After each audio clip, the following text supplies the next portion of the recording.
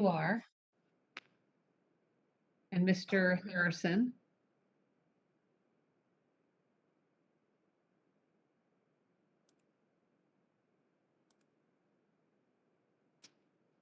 Good evening, everybody. I'm sorry, I was having technical difficulties. That's okay.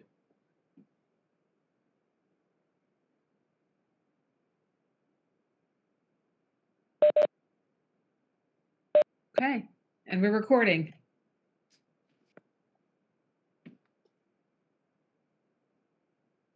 Oh,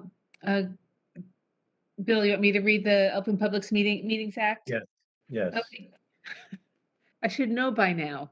Good evening. This is a regularly scheduled meeting of the Montclair Township Zoning Board of Adjustment. Notice of this meeting has been published in the Montclair Times and the Star Ledger, as well as posted on the bulletin boards, both inside the municipal building, outside the municipal building doors, and on the Montclair Township website.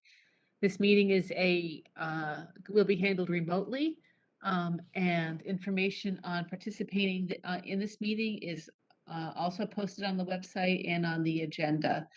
It will also be broadcast live on TV 34 and the Montclair Township Government YouTube channel.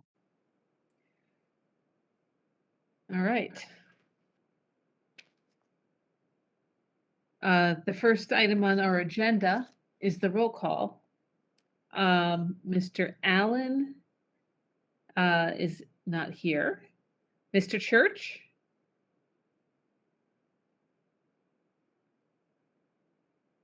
Here. Mr. Fleischer? Here. Mr. McCullough? Here. Mr. Moore is excused. Mr. Simon is excused. Mr. Harrison? Here. Ms. Harris is excused. Mr. Caulfield? Here. And Mr. Vieira? Here. Okay, we have the minutes of the October 20th meeting. I just have one change on page 2, line 32. You have C21 variances, and I think it should be C1. Okay. Anyone else with any changes to the minutes? Move approval of the minutes as corrected. Is there a second? Second. All in favor, say aye. Aye. Aye. Any opposed? Any abstentions? And we have the resolution for the property at 63 Park Street. I just have one change to that on the very first whereas, the third line. It should be existing, not exiting.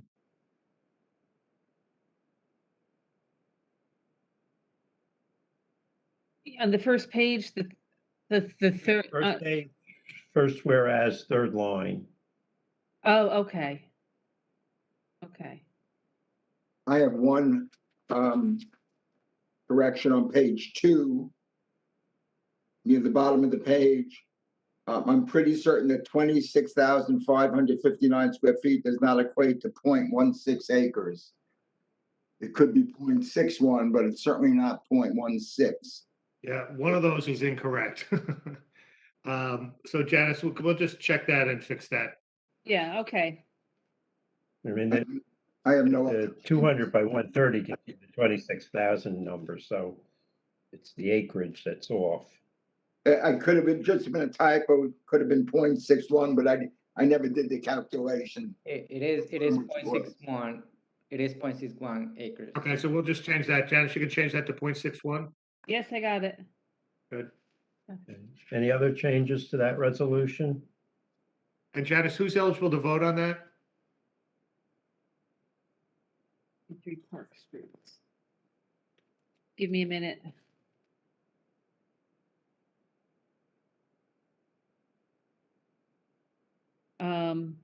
Mr. Church, Mr. Fleischer, Mr. McCullough, Mr. Harrison, and Mr. Vieira. Move approval of the resolution as corrected. Second. All in favor, say aye. Aye. Aye. Aye. Any opposed? And Mr. Caulfield's abstaining. We have the resolution for the Russell property on North Mountain Avenue. On page 1, I want to add a whereas, that before the whereas the board reviewed the testimony and made the findings, I want to add a whereas before that says, whereas several neighbors testified regarding their concerns about the potential adverse impacts that could result from the proposed development. I do that slowly enough?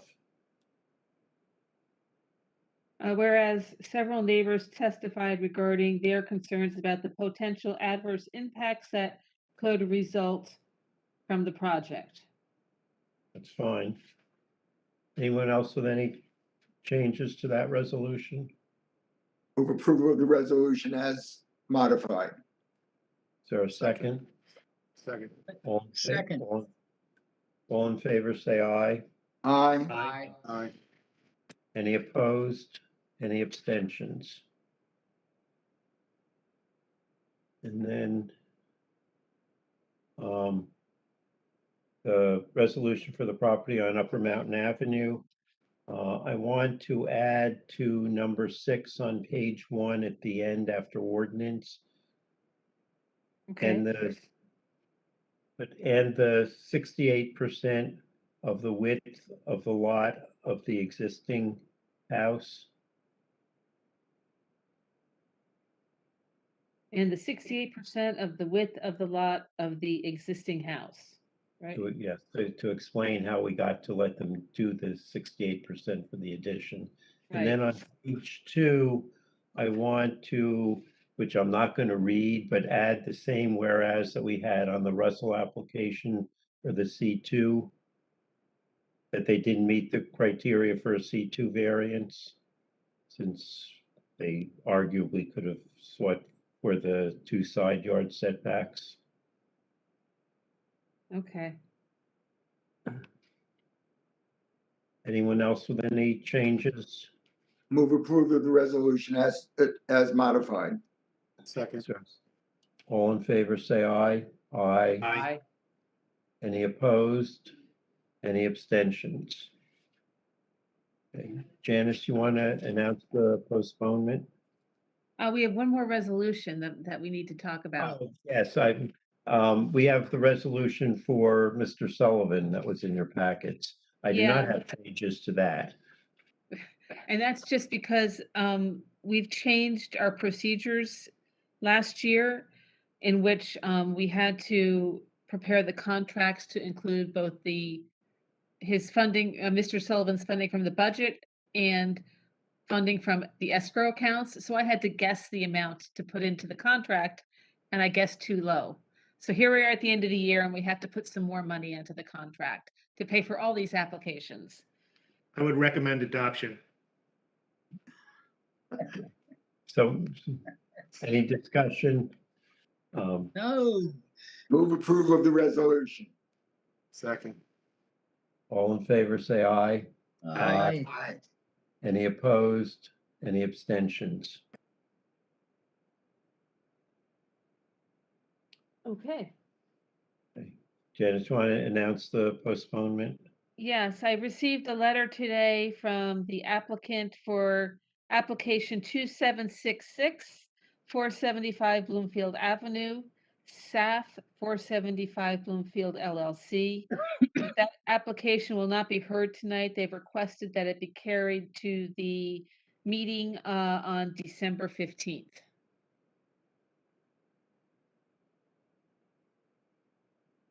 Okay, And so that's going to be with no further notice, correct, Janice? Yes, with no further notice. the first application we have tonight is the application of Bank of America National Association for variances for new signage at their building at 560 Valley Road. property is identified as block 1711, lot 26 on the tax map of the township. The property is located in the NC Neighborhood Commercial Zoning District in the Upper Montclair Historic District. The applicant requests variances for 2 new business signs.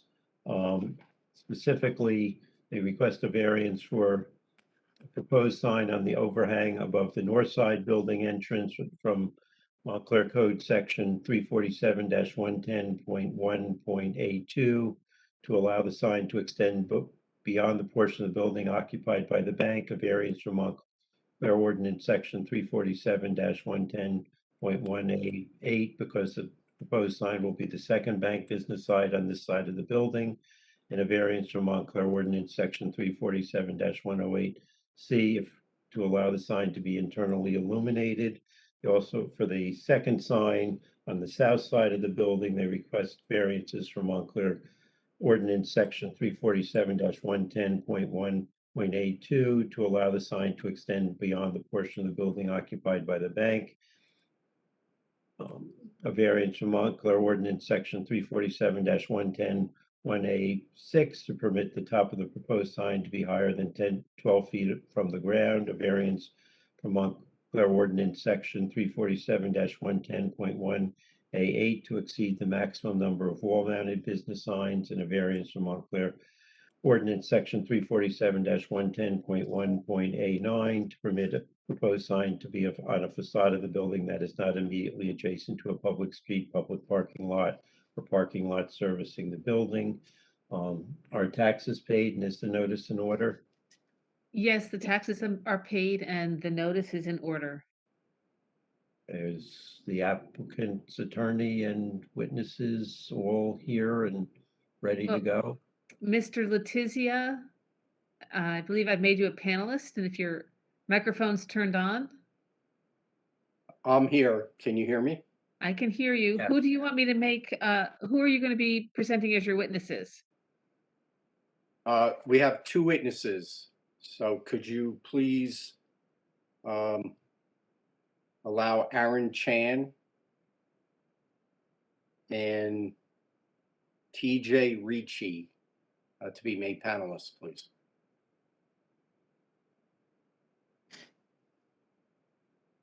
Okay. Okay, Mr. Letizia, proceed when you're ready. Thank you, Mr. Chairman. Good evening, members of the board. For the record, Tom Letizia, attorney with Troutman, Pepper, Hamilton, Sanders, and Princeton, representing Bank of America National Association, the applicant in this matter, and the owner of the subject property. As was indicated by the introduction of this application, notice was provided and is in order. The board took jurisdiction of this application back at its October 20th meeting and announced the carry of the application to this evening. Before we start, I just want to clarify that initially there was some confusion regarding what variances were actually needed for this proposal. We have since worked through the issues with Ms. Talley, and the variances as listed by the chair at the beginning is accurate. And our notice and our presentation tonight will reflect the recent discussions with Ms. Talley's office. We are here to request variance approval for 2 wall-mounted business signs to be installed on the existing Bank of America building that is located at 560 Valley Road. The subject property is identified as block 1711, lot 26 on the township tax map. The property is located within the NC Neighborhood Commercial Zone District of the township, as well as the Upper Montclair Historic District. We presented this application to the Montclair Historic Preservation Commission back in August, which did recommend approval of the variance relief. I believe there is a report from the commission in your packet.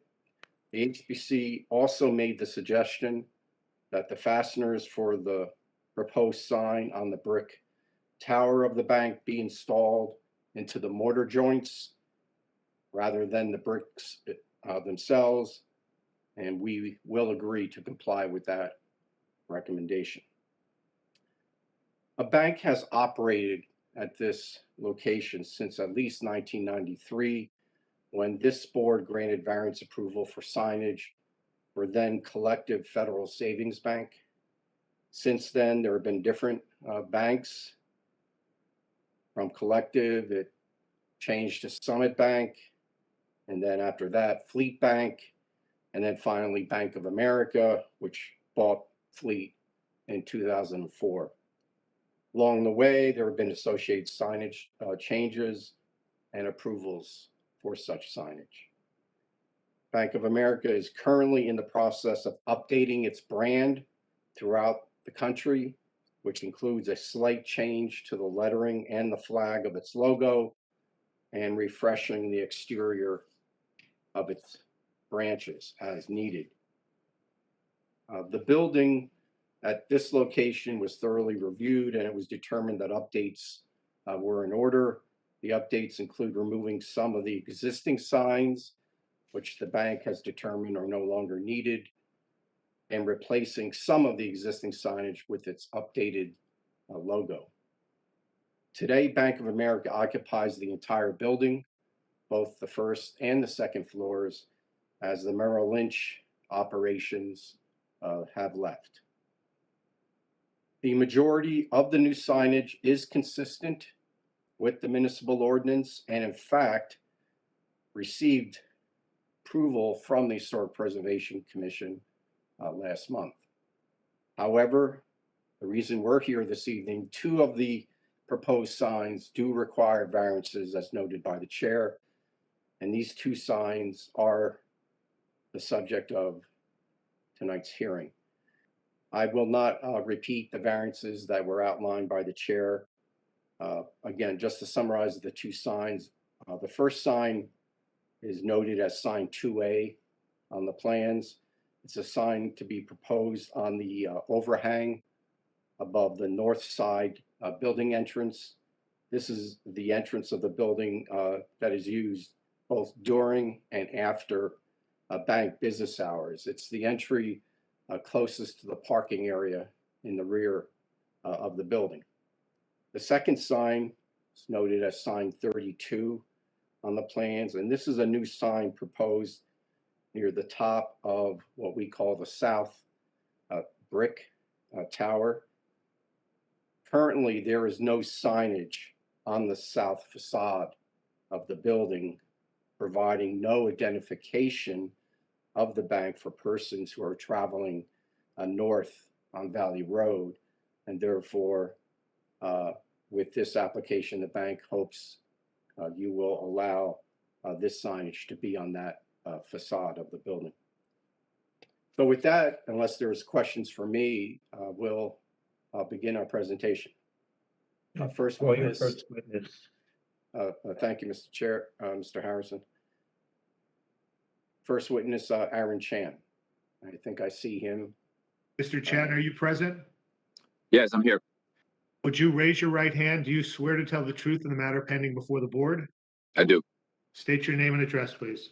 My name is Aaron Chan. Last name is spelled C-H-A-N. Address is 15 Spring Street, Princeton, New Jersey. Mr. Chan, with whom are you affiliated with? I'm with Stonefield Engineering. And can you provide a brief description of your educational and professional background, please? Of course. I graduated with a bachelor's in civil engineering from the College of New Jersey. I've been practicing in the field for nearly 8 years. I'm a licensed professional engineer in the state of New Jersey, and my license is in good standing. I've worked on and completed numerous new construction bank projects in New Jersey, along with a number of existing bank improvements, ranging from ADA upgrades, lighting upgrades, and signage upgrades, similar to the project we are proposing here tonight. Mr. Chairman, I offer Mr. Chan as an expert in civil engineering. I'll accept him as such. I believe we're going to be referring to set of slides. I see the first sheet of that slide set on the screen. For the record, perhaps we will mark this A1, Mr. Sullivan, if that Yes, makes A1. sense. Okay. So, Mr. Chang, you're familiar with the proposed signage that's the subject of tonight's application? Yes, I am. And are you also familiar with the subject property? Yes, I am. Okay.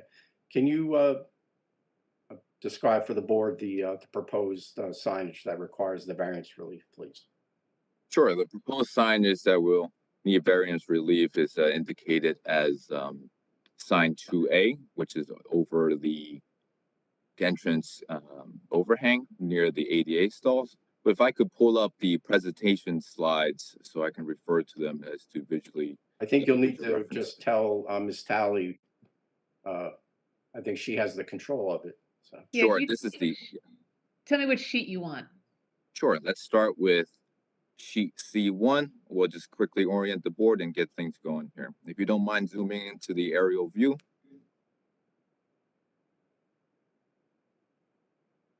So quickly, this is the site, 560 Valley Road. It's at the intersection of Valley Road and Cooper Avenue, and the north is generally oriented page north. And if you don't mind jumping to the second page.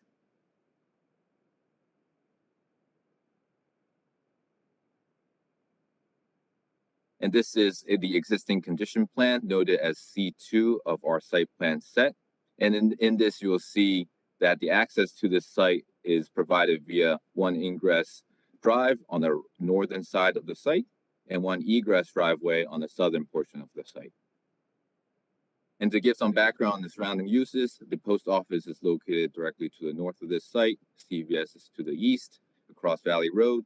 And surrounding this property are other properties also zoned neighborhood commercial. On the existing condition, the bank is a two-story bank building and the traffic moves in a counterclockwise circulation with the drive-through and the parking generally in the rear portion of the site. And to get into the existing signage, I want to jump to page 4 of this document.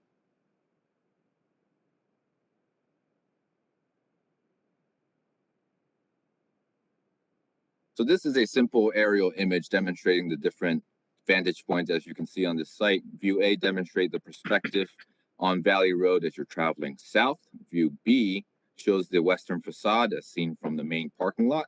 View C shows the view as you travel northbound on Valley Road. And lastly, view D shows the ATM entrance on the ADA parking stalls. Mind jumping down to page 5. So on view A, we show the two signs on the brick tower along the northern facade, and currently it's the Merrill Lynch Wealth Management sign along with its logo, and also next to it is the Bank of America sign along with its respective logo. On the northerly entrance overhang, the Merrill Lynch sign is mounted on the projection, on front projection, just above that red SUV as seen in that top photo there. And right next to it is the Bank of America, existing Bank of America sign mounted above the pedestrian entrance overhang. Jumping down to the bottom left photograph, that's the west facade. That's the existing Bank of America sign mounted on the ATM canopy as seen in the parking lot. And view C, this is the middle photo. This is of the southern facade on Valley Road as you're heading northbound. As you can tell, there's no signage in today's condition on the brick tower. And lastly, view D, the bottom right photograph, is of the northern facade of the building. This will be the entrance to the vestibule with the ATMs. There's currently no signage there today. So bulk of the signage is branding signage is only visible from the north and the south sides of the site. And jumping down back up to page 3, we'll get into the proposed site improvements and subsequently the signage. So this is the site plan, which is sheet C4 of our site plan set. And as previously noted, limited improvements are intended to bring the site up to the latest Bank of America standards. Back in 2018, they decided to update their logo standards, and they had the standards for well over 20 years. So the bank is Very excited to carry through these improvements across all its existing branches. And the main idea here is to modernize their signage, bring it up to the latest standards, and enhance the aesthetic appeal, as well as enhance the overall customer experience at each of these branches. And this includes an exterior refresh, which will include a full power washing of the exterior facade and inclusive of the wall along the public right-of-way. And this is consistent with the comments as noted in the Historic Preservation Commission. Minor landscaping will be also installed along the ingress driveway to beautify the entrances near in the front portions of the building, near the ingress driveway. And next, the wayfinding signs will be selectively removed and updated as part of this project. And the main scope of this project is to redistribute these branding signs on site and allocate them efficiently throughout the site. Currently, there are 5 wall signs, and at the end of this project, a total of 4 wall signs will be provided with a net increase of 1 wall sign. If you don't mind jumping down to page 6.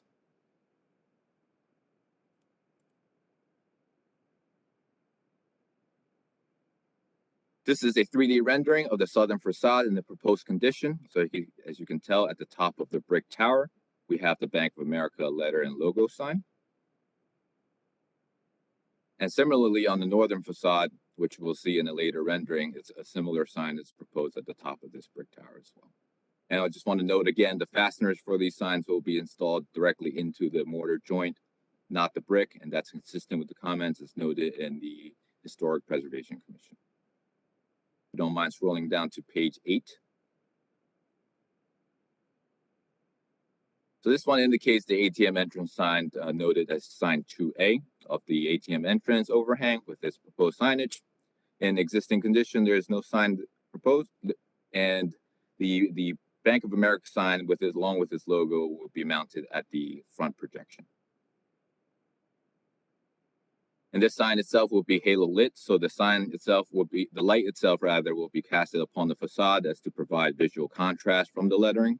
The halo lighting style tastefully provides mild glow to the signs, and to my knowledge, it will not be internally illuminated. I want to confirm that.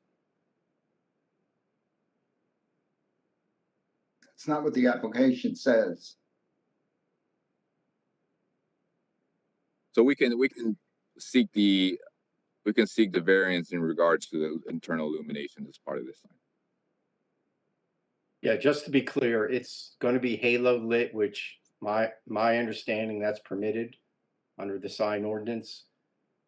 So Right. We if- permit halo lit, but not in which it's illuminated towards the back, not Yes. internally illuminated. That's right, and that's what's proposed for this sign. Okay, so again, for the record, this sign will be halo lit. So once again, it's shined upon the facade itself, and it's not internally illuminated. Okay, lastly, on page 10, which is a 3D rendering of the northern facade. And this shows that previous sign mounted at the top of the brick tower I previously mentioned. This is the Bank of America lettering along with its logo. And similarly, on the Valley Road entrance, the pedestrian entrance itself, it's a very similar sign as the one as it exists today. Essentially, that sign will be refreshed as part of their branding upgrades. So based on the signage as described, we'll be seeking the few variances previously noted. And with that said, I'll quickly summarize my direct testimony. Bank of America is essentially seeking to refresh this exterior facade and upgrade the existing signage. The signage on site would be minorly redistributed to provide efficient wayfinding and site identification for its customers. Landscaping will be added as part of this application to add visual interest to the entrance drives. And Tom, please let me know if there's anything not covered already you want me to address. No, I think that's fine, Aaron. So that completes Mr. Chan's direct testimony. He's available for questions. Mr. Chan, it's Michael Sullivan. A question for you. In the planning memo we have, there's a variance referenced for internally illuminated signs. You indicated one of the prior signs, I think it was 2A, was going to be halo lit. That complies with the ordinance. Is the sign that you just talked about, is that going to comply with the ordinance, or do you in fact need that variance? If halo lit is accepted as not internal illumination, we will not need that variance. Mr. Chan, the sign that's on the south tower, that is not, will not be illuminated, correct? Correct.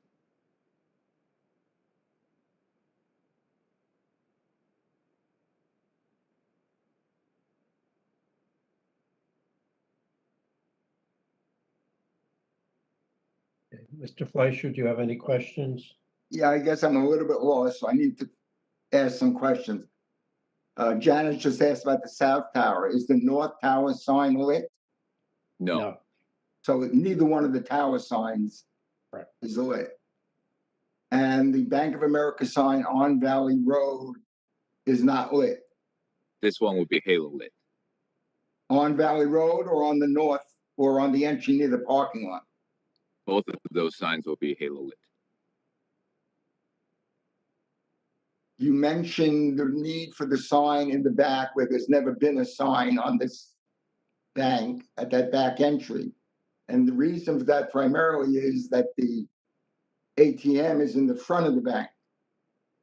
The ATM is not in the back of the bank. It's never been in the back of the bank. And at least in the last 3 or 4 years, when in the evening, these back doors are locked, and the only way to get into the ATM machine is through that Valley Road entrance lobby. So are you committing now to keeping the pathway from this entrance all the way to the ATM sign open, because there is no ATM unit at that entry lobby? This particular entrance will serve as a nighttime entrance, so it's important to include signage above the canopy projection here. That didn't answer my question, really. Right now, the only entrance that gets you to the ATM when the bank is closed is the one off of Valley Road. Are you gonna have 2 entrances open at night or only this one? And then my question that goes with that is, why wouldn't you have the entrance, which is right off Valley Road and right next to the ATM machine, open and available at night? Why only the one from the parking area? So it's a twofold question, but there's only one ATM in the building. It's in the front lobby, not the rear lobby. And throughout at least the period of the pandemic, there's been no passage allowed from the rear lobby to the front lobby, because it essentially passes through the area where the stairs and the elevators are inside the building. So again, I'm trying to understand if this is going to be a new mode of operation and how that helps you secure the stairways and the elevators, because the people will be passing right by the stairways and elevators.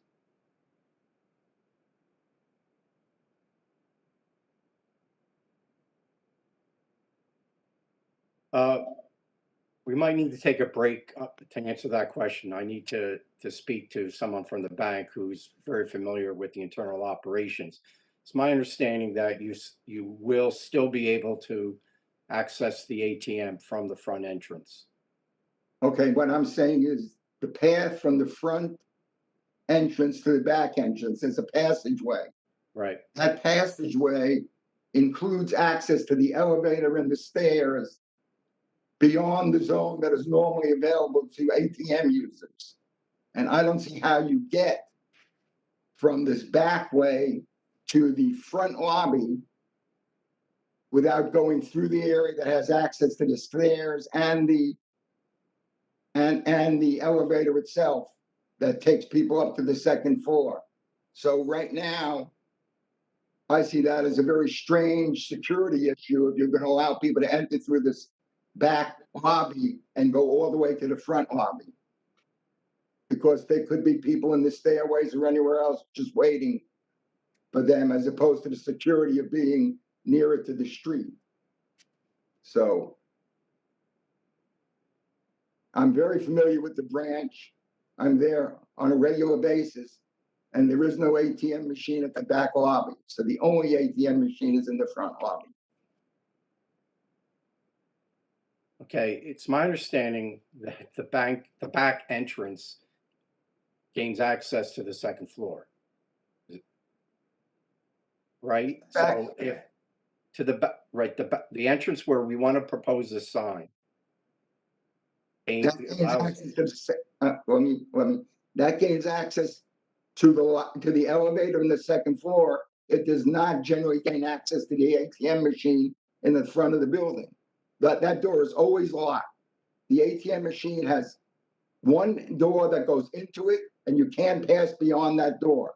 So coming from this north entrance, you could not get to the ATM machine in the evening unless they start unlocking doors, which I think may be a security issue. That's why I'm asking the question. The purpose of that entrance is not to gain access to the ATM. That's not the purpose of the back entrance.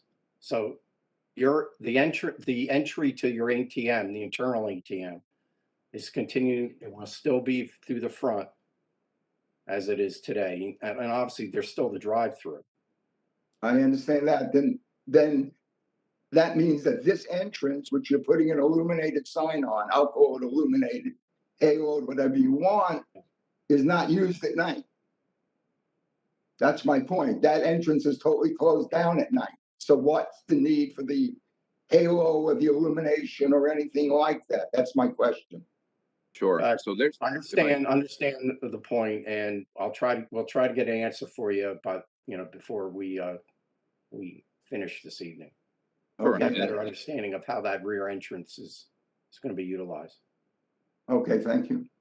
If I could jump in quickly. So there's no change in the operations to this site. Obviously, you're very familiar with its current operations. It will be primarily used for normal business hours as well to indicate a secondary entrance point into the building. I've never seen anybody parking that parking lot that hasn't figured out that that's an entry into the bank. And you've already got a lot of signs on the building. That's why I asked the question. Understood. Thank you. Okay, Mr. Church, do you have any questions? No questions at this time. Mr. McCulloch, do you have any questions?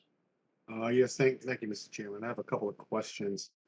So, I know I understand that Merrill Lynch has relocated their facilities elsewhere, and so there are other tenants that will be occupying the upper levels of the building. Is that correct?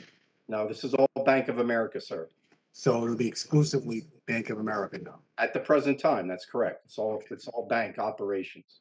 Okay, thank you. So, with the caveat of it being at the current time, just given how you proposed the signage, do you anticipate that at some point there could be other tenants on the upper levels of that building? And if so, the question that I have is, if so, would you be looking to make accommodations to such tenants to also have exterior signage on either the south or the north towers of this building?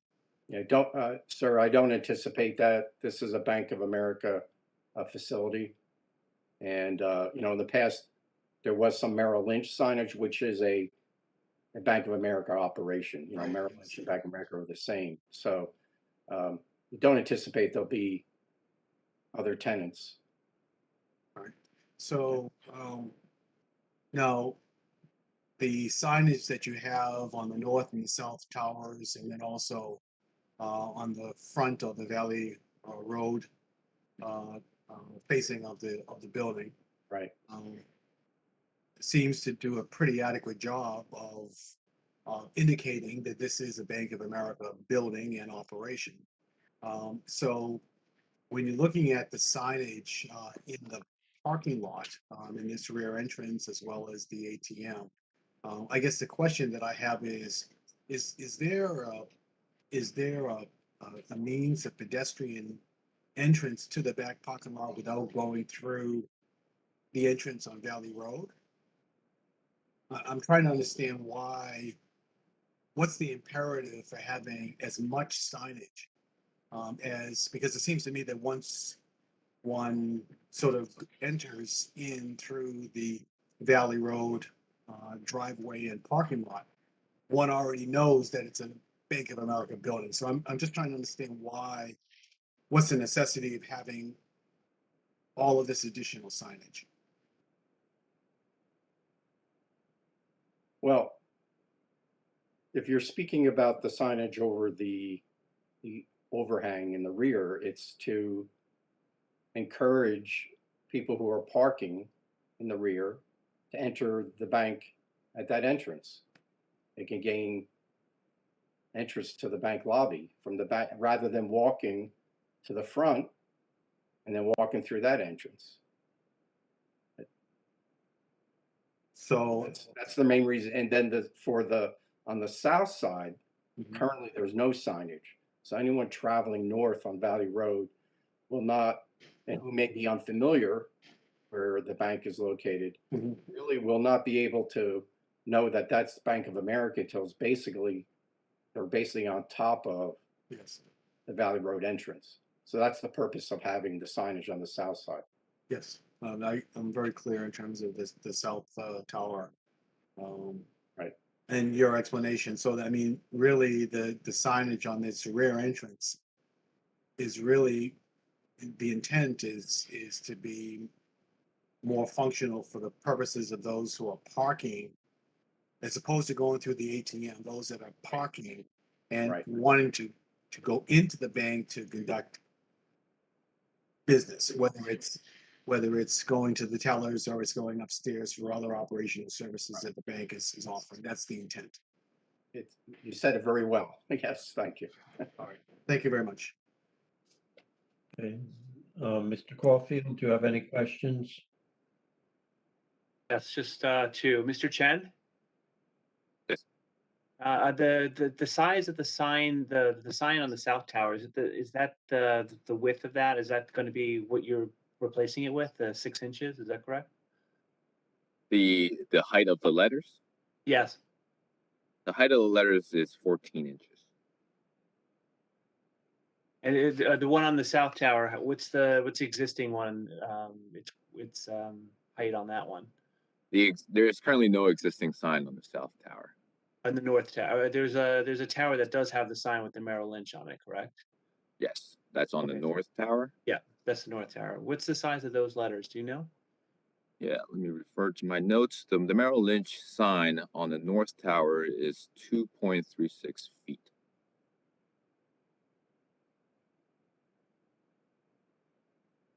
And you're proposing your letters on both those towers is going to be in the drawings here 6 inches, is that correct? Or On the brick towers, those letters will be 14 inches. 14 inches, okay. Yes, correct. So they will be. Okay, thank you. Mr. Vieira, do you have any questions? Yes, thank you, Mr. Chairman. Question about the existing Merrill Lynch signs. Are they going to stay? No, So you're removing those? yes. Okay.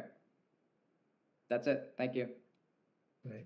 I want to discuss the proposed sign on the south tower. I guess my question on that is, why not put it on, at a conforming or almost conforming elevation on the white part of the building, which would provide, I think, just as good visibility for northbound cars and be a little more consistent, or maybe potentially fully consistent with the ordinance. Why located on the top of the brick tower? Sure. I'll actually punt that over to our professional planner who will provide testimony in regards to the placement of that sign on the southern tower. And So, Mr. Harrison, you're suggesting moving the sign down closer to match the height of the white concrete right, to part of the be building? similarly located as to the current sign on the Valley Road side and on the sign that's proposed on the north side.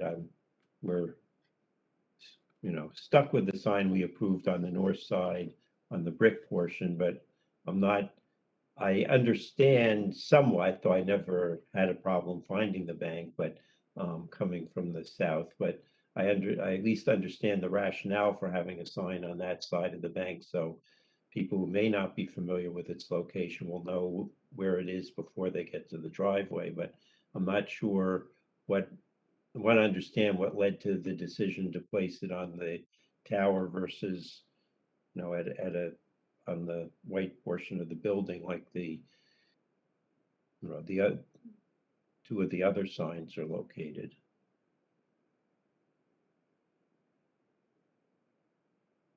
Mm.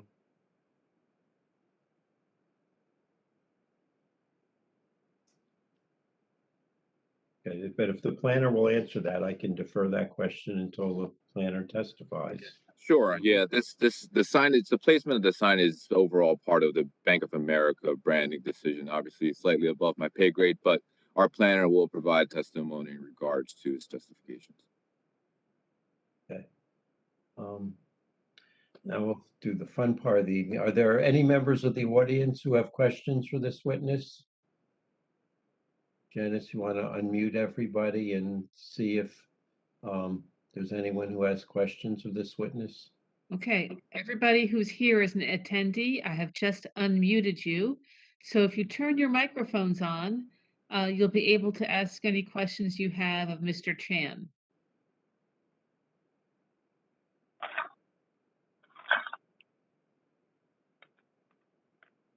Do you have a question?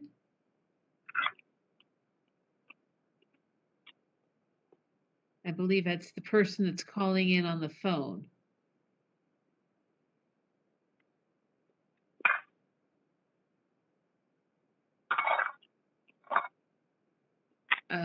You're the phone caller, call-in user who's calling in on the phone, we really can't understand your question.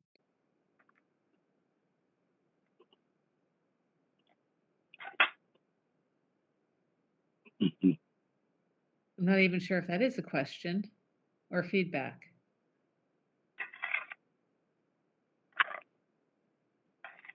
Mr. Chairman, I don't think we have any questions. Okay. Do you want to call your next witness? Yes, Mr. Chairman, thank you. I call PJ Ricci. Mr. Ricci, are you present? I am. Can you hear me? Yes, we can. Would you raise your right hand? Do you swear to tell the truth in the matter pending before the board? Yes, I do. State your name and address, please.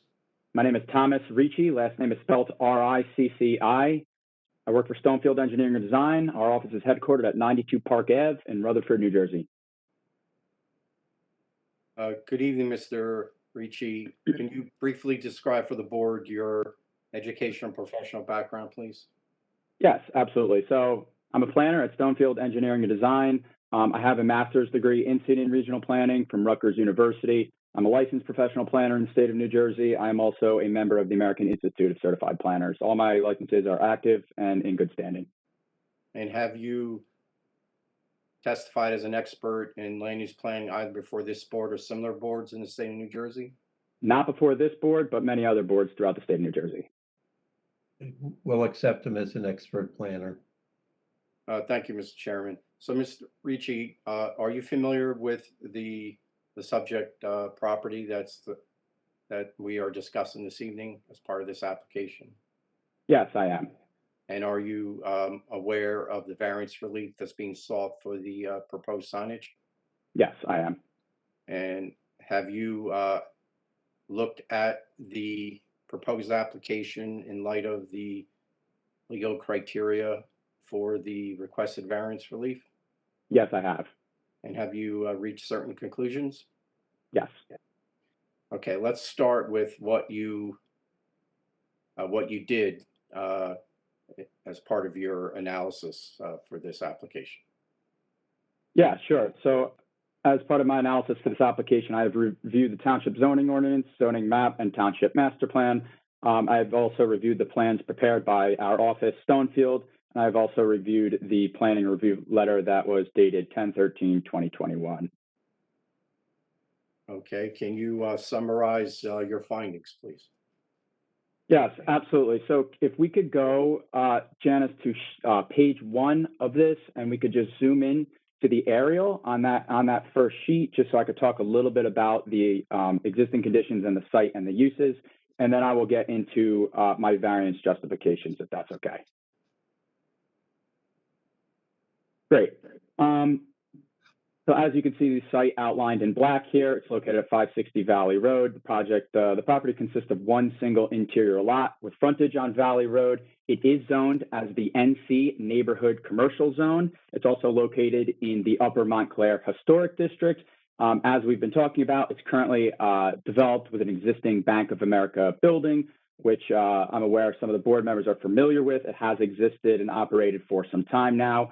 The surrounding uses in this area are predominantly commercial and some mixed use fronting Valley Road. So as previously discussed, the proposed improvements consist of really new signage throughout the site as part of Bank of America's branding and marketing strategy to basically upgrade, all of their locations. In addition to the proposed signage, we are also proposing, additional improvements such as landscaping improvements, power washing the side of the structure, and replacing various wayfinding and parking signage throughout the site to basically overall improve the look of the bank facility. So as part of the proposed application, we are seeking the following C or bulk variances. We are seeking a variance that signs shall not extend beyond the portion of the building occupied by the reference business. If we could flip to sheet 8, we could start by taking a look at the canopy sign and its location in reference to the building. Thank you. So the reason we're seeking this variance is that the sign is located on the canopy of the building and not the actual area in which the bank operations take place. There's also additional a lobby behind this, like kind of a vestibule before you actually enter the area where the bank operations, like I said, are taking place. I think that the intent of the ordinance really is to prevent signs being located on portions of the building where a tenant is not actually located. That kind of applies more to mixed use or multi-tenant buildings, but since this building really is occupied by one single operator or one single use, the sign really is not confusing. The intent of the sign is to show people where the location of the entrance is. If we could flip to sheet 6, please. We're also seeking the same variance for, yes, perfect.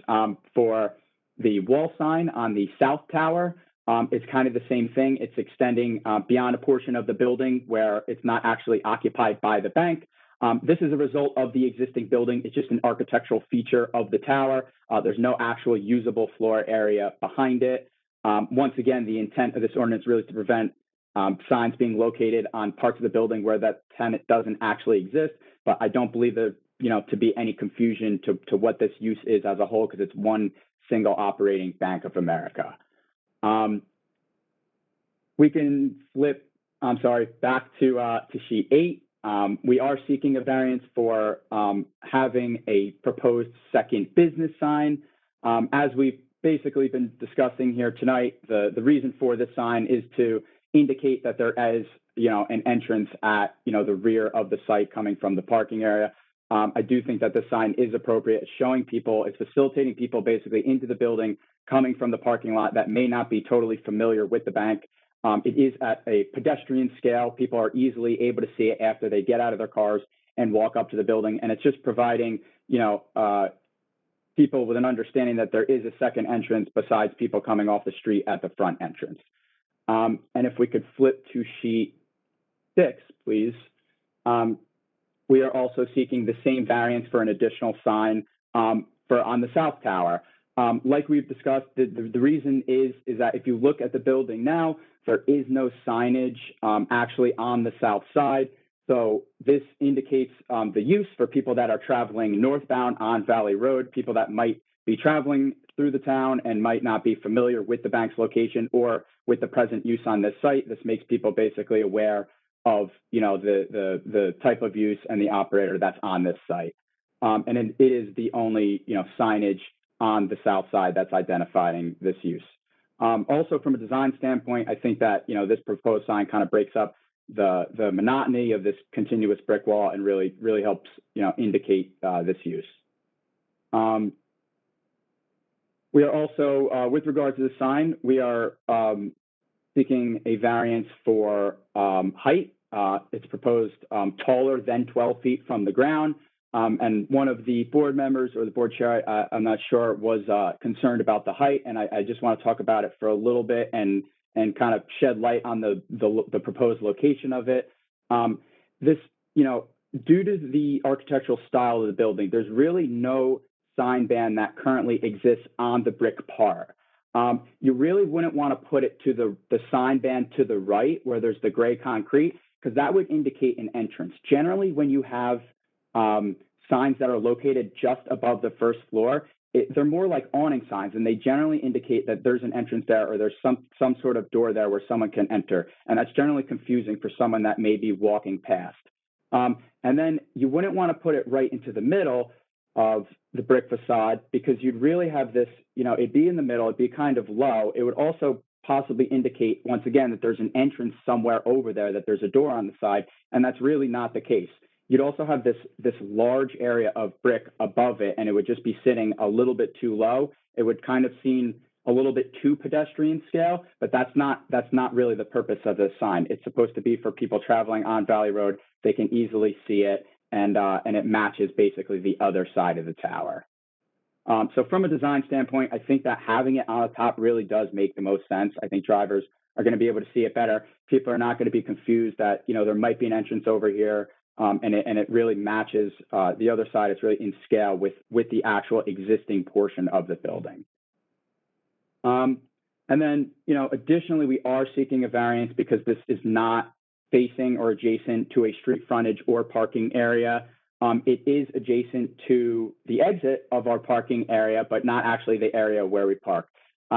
Like I discussed, I think it is necessary to have signage on the south side of the building so people heading northbound can really easily identify, what type of use this is. If you look, there's nothing on the south side, and then you wouldn't see signage facing Valley Road until you're almost at the edge of the site. And that would either cause people to pass it or people to try to quickly turn in. So from like a safety and a design standpoint, I think that this sign really is appropriate. I think the height of it and the location of it on the building is necessary for helping people and drivers identify this use. So with that being said, basically based on my analysis of this application as a whole to replace all the outdated signage, in addition to the landscaping and various improvements on site, I think that these variances can be granted under the C2 benefits versus detriments criteria, with the benefits of the project significantly outweighing any potential detriments.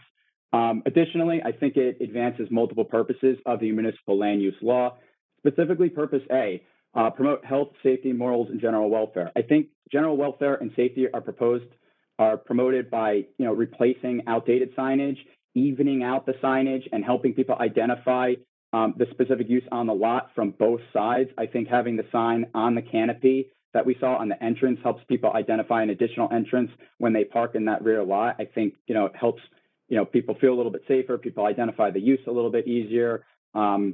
And people can decide a little bit more quickly when they're driving to pull into the site. I think it also promotes purpose I, promote a desirable visual environment. As we stated, this is part of Bank of America's marketing and branding strategy to basically upgrade all their locations and do additional site work. I think it provides really a refreshing upgrade to the site that they want to do this, something that users of the bank and the downtown all appreciate when you're either utilizing or you're walking by an improved, nicer looking site. I think that's always just a bonus. With regards to the negative criteria, I don't think this will be detrimental to the public, specifically because there's no changes to the actual building structure or its use. Therefore, building scale, massing, height, and setbacks are all maintained.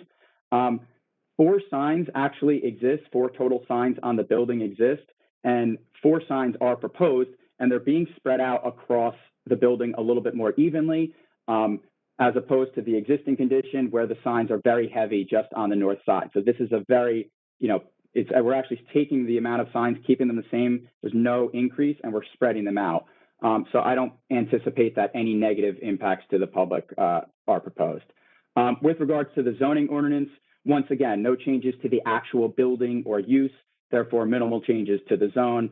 The signage is actually all wall signage. It's not like your typical commercial signage in a commercial corridor where it's perpendicular to the roadway and it starts to change the look of the zone. This is all in scale with this part of the downtown, and I don't think that it's going to change the look of the area. I think it's really in line with the zoning ordinance. And then I think with regards to the master plan, on page 16, talking about the objectives, you know, talking about just Montclair, it says offer the right mix of commercial uses to serve the community, provide a variety of retail, dining, and personal service in commercial districts. I think that, you know, that's exactly what this use is doing. It's trying to maintain, this is a service that people use in the downtown when they're walking around, when they're shopping, when they're eating, and they need to go and do their banking. And this is a use that basically wants to stay and upgrade their location and will be of service to, you know, the residents of Montclair. And then I found something interesting too in the master plan. It said on page 144, it said the quality of the pedestrian experience is negatively impacted by blank walls at corners. Good urban design generally tries to, you know, not have large blank facades. So when we're looking at the South Tower, yeah, the sign is, you know, it is tall off of the ground, but I do think it breaks up, like I said, that continuous monotony of that brick facade. It makes it visually more interested when people are walking down the street and they understand that, you know, there is a specific use right there, because without that signage for someone just visiting Montclair, it might be kind of confusing what kind of use this is. Is it an office building? You know, should we continue to walk to downtown or should we turn around? But now that you know, you can easily identify a use, you're familiar with it, it keeps you kind of moving down, and it's just more visually interesting to the pedestrian walking down the street. So that's it with the master plan and the zoning ordinance, and with regards to the negative criteria. I think in conclusion, this proposal like strikes a nice balance with attempting to comply, but also recognizing the need to upgrade their signage and their national brand. I think they're kind of working with the existing building, and that's why the signs are located, you know, where they are. I think that the signage and landscaping improvements are a refreshing upgrade to the site, to what currently exists, and it will really improve the look and the functionality of the site, which is an asset to the downtown area. That's it for my direct, but I'm happy to take any questions. Thank you. Mr. Harrison, I have a question for Mr. Ricci. Mr. Ricci, where is the roof line of the tower? The roof line of the brick tower? Yeah. It is above the proposed sign, like in terms of feet. I'm wondering where it's been brought to my attention that there's a parapet on Right. that tower. So if there's a parapet, where is the roof line? I think that is more of an architectural question. I'm not sure that I'm qualified to answer the architectural dimensional features of the building. The reason I'm asking is if that sign, if those letters are above the roof line, that's another variance, because we don't allow signs to be installed above the roof line. Right. So that's Yeah. why I asked that question. Well, I mean, when we look at the photos in the existing, if we scroll back to the existing condition photos, it doesn't look like that is simply a parapet. It does look like there is, if we maybe go to 2, I'm sorry, I don't remember where the existing photos were. I think it was Maybe 3. Yeah, 5. It doesn't look like it is a parapet. I don't think it's floor area that's used by, you know, customers and bank operations, but perhaps I would imagine maybe mechanical equipment. So I'm not sure that I would classify that as a parapet. To me, it looks still part of the building massing. But I guess once my again, question is, if it was built to screen mechanical equipment, then that tower extends above the roof line. right, So the Right. signs extend above the roof. right. It's Well, simply it's another variance that needs to Right. be issued because we don't allow signs to extend above the roof line. right. And I'm happy to justify that too. If we scroll back to the first page and we could look at the aerial exhibit, The aerial, okay. yeah. And if we zoom in, if you notice, a lot of the developments in this area have, very small setbacks because it's more of a downtown area where the buildings are pressed up front. I think that height is appropriate because when you're coming down Valley Road, it kind of peaks its way above some of those buildings in which you wouldn't normally be able to see it. So I do think that is an appropriate height for that. I mean, if we need to seek procedurally that variance, I would imagine that we would be happy to do so, but I still do believe that is, an appropriate location for the sign height because of the buildings are pushed forward. And if you lowered it essentially to be in compliance, it might get blocked basically by those buildings that are up closer to the curb. I'm going to help you for a second here, because if you look at the shadows, if that was a high parapet, you'd see a shadow on the roof and you see no shadow on that block on the south tower. Otherwise, there'd be shadows from the parapet Yeah, that's on a the good roof. point. I'm I'm being told I think it may be a void space. I'm not saying it's occupied. And on the other side, it's clearly where the elevator is and where some mechanical equipment is. So Okay. I'm just trying to clarify, because otherwise you'd see a heavy shadow Right. if the parapet was way down there Yeah, I'm being advised that the south tower is a stair tower. It's not parapet. with access to the roof. So Correct. Yes. Okay, thank you. Okay, Mr. Fleischer, do you have any questions? I guess my basic question is, why the heck do you need that many signs? Everybody knows where Bank of America is. It's great advertising. I love the notion of it as advertising. But the essence of our sign restrictions is you don't have more signs than you absolutely need to let someone know where they're going. And we approved the one on the South Tower a long time ago, and I'm reluctant to take that back, but I'm not necessarily sure that we need a whole bunch of other signs. I just want to clarify also the whole notion of, what was it called? The silhouette lighting or Halo. halo lighting. Where does the light actually shine? Is the light shining on the canopy? Because that's not going to help read the sign at night, because the light's behind the letters. I'm just not understanding exactly. For example, if the letters are in the front face and it's not illuminated and the halo is somehow behind the sign, I don't see how it shines on the letters under any circumstances. So I'm just interested, if the original notion was to make the letters stand out, I'm not sure how the halo around the back of the sign up on the brick helps the letters, the word Bank of America, stand out. I'm just asking a basic question because I'm not fully understanding. I understood what the illuminated sign meant, and I know it was not in the ordinance to permit it, but I'm not sure how a halo sign will light up the actual name Bank of America if the light is essentially shining up and down on the wall at night, because there's no other lights in there really to light up the signs. So I'm trying to understand it, that's all. If one of your experts can answer that, I'd be interested.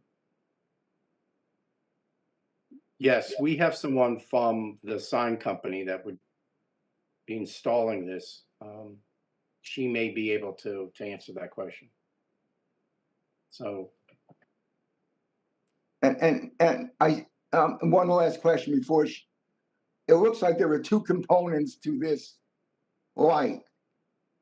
If I'm not reading it right, tell me. There's a back component, which is a box and everything else, and then there's a set of legs, and then there's a front component. So there's the back, what I'll call the background, and the letters out front, at least according to that section. Unless I'm misreading it, but I don't think I am. So the letters are actually popped out in front of the mass of the sign. Is that correct?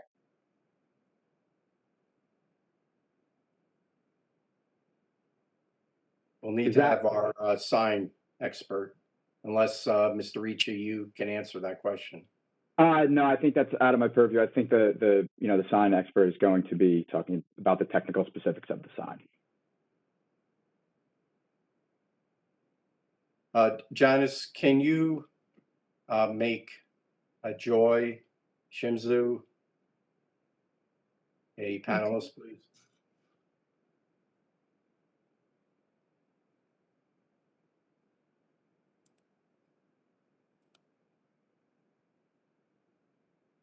Oh, wait a minute.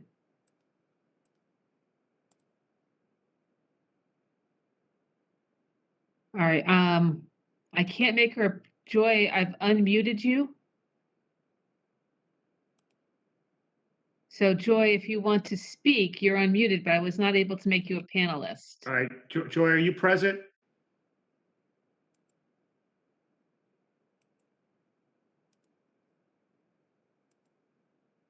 Joy, you got, if you can turn on your microphone.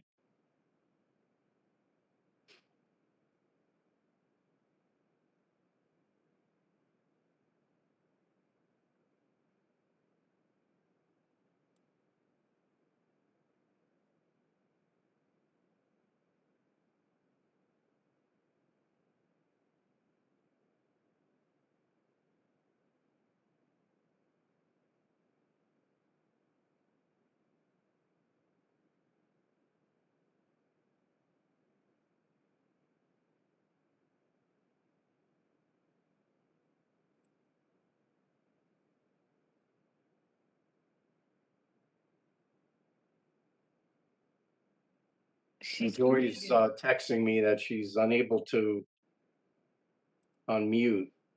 I'm not sure why. Okay, I don't know why I can't make her, for some reason, I can't make her a presenter. We treat her like a member of the public? Yeah, but she's unmuted, but she's not able to get her microphone working. Okay.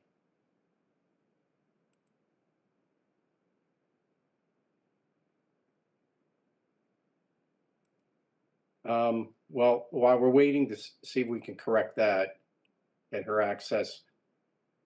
I don't have any other questions. I guess I think there are too many signs, and that number of signs are not necessary. And that's been part of the essence of the signage regulation, to reduce the amount of signs on building, not give people the opportunity to advertise on 4 sides of the building and that kind of thing. So, Well, it's just my concern. yeah, no, I understand. But I think, given that we're removing some signage, I think actually that the amount of signage is essentially the same. Well, can we just follow up on that? Because I think I heard 2 different things. Let's be clear, how many existing wall-mounted signs are there? There is 1, 2, 3, if you now, No, how many existing wall-mounted signs are there? 3. Okay, because there was testimony there was 4. Well, that's probably because of the Merrill Lynch sign, which Is that gone? Yes. Okay, so there was 4. The Merrill Lynch sign is now gone, so there's 3. And then if this application is approved as proposed, you'll end up with how many wall-mounted signs? 4? Yes. The drive-up signage in the back, that's going to be removed. That would be a 5th sign, so Can that you would be. indicate can you show that picture of what's being removed? Yeah, I think we need to go facade by facade, because this Okay. is getting very confusing as to. Yeah, my apologies. I think it would have been very helpful if there was a chart and we went by facades and we said, here, what's existing and then what's proposed. And I'm trying to read the memo, and what's a north-facing facade and what's the south tower and what's Yeah. in and what's gone and what was previously proposed, what's gone. It's pretty much impossible to follow.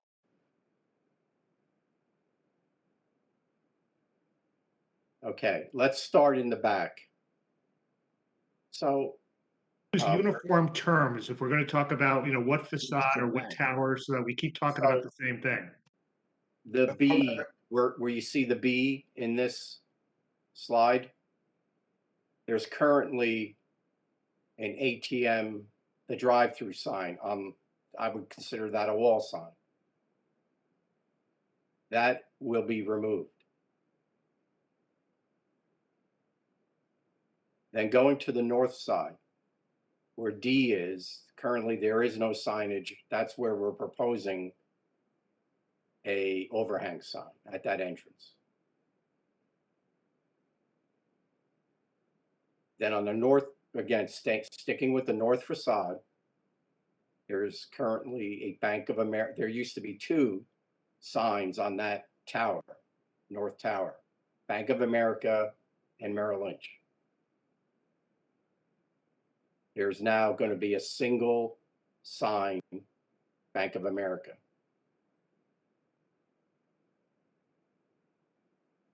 Now moving to the Valley Road facade. Well, what about A? What about the side entrance? There was something on the side entrance at the Valley Road thing that said Merrill Lynch. Yes, that's correct. Not the tower. I'm not talking about on the tower, on the. Right. That sign, you're right. There was another overhang sign that said Merrill Lynch. That's being removed or has already been removed. And now moving to the Valley Road side, there is currently a Bank of America overhang sign at that entrance. And that's going to be replaced with a new design that will remain.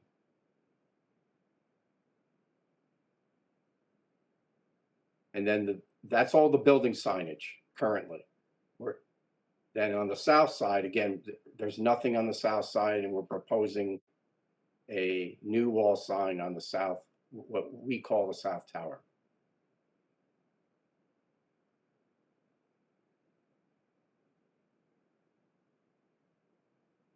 So the variances that we're seeking tonight relate to where you see the D and the arrow, the sign proposed at that location, and then the sign on the South Tower. The rest of the signage has already been approved.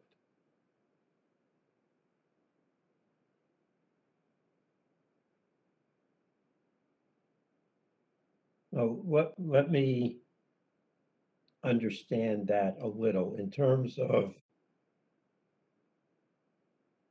the north facade, the north tower.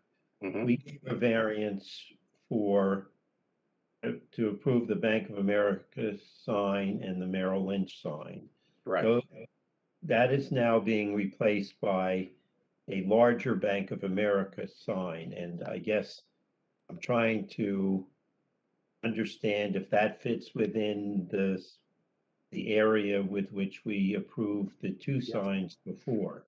It does, Mr. Harrison. That was discussed with Ms. Talley, and we have made that representation that the new sign will equal or be less than the sign area of the two signs that were previously approved.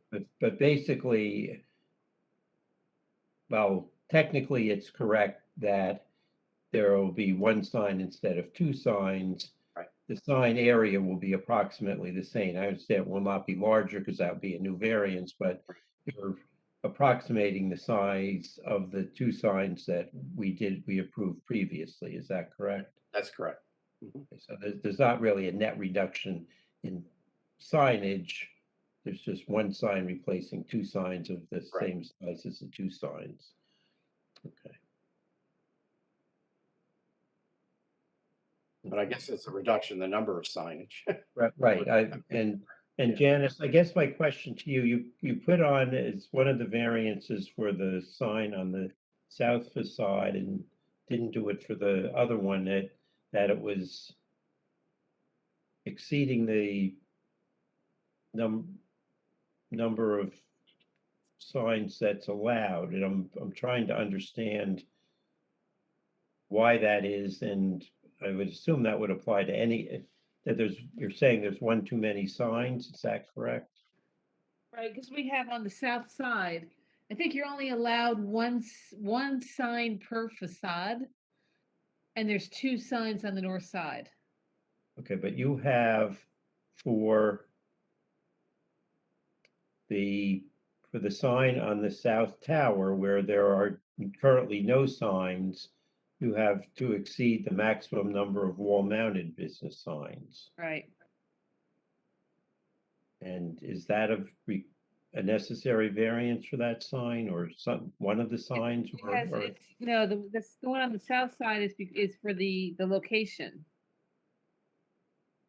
But in your memo, or in the notice, which Mr. Letizia said just accurately described the variances that were required, it says that sign on the south facade exceeded the maximum number of wall-mounted business signs.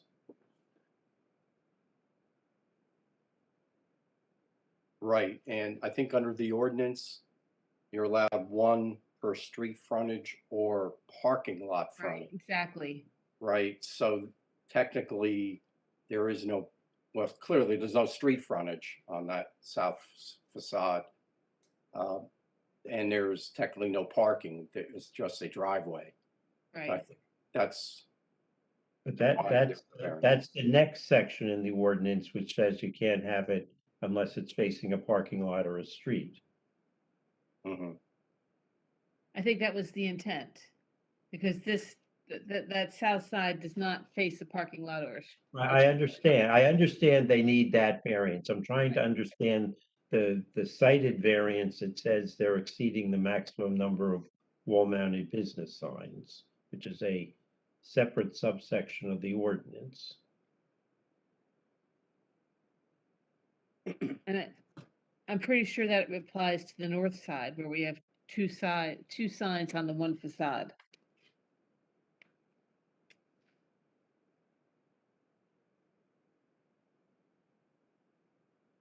So it belongs to the north side.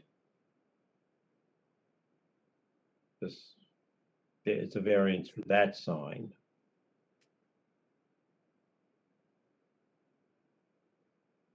Okay.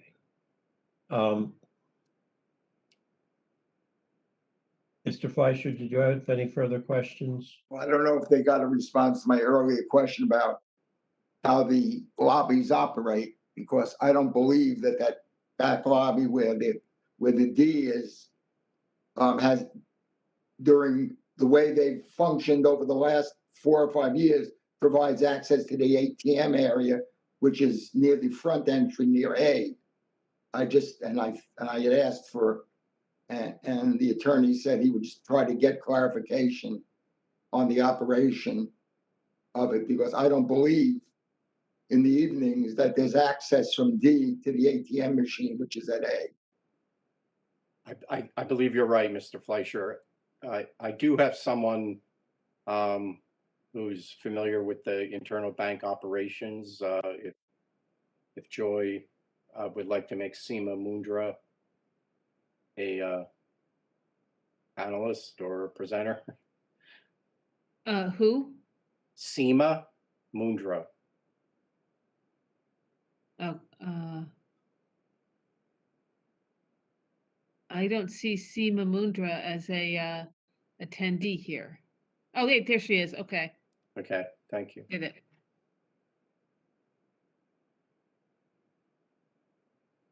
Miss Mundra, you're now a panelist, and if you turn your microphone on, we'll be able to hear you.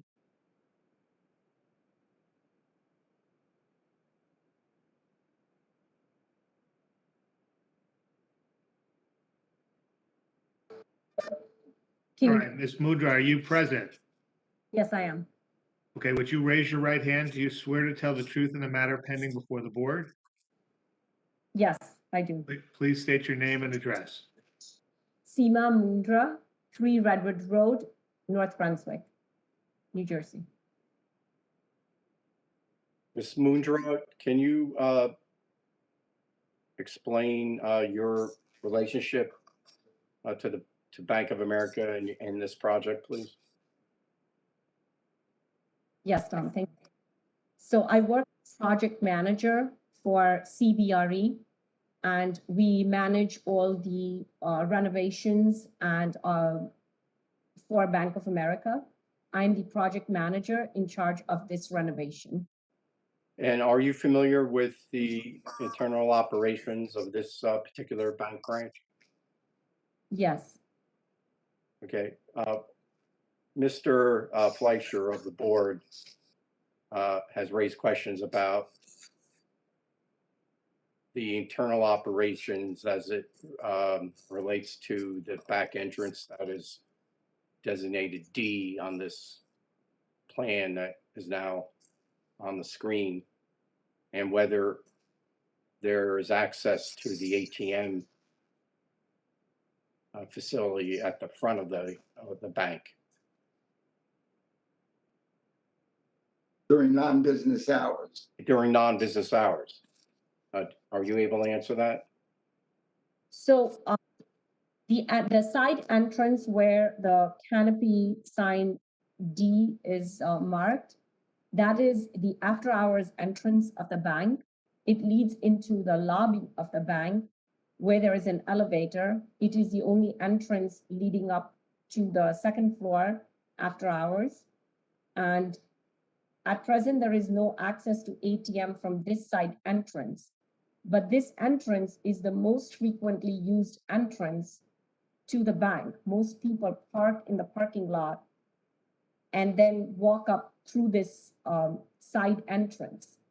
Currently, there is a sign on the drive-through, which is sign B, and that faces the back of the parking lot, or that faces a parking lot. But people are not really using, there's no entrance at that drive up. The entrance is really where we are marking D.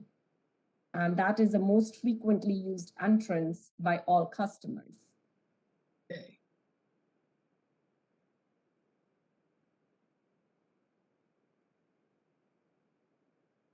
That is correct, but you cannot get to in the evening, when the bank is closed, you cannot go from the entrance D to the ATM machine at A.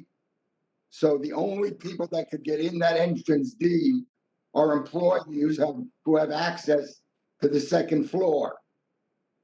And if that's the case, they know where they're going already. So it's not a sign that's needed to direct anybody after hours, because that was part of the initial representation, is that's where people would come after hours to get to the ATM, but they can't get to the ATM from there.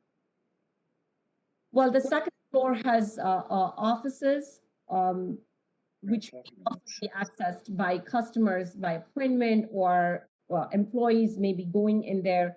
There is no, that's the only entrance to the building after hours.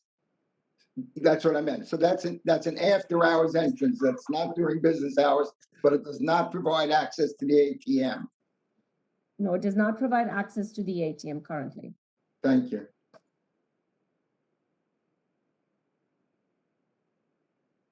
Mr. Church, do you have any questions? Yeah, question, more or less a statement.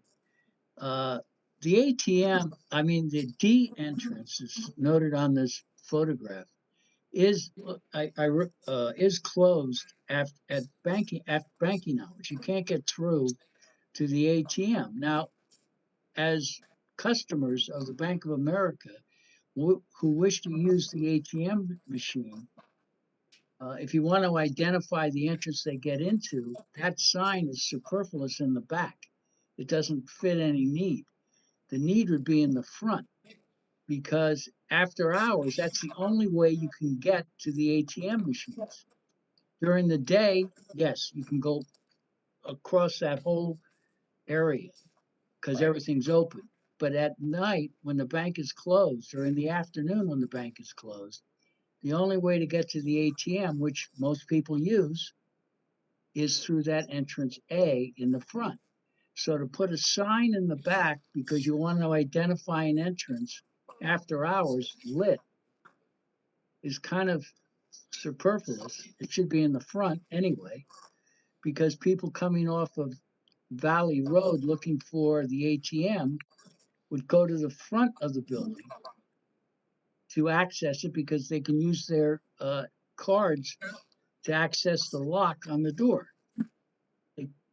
It does no good to have it in the back. So my only concern is you're putting it in the wrong place. The Well, the ATM sign- is what the ATM is what you want access to. The access is in the front. It's not Yeah. in the back. I mean, the sign is not just for after-hour entry. I mean, it, again, as Ms. Mundro testified to, the D entrance is where most of the customers during the day enter the bank building. So you would want to encourage signage at that location if that's where the majority of your customers. Now, your point about the access to the ATM at that location is correct. You cannot gain access presently to the ATM. Then I would submit if that sign is going to direct people into Bank of America once they get into the parking lot, then it must be a surprise to them that they're in the Bank of America parking lot because that's what they went there for. So it's a superfluous sign. It's not needed back there. It's more needed up in the front. But again, customers need to get to the second floor. That's where you want to encourage them to go. Very few customers go to the second floor. They use the Well, ATM. again- All right, well, okay. Mr. McCulloch, do you have any questions? No, Mr. Chairman, I don't have any additional questions. Mr. Caulfield, do you have any questions?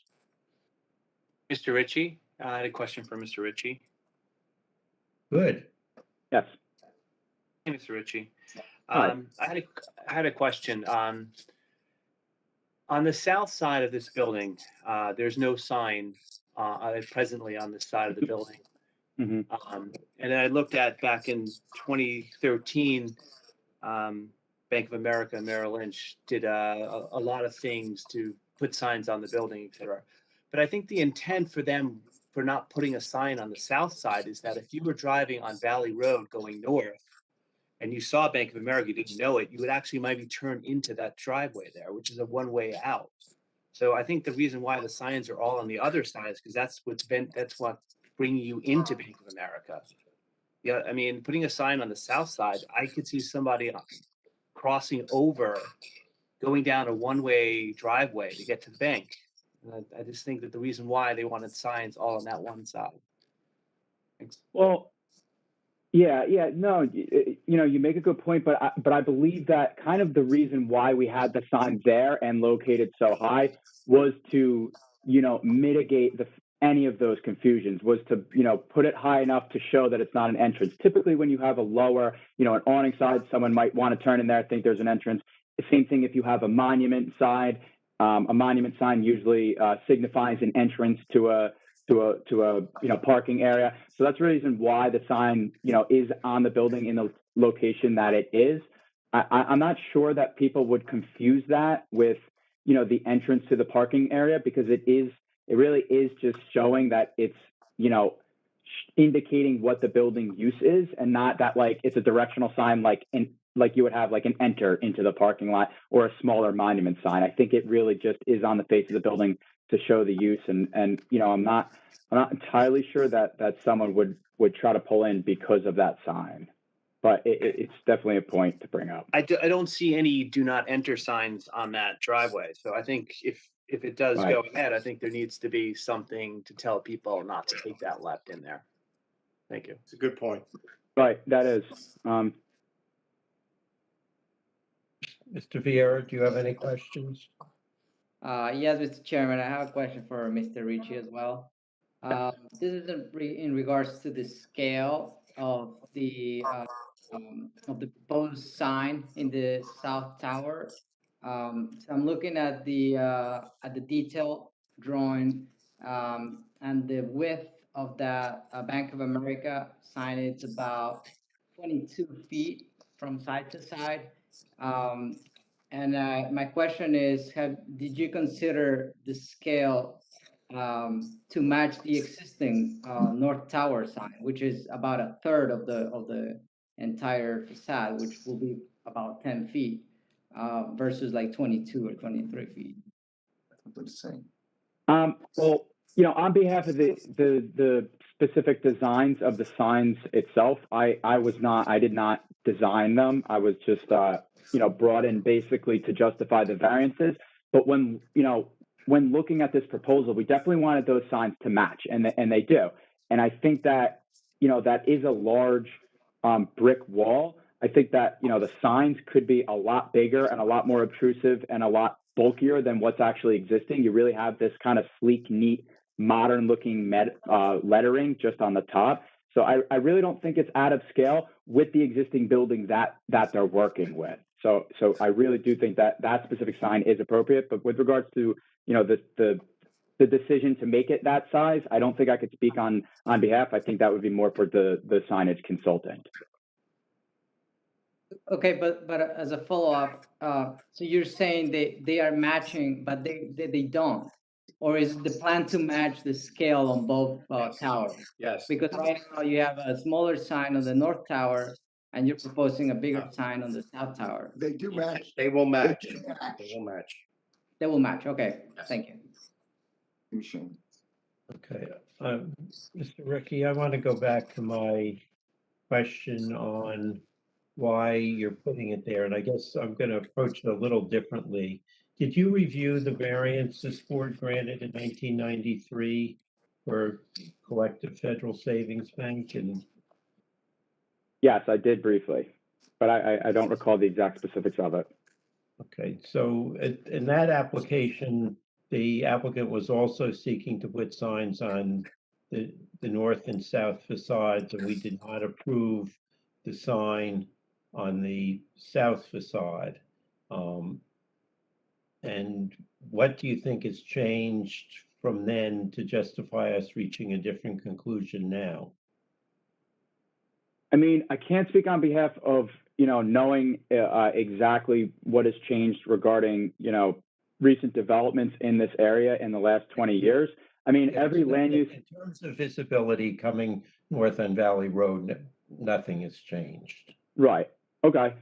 So, I mean, at the end of the day, every land use application is treated separately. I'm not sure of the reasons why the last one was denied, but really I believe that, and Tom might be able to confirm this, that every land use application, it's not, one is not precedent to another. I think this is treated as an independent proposal. And basically, in my conclusion, I do think that this is, an appropriate location for the sign, just so people traveling or walking northbound along Valley Road can identify this building. I'm not sure why the reasons it was denied. I just think in this particular application, it really is appropriate. I mean, in this rendering, it's taken from the perspective of being in the road. Seems pretty visible to me.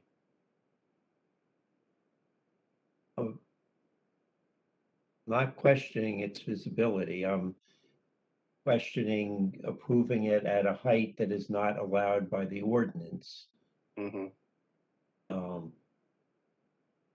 And in response to what I had asked earlier, where the engineer deferred to you in terms of putting it on the white portion of the building, you indicated, might confuse people, there's an entrance, but wouldn't landscaping, to some extent it already does, but wouldn't additional landscaping make it clear that that's not an entrance to the building?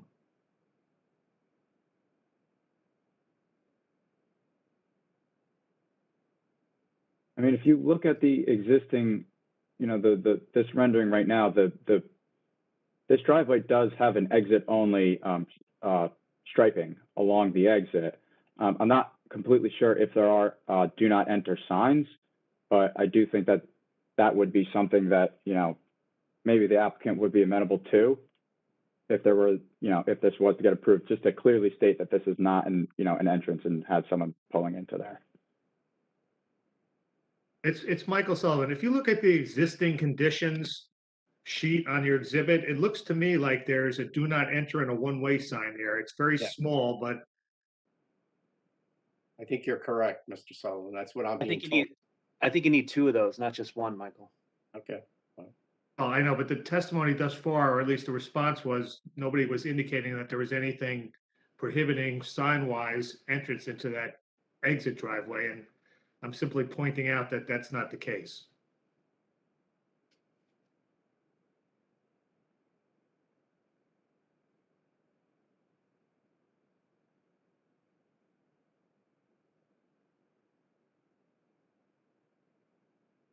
Okay, we're going to open it up for the public. If there are any members of the public, I think at this point either have questions or testimony or anything you want to say about the application, this is your opportunity.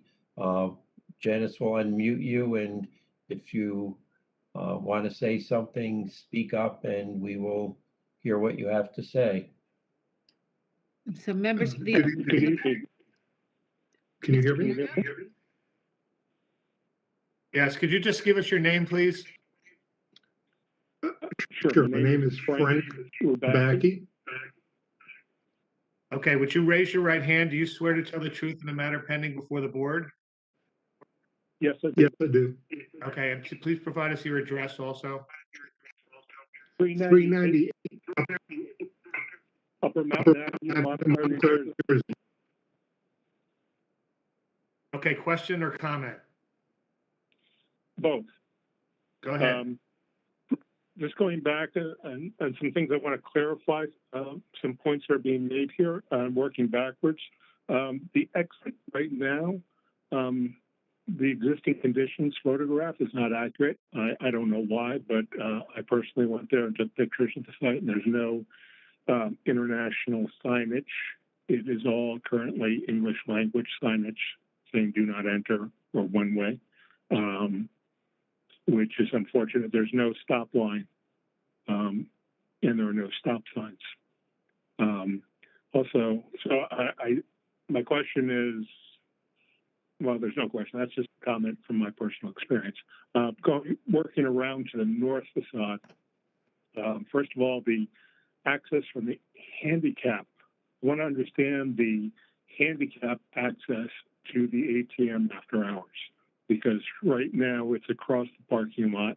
It's directed into that lobby area where the new sign is going on the overhang. But my understanding is, by the other experience of board members, is that the only entrance to the ATM is from the Valley Road entrance. And therefore, from a grade point of view, somebody would have to, wheelchair-bound person would have to wheel themselves up to Valley Road elevation, cut across and go down the ramp to access the ATM. And I just wanted to understand from the bank executive if that was the case.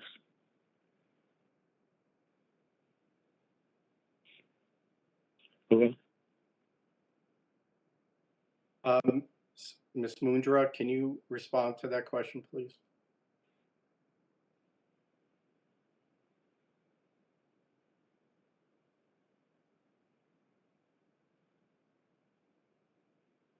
So there is an ATM in the drive-through lane, which can be used after hours, and it's 24/7.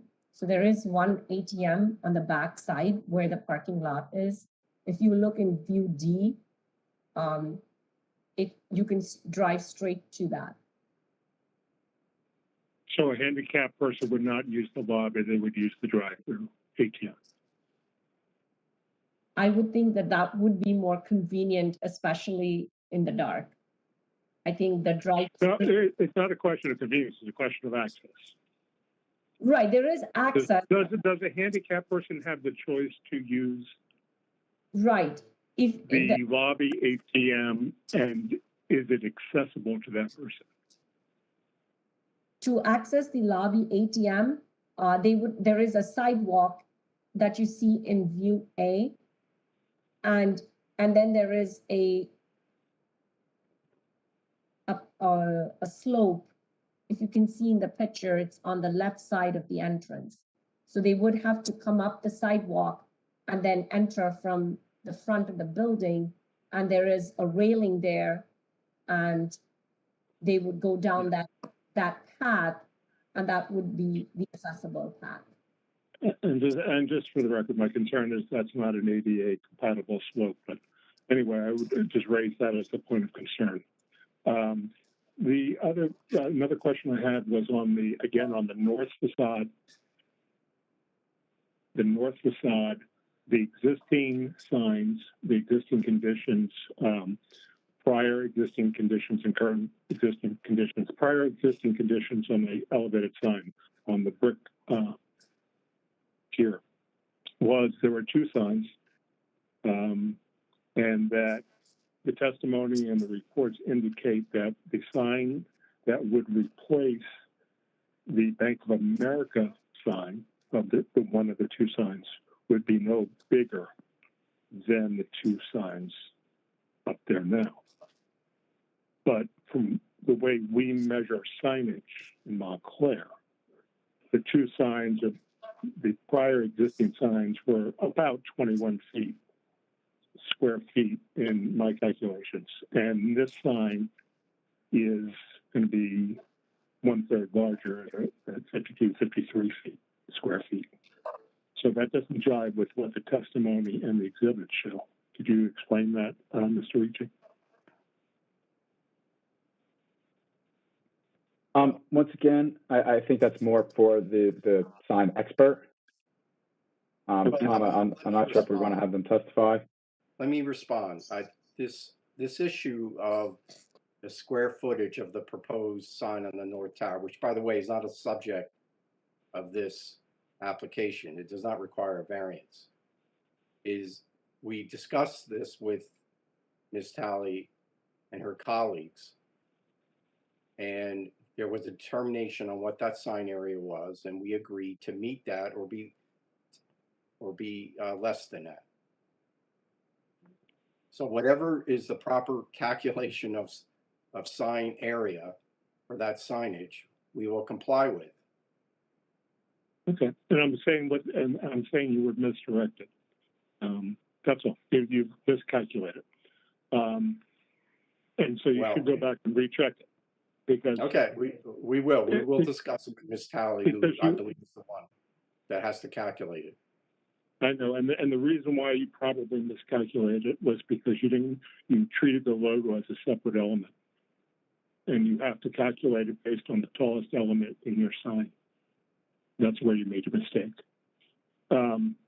As far as variance on the north tower, I wasn't going to bring up the north tower, and then I pointed it out previously, but I'm a little unclear. Is that a parapet-like device?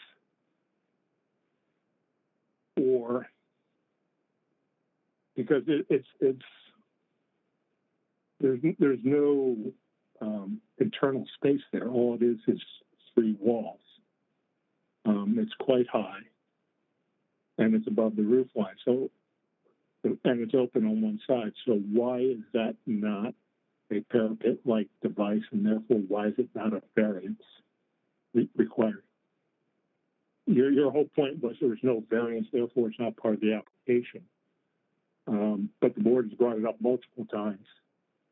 And Ms. Talley has pointed out that the section 347, I think it's a 107, 107.3c, says if you have a parapet-like device, a parapet or a parapet-like device above the roof line, then that's a variance required. It's not allowed. So, are we speaking about the north tower, the north side? Yes. And well, again, that signage was approved by variance in a prior application. Yes, but those signs are no longer there. You're replacing them with a new sign. So it's nice that the other signs have variances, but the new signs don't have variances. Furthermore, Variance stays with the building. Hello? Hello?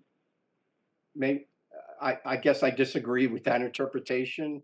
Mr. Sullivan That's is, fine. would That's have fine. to weigh in I on. just wanted to point it out, and I wanted to point out that the HPC didn't have the benefit of understanding that this new sign would require a variance in my interpretation. So I have a question. Okay, clearly we have a wall sign on the east facade.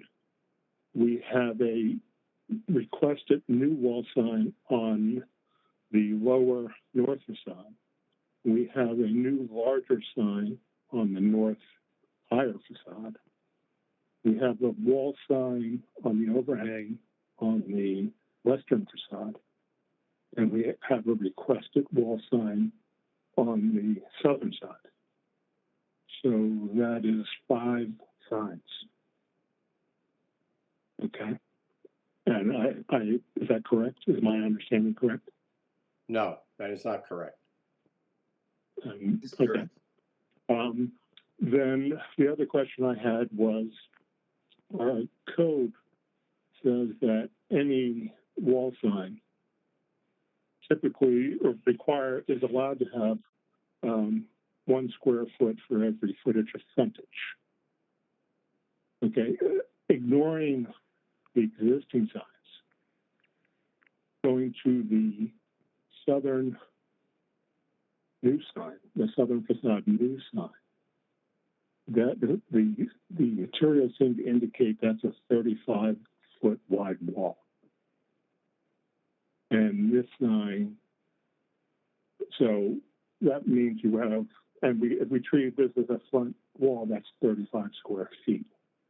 This sign seems to be around 53 square feet. So assuming there were no other signs and you were coming and saying, we just want to put a sign on the southern facade because that's the important facade, you would need to have a variance to go from 35 to 53, wouldn't you? No. No. Okay. The other thing I would like to ask is, Mr. Ricci, how many times did you visit the site? I haven't visited this site in regards to this application, but I'm very familiar with the entire upper Montclair downtown area. I've done numerous projects in the area and have passed the Bank of America. Not within the last, week or so, but I am familiar with this area. Okay. So you're familiar that the 2 biggest parking lots in Upper Montclair NC zone are directly across from each other, and that the exits are directly across from each other, and these parking lots are roughly about almost 60 spaces each. Well, I'm familiar with the locations of the parking lots and the general sizes. I can't comment on the fact of exactly how many spaces are in each, but they're the biggest lots. They're the 2 right. biggest lots that you can probably see in Montclair that are privately owned, right? I can't speak to that because I don't know 100% for sure, so I'm not going to go on the record stating that I know that they are the biggest lots. Okay, and then moving on, the property directly to the south, your neighboring property to the south is 554. Right. You had mentioned that this is a historic district, and are you aware that it's a contributing property and it's an allowed mixed-use property, a 2.5-story mixed-use property, so that they would be allowed to have clearly residential dwelling units on the second floor facing that wall? Right. I was not aware of that. I was aware that it was located in the historic district and this was a property, but I wasn't aware of the exact historic preservation ordinance that allowed residential units on the second floor. But I can see that now. No, the NC zone allows it. It's just, I'm just right. saying, you're going to have somebody living in a historic property that's going to be looking at a 35-foot sign that's 28 inches high. Right. Okay. are you aware that Upper Montclair has several examples of businesses with wall signs on the side of their buildings nearby? Are you aware of any? I mean, are you aware of like Starbucks and Talbot's and some other people that have these signs on the side of their businesses, not on the front of their businesses? Yes, I am aware. I think Okay. Starbucks and Then Talbot's. you're also aware that they are there, and they just happen to be ingress points for those businesses, not egress points for those businesses. And that, for instance, CVS, who has an egress on Cooper Avenue, does not have a wall sign on Cooper, nor in the back of the building facing Cooper. In other words, we don't seem to have allowed wall signs on the side of the buildings unless it was by the entrance of the building. I'm just wondering if you're aware of that. I was not aware of that, no. Okay. Generally, I think this application does, I'm sorry. And then, so from a public safety point of view, I think I covered that. The last thing I want to cover is there are alternatives. Again, your existing conditions are not really up to date, and you use renderings, but the tree in front of the building by the entrance is no longer there.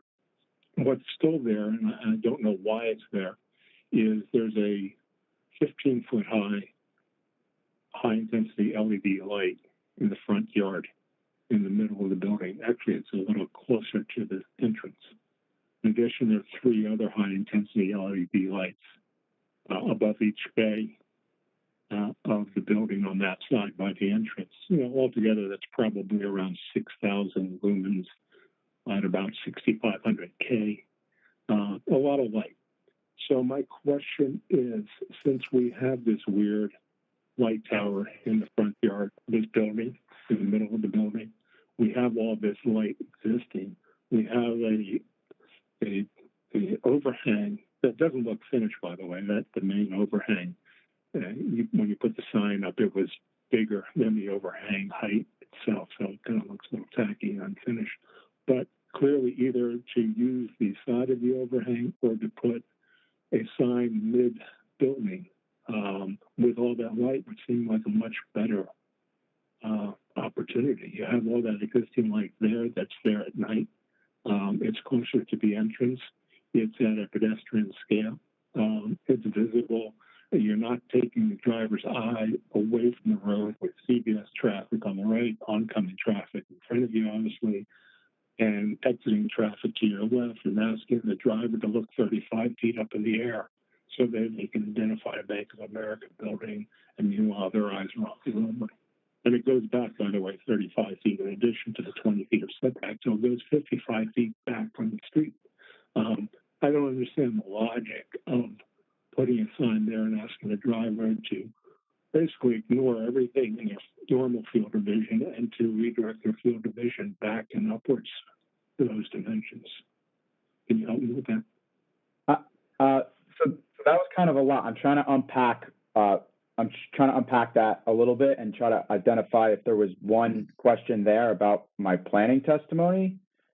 But if you could, trying to understand from a safety point of view, from a public benefit point of view, from an alternate location point of view, and you testified that you're very familiar with that area, as am I, obviously, and that the ideal location would be starting 55 feet back from the street line, 35 feet up in the air, or approximately 35 feet up in the air, would be the best place to put an identifying sign for a driver coming northbound on Valley Road that was dealing with the 2 largest parking lot egress points in all of Upper Montclair, private egress points, on top of the county road itself being quite busy, with no pedestrian crosswalks, by the way, in that area,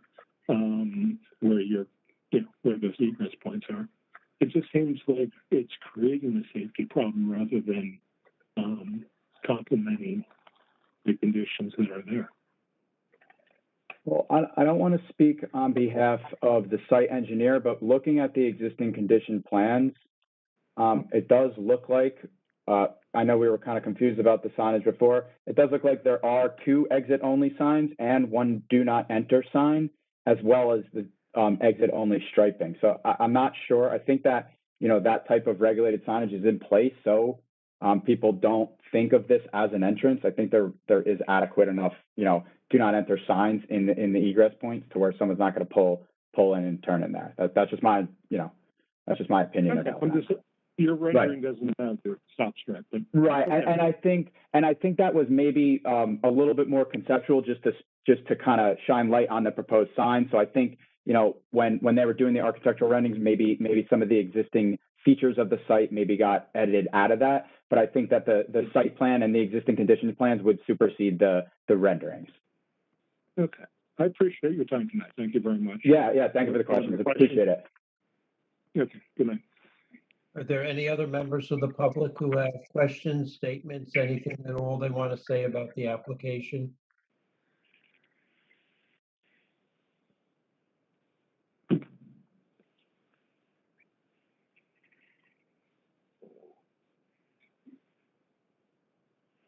Hearing none, we'll proceed.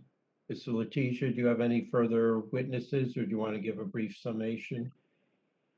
No further witnesses, Mr. Chair. We're essentially complete with our presentation. Just to refresh the board's memory, this has gone on much longer than we anticipated, but that, we fully understand there's lots of questions. So again, we're seeking variance relief for 2 new business signs, one on the north side at the back entrance closest to the parking lot, and a wall sign on the south tower of the building where no signage currently exists. I think we've presented appropriate testimony in support of the variance relief being requested. In terms of the questions related to the new overhang sign and whether or not it's needed, if the concern is it should not be lit at night, because that would then encourage people to go to an entrance that will not allow them to have access to the ATM, we'd be willing to turn off the illumination of that sign if the board, if that would satisfy the board. And I think with that, we're willing to listen to where the board is at on this now. Okay, we'll start discussion with Mr. Church. Am I up? Okay. I think that the applicant's request for signage at the back entrance is overkill. I don't believe it's necessary, and I don't believe it serves a purpose. To put that sign in the back is to be redundant. People that drive into the lot already know that at the Bank of America. The necessity for a sign would be at the front, because that's the way you get into the ATM after hours. And if people are coming down Valley Road looking for a place for an ATM and they see the Bank of America sign from the street, it makes more sense. So I would approve the other variances with the caveat that this sign in the north facade in the back be removed and placed in the front if it's absolutely necessary to have. Otherwise, well, I believe that should be a condition of an approval. That's my position. Okay, Mr. McCullough? Well, I think Mr. Church and I are very much in agreement. As I've listened to the discussion, I mean, I understand, I hear what the rationale is for the signage in the back. I'm not convinced that it's absolutely necessary. And it seems to me that the amount of signage is really excessive. I'm really sort of glad that the sign on the back side of the drive-up ATM is going to be removed. I'm not sure, for whose benefit that sign existed, other than that parking lot that's behind the bank itself. With that said, however, I mean, I do think that the rationale for having the signage on that on the southeast facade or the tower is actually a benefit. I do think that it would be helpful to have additional ground level signage to make it clear that that is not an entrance. I mean, I do see in the pavement the reference that it is an exit only. But I think that having some other signage, because part of what I heard being offered in this part of the rationale for doing this was so that as motorists, particularly more than pedestrians, as motorists were traveling down Valley Road or up Valley Road, they would know that that is a bank, and I mean, that clearly is a benefit. But I could easily see people, especially with that signage on that tower wall, assuming that it is a place where they could turn in to access the bank. And I think that would be clearly unfortunate if that happened. So outside of the signage in the back, I would certainly be prepared to support the application. That signage in the back, I think, is excessive. Okay, Mr. Caulfield,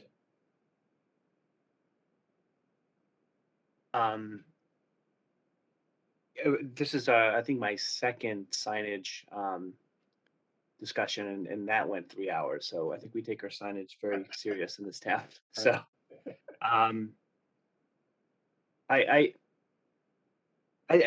my perspective is from Bank of America. I mean, I understand that they want to make this building better, et cetera, but I feel like they should not necessarily have to go past the boundaries. They should have worked within the boundaries. I mean, it's come to the board to make our decision on that, and I just feel like just the energy of all of this could have been done somewhat differently. But to be said, and to echo what the sound of the boards are saying, is that there is a lot of signage on that, and I find some problems with that, more so on the south side than anything else. But that's my thought at this time. Thanks. Mr. Vieira. Thank you, Mr. Chairman.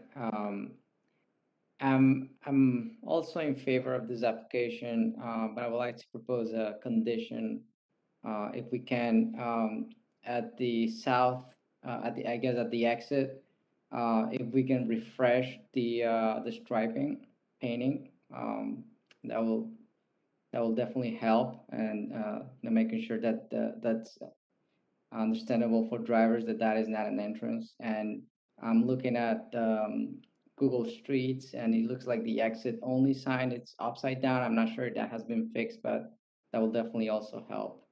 And also, I agree that the north facade entrance that is closest to the parking lot is overkill. I agree. And if you can remove it, then I'll definitely be in favor of the application. Okay, Mr. Fleischer. I'm not sure I'm not sure where I am at the moment. Obviously, there's the sign on Valley Road, which is there. And as I understand it, that sign is being changed and it will have a halo light around it. And I think that's what I understand. And that sign is fine with the halo lighting, though, again, I don't fully understand how the halo works. They've gotten rid of and I'm looking at view A, they've gotten rid of the Merrill Lynch sign. And I have no objection to the substitution of the new Bank of America sign, a linear sign, in lieu of the double signs, which had in total more height for the entire sign because it was a double sign. So I have no problem with the sign on the North Tower. I'm at 111, I'm agnostic on the South Tower, but I see no reason to add yet another sign to the building, so I would not be in favor of that. I didn't have a problem with that, what I'll call the back entry, the one off the parking lot, having a sign on it. I just didn't think it had to be an illuminated sign because daylight hours cover all the hours the bank is open, so the illumination is nothing related to doing business in the building after hours because you can't get to the ATM. So I don't mind the signage, I just wouldn't allow it to be illuminated in the back. But I think collectively between the six of us, I'm not sure there's a single view, and that concerns me because I'm not sure how anybody would make a motion now that combines the views of six people who have stated conflicting commentary on where it goes. But maybe we'll leave it to someone else to try to figure that one out. But I don't think the sign on the South Tower is necessary, and therefore there's no reason to add it. And my other comments are self-explanatory at the moment.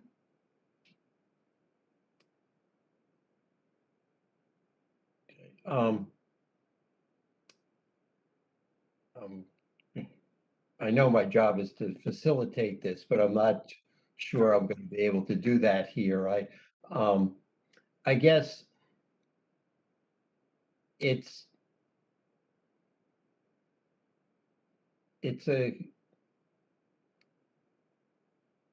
the signs are not conforming to the ordinance. We have granted prior variances for the signage on the building, which the applicant is, utilizing and, changing what was two signs, and part of the justification for the variance for the Merrill Lynch was to explain there were two businesses operating there and Merrill Lynch needed its own signage, and hence we could granted the approval for both the Bank of America and the Merrill Lynch sign on the north facade brick tower. And now that rationale has gone away, and I have no legal issue with this, but they're now getting a much larger Bank of America sign, taking advantage of the space occupied by the Merrill Lynch sign. But I think once someone is driven into the driveway, there's really no question where you go in if you want to go to the bank during banking hours. I used to bank at this bank. My wife still banks at this bank. I never known of anyone being confused. And then if you're going in after hours to use the ATM, you can't use that entrance. So it's a, I mean, there are criteria for granting a variance. I don't think there's any question that this does not meet the C1 criteria. There's nothing atypical about the building or the location of the building on the property, or anything like that would justify it, which leaves us with a C2 variance for both signs. And and I'm just not seeing what the benefits are. I mean, there's been no indication that there's any customer confusion about where to go in the building, that people are mistakenly walking all the way around to go in the front entrance once they've parked in the parking lot. The sign on the south facade, I mean, we had that proposal, a long time ago now, 28 years ago, and did not accept it then. And while I certainly agree the applicant is entitled to say things are different now, but they haven't really presented any indication that things are different now. That creates a necessity for the sign, and the sign, and they,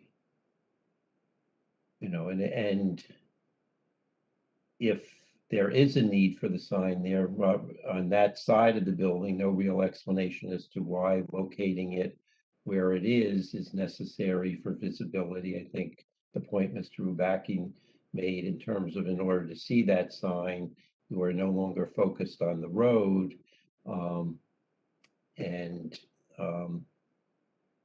is a valid point. That is an area where you do need to drive through very slowly because of cars coming into and out of both the bank and the CVS across the street, that, most people drive slowly, and I don't, so I guess bottom line is I'm not really seeing the justification for granting a C2 variance for either sign that, that justifies that. So, but we're all over the place in terms of our view on the signs. And is there any further discussion among members of the board?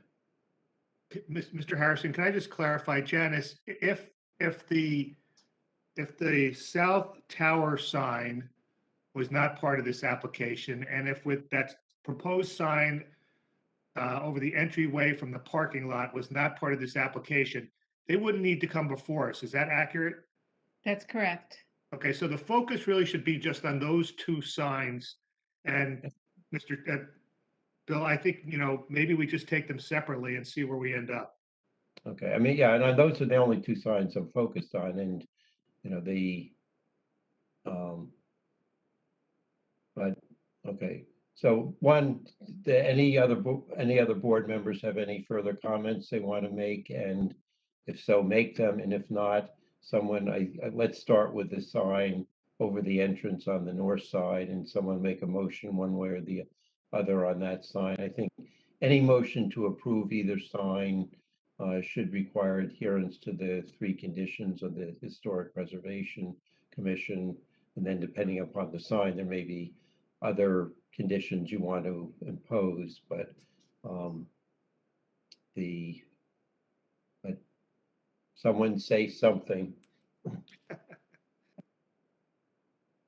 I propose to deny the request for a variance for the South Tower sign. Second. Any discussion? Okay, Janice, you want to call the roll? Hold it, Sure. just so it's clear, this is the north side parking lot sign, correct? No, the Right. South Tower sign. Because that's not, okay, this is the South Tower sign, got it. Right. Mr. Church, No, No, it's a motion to deny, so you need a vote of yes oh, to say strike no. that. Strike the no, insert the yes. okay. Mr. Fleischer, Yes, Mr. McCullough, No, Mr. Harrison, Yes. Mr. Caulfield, Yes. Mr. Vieira. No. We have 1, 2, 3, 4 yeses and 2 nos. So the south side tower sign is denied. Okay, someone want to make a motion on the north side entrance sign?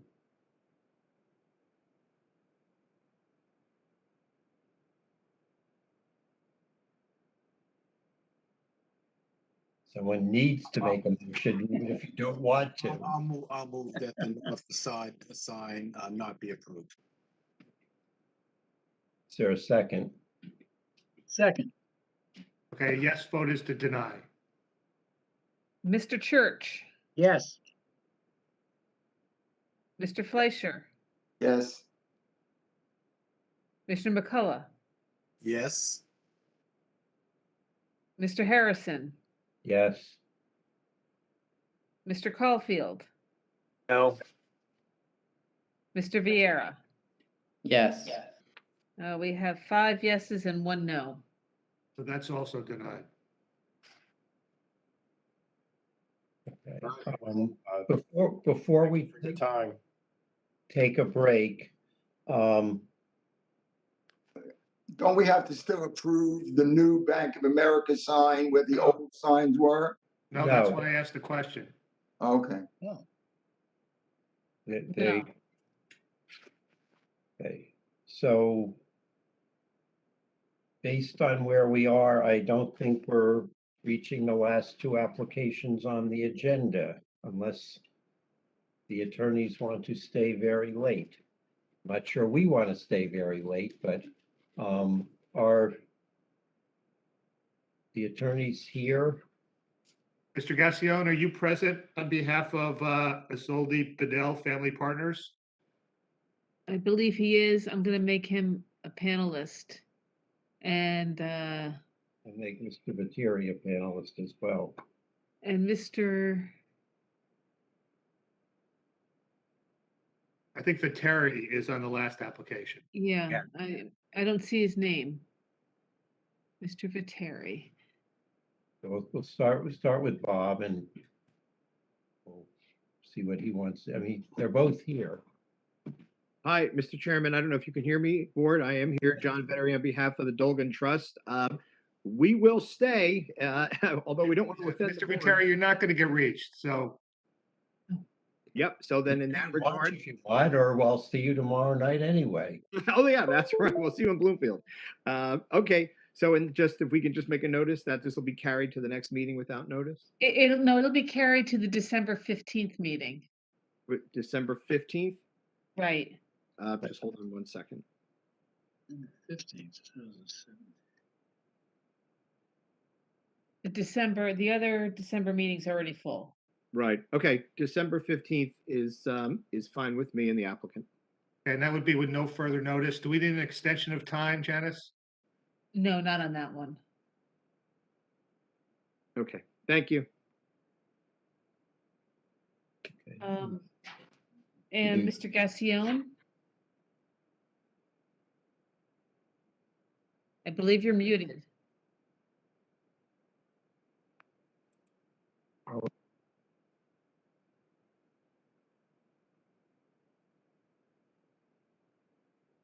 Mr. Gassion, I unmuted you. Okay, can you hear me now? Yes, we can. Okay, fine. Now, what date would I get if I adjourn, Mr. Chairman? 12:15.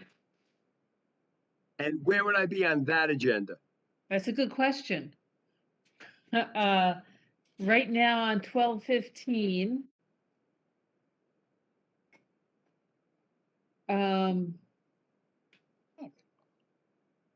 I have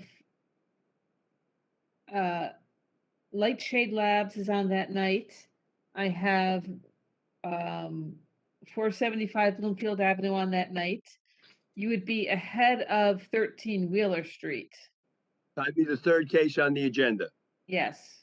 And as far as staying tonight, I heard Mr. Sullivan say that would be a waste of time. Is that correct? Well, I only said that with respect to the 4th application, and sometimes my view of where these things, how long they take, are different. But you know, I mean, it's Mr. Chairman, I leave the time management to you, but it's almost Yeah, 10 I mean, o'clock now. Bob, I would say it's pretty remote that will reach you, but if you want to, Well, Alan, if I might, make you go home, but I'd say it's highly unlikely.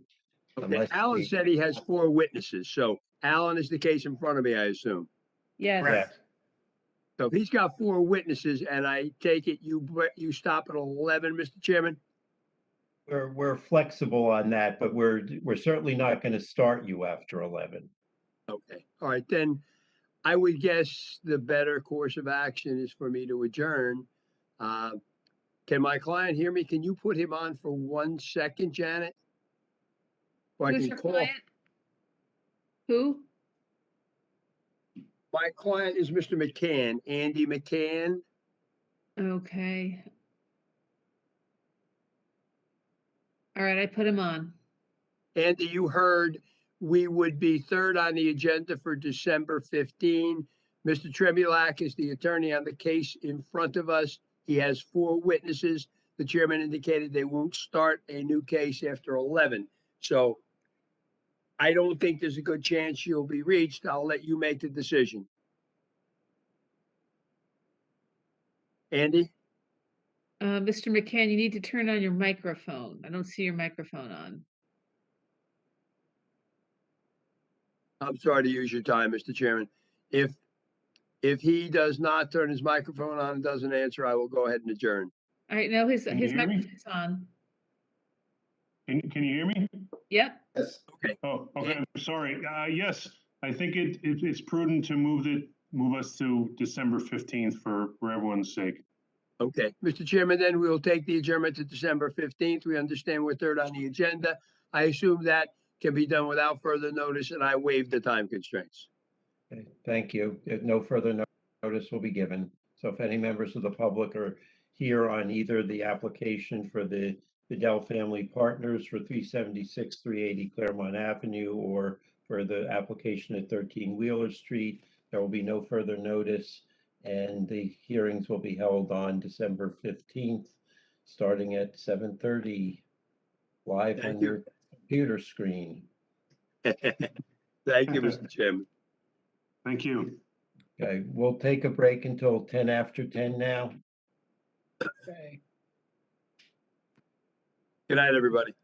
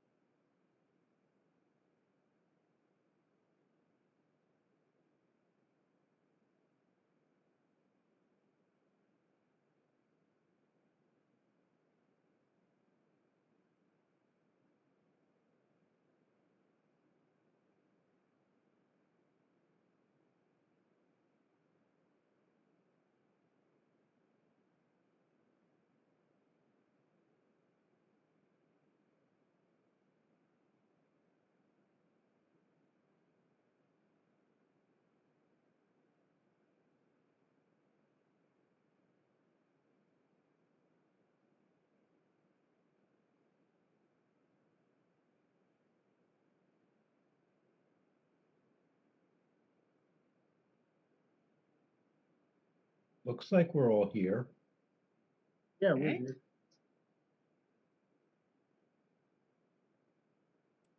And after. So, Mr. Trembulak, I made you a panelist. You turn your microphone on.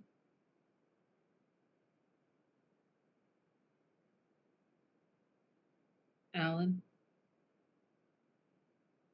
Oh.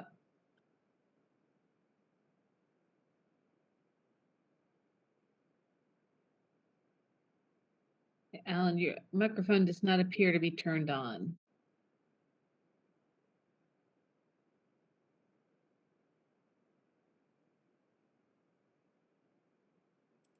Okay, there you go. Are we now? We good, Janice? Yes. The TV up and running. Yep. Who do you want me to bring on as an attendee?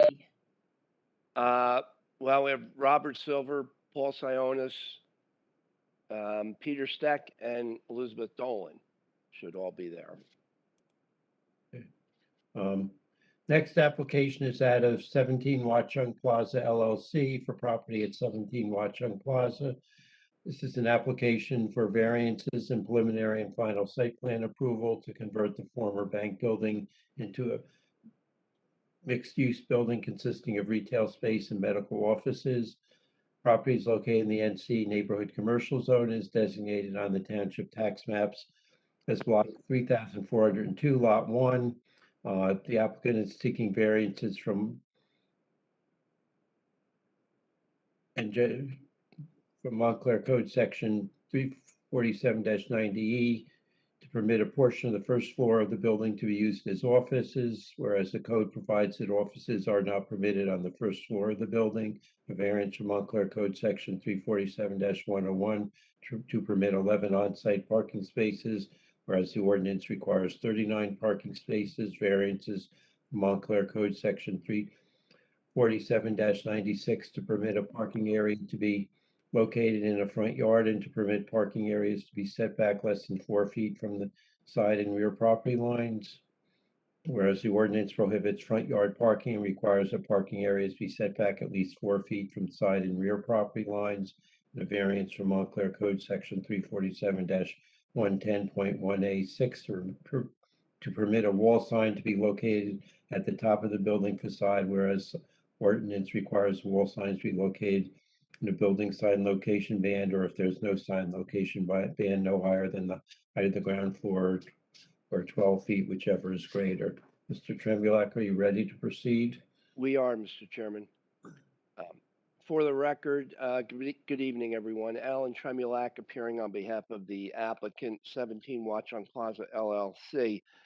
I'm very happy and excited to be able to present this application, which is the latest adaptive reuse project for Bob Silver and his Bravitas Group development team.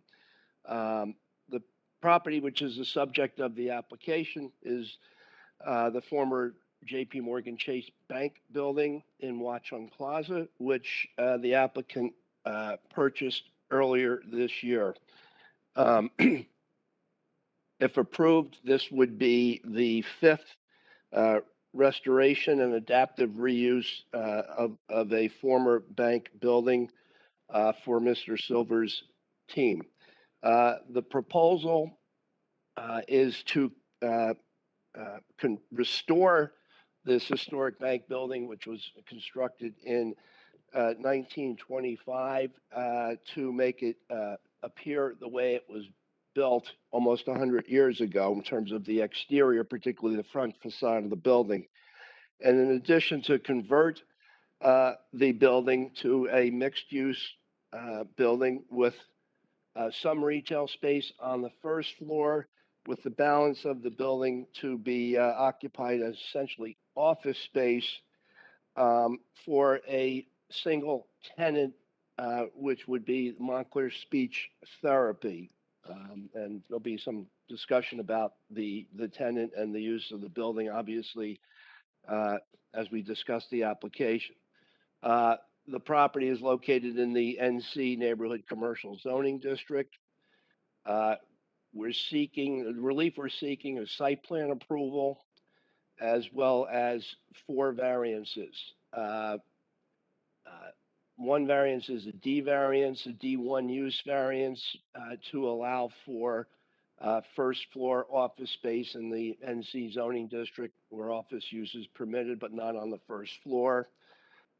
We have a parking deficiency variance, a variance for parking area setback, which is essentially an existing nonconformity with the small parking area behind the building. And the fourth variance would be a sign variance. We're going to be presenting as part of the application for witnesses. I'm going to start with Mr. Silver, who will discuss the project with the board.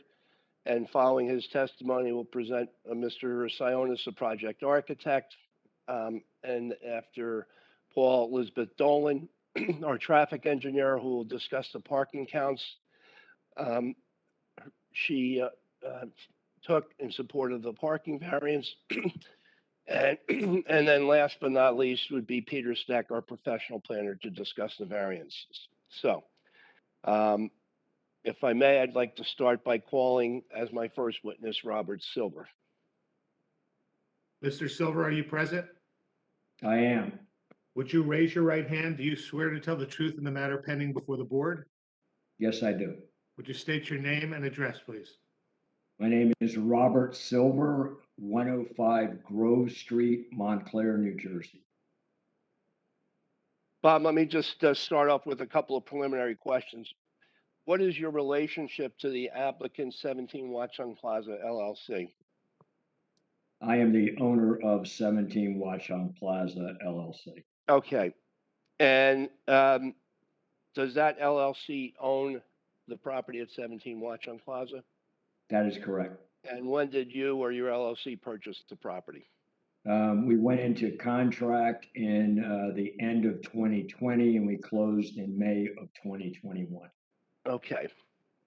All right. And why don't you just go ahead and, discuss with the board your plans for the building, the intended tenant for the building, how you intend to deal with parking, and whatever else you'd like to discuss with the board. I appreciate it. And I appreciate everybody staying at this late hour.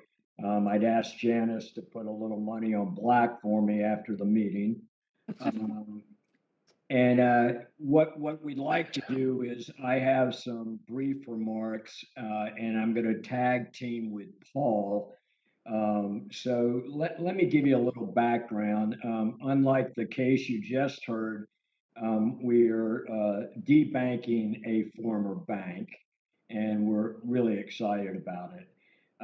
I've lived in Montclair since 1988, since 2006. When I started the Bravitas Group, we solely specialize in the repurposing of vacant, architecturally interesting buildings. We do no ground up. All we do is repurpose buildings. The national, and if we could go to the first slide, Janice. Michael, do we need to mark this presentation as an exhibit? Yeah, we'll just collectively mark it as A1. Okay.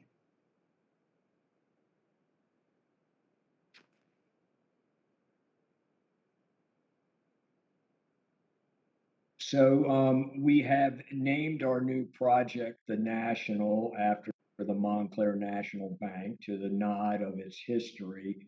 And this will be, as Alan said, our 5th bank building that we have repurposed. You'll see number 1 in the top left is Vault 491. That was a former bank on Bloomfield Avenue that we repurposed in 2016.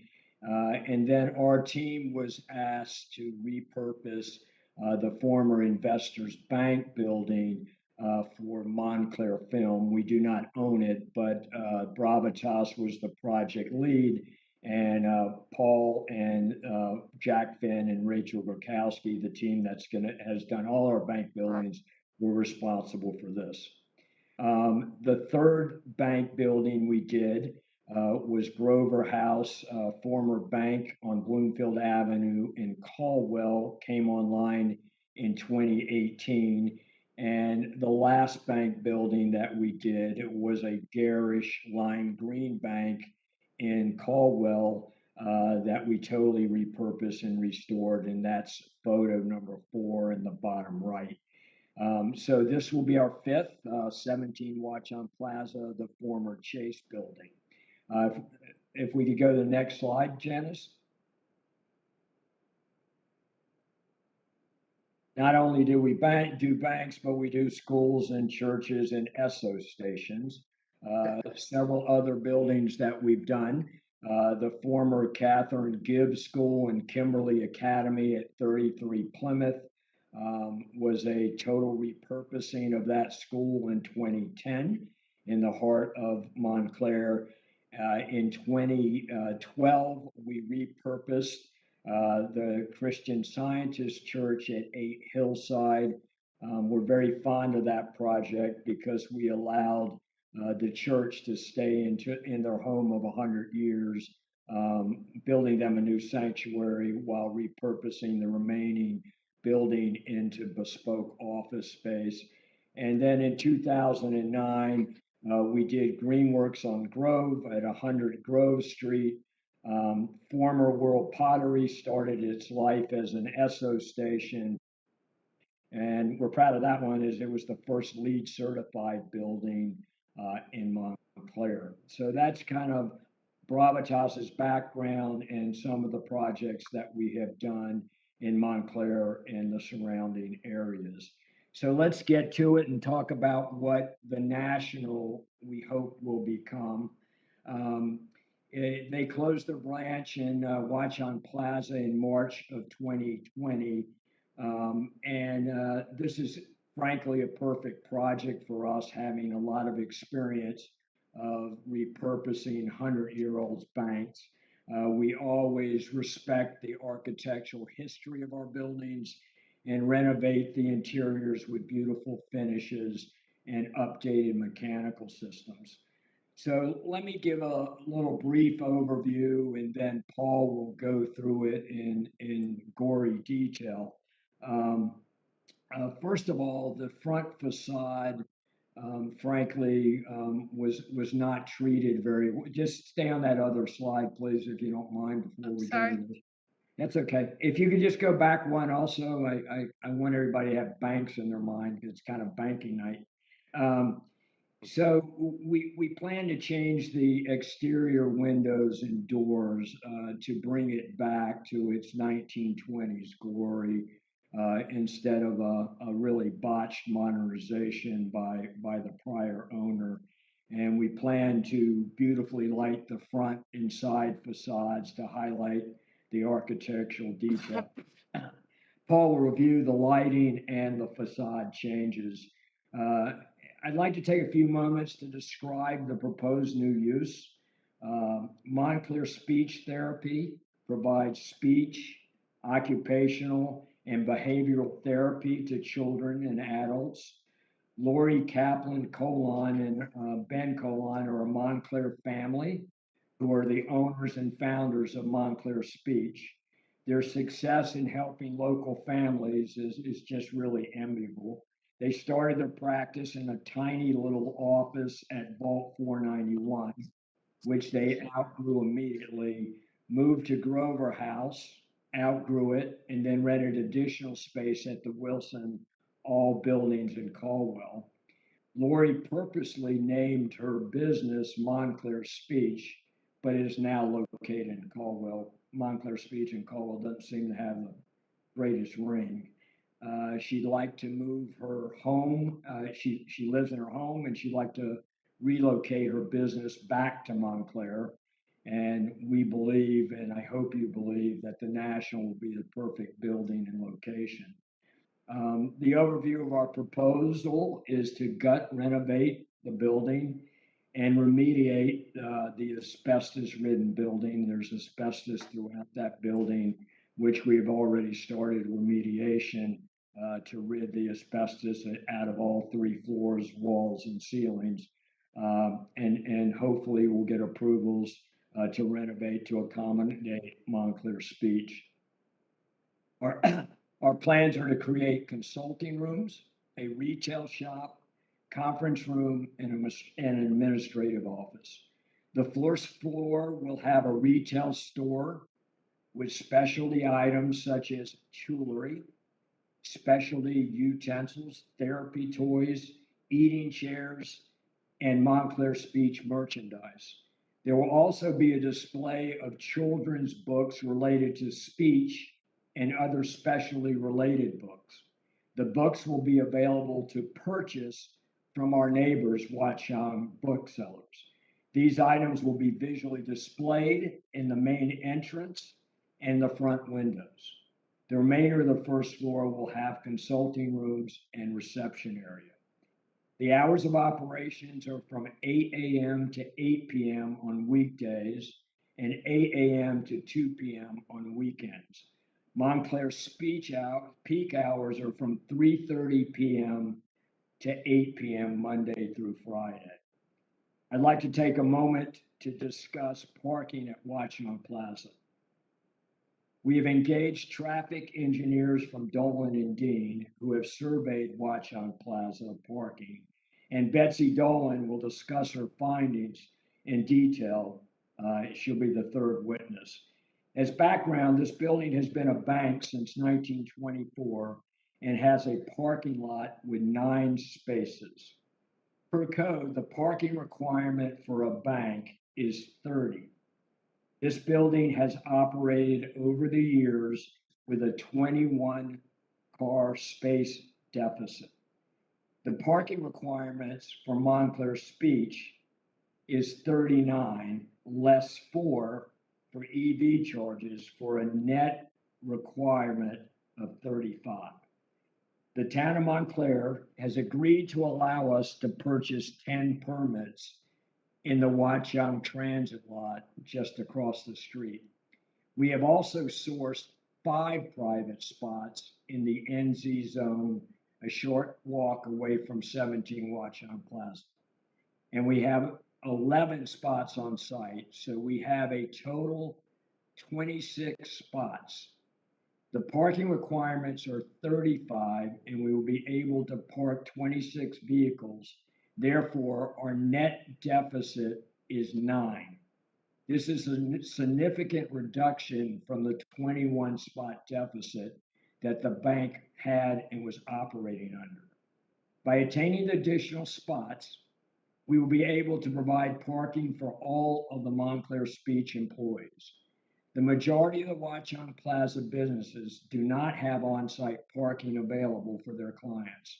Retail, restaurants, and Montclair speech clients will park in spaces that are available at Watchung Plaza.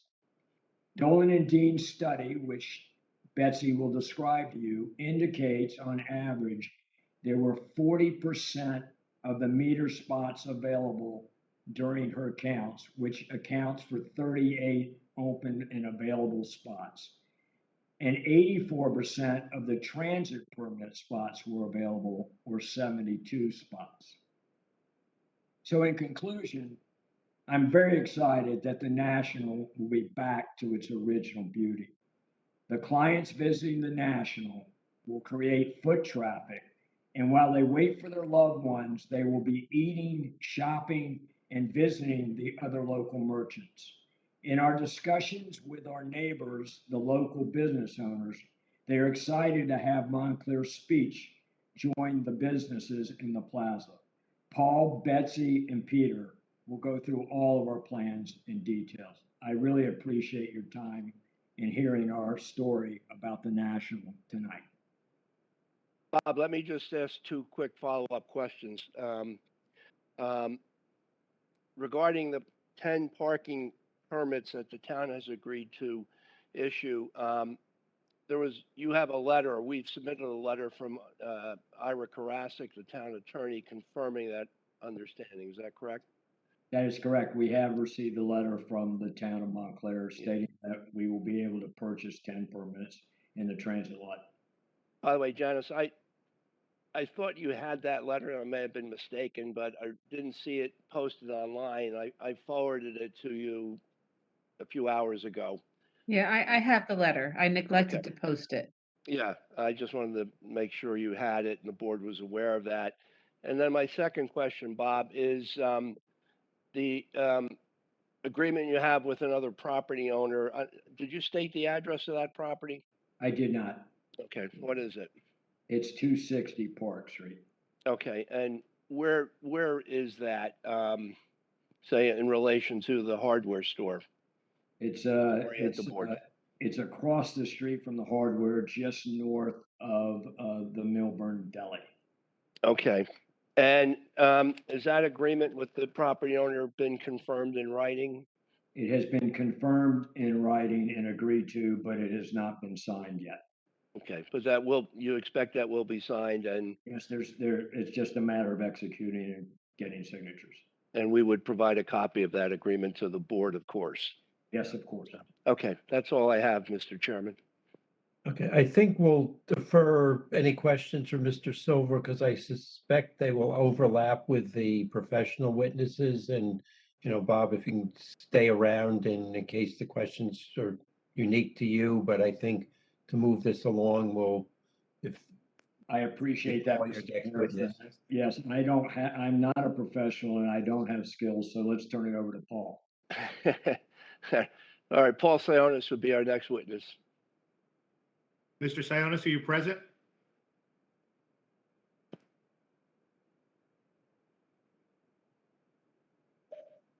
Paul, you're unmuted. Okay, I am present. Paul, would you raise your right hand? Do you swear to tell the truth in the matter pending before the board? I do. State your name and address, please. My name is Paul Sionis. My address is 8 Hillside Avenue, Montclair, New Jersey. Okay. Mr. Chairman, I'm offering Mr. Sionis as an expert in the field of architecture. Assuming the board will accept his qualifications. Assuming he's still licensed, we will. Correct, I am. Okay. Paul, you prepared the plans for this project, correct? Correct. And the document that Bob was referring to that's posted on the screen, that's a PowerPoint that you prepared to assist with our presentation this evening. Is that right? That's correct also. Okay. So if you want to pick up with the PowerPoint and then go through the plans with the board. Okay, Janice, can we go to slide 4, please? All right, as Bob said, I'll go through the gory details. The property is known as Lot 1 within Block 3402, known as 17 Watchung Plaza. You're all familiar with this property. It's an irregular shaped lot with approximately 41 feet of frontage on Watchung Plaza and 61 feet on Fairfield Street.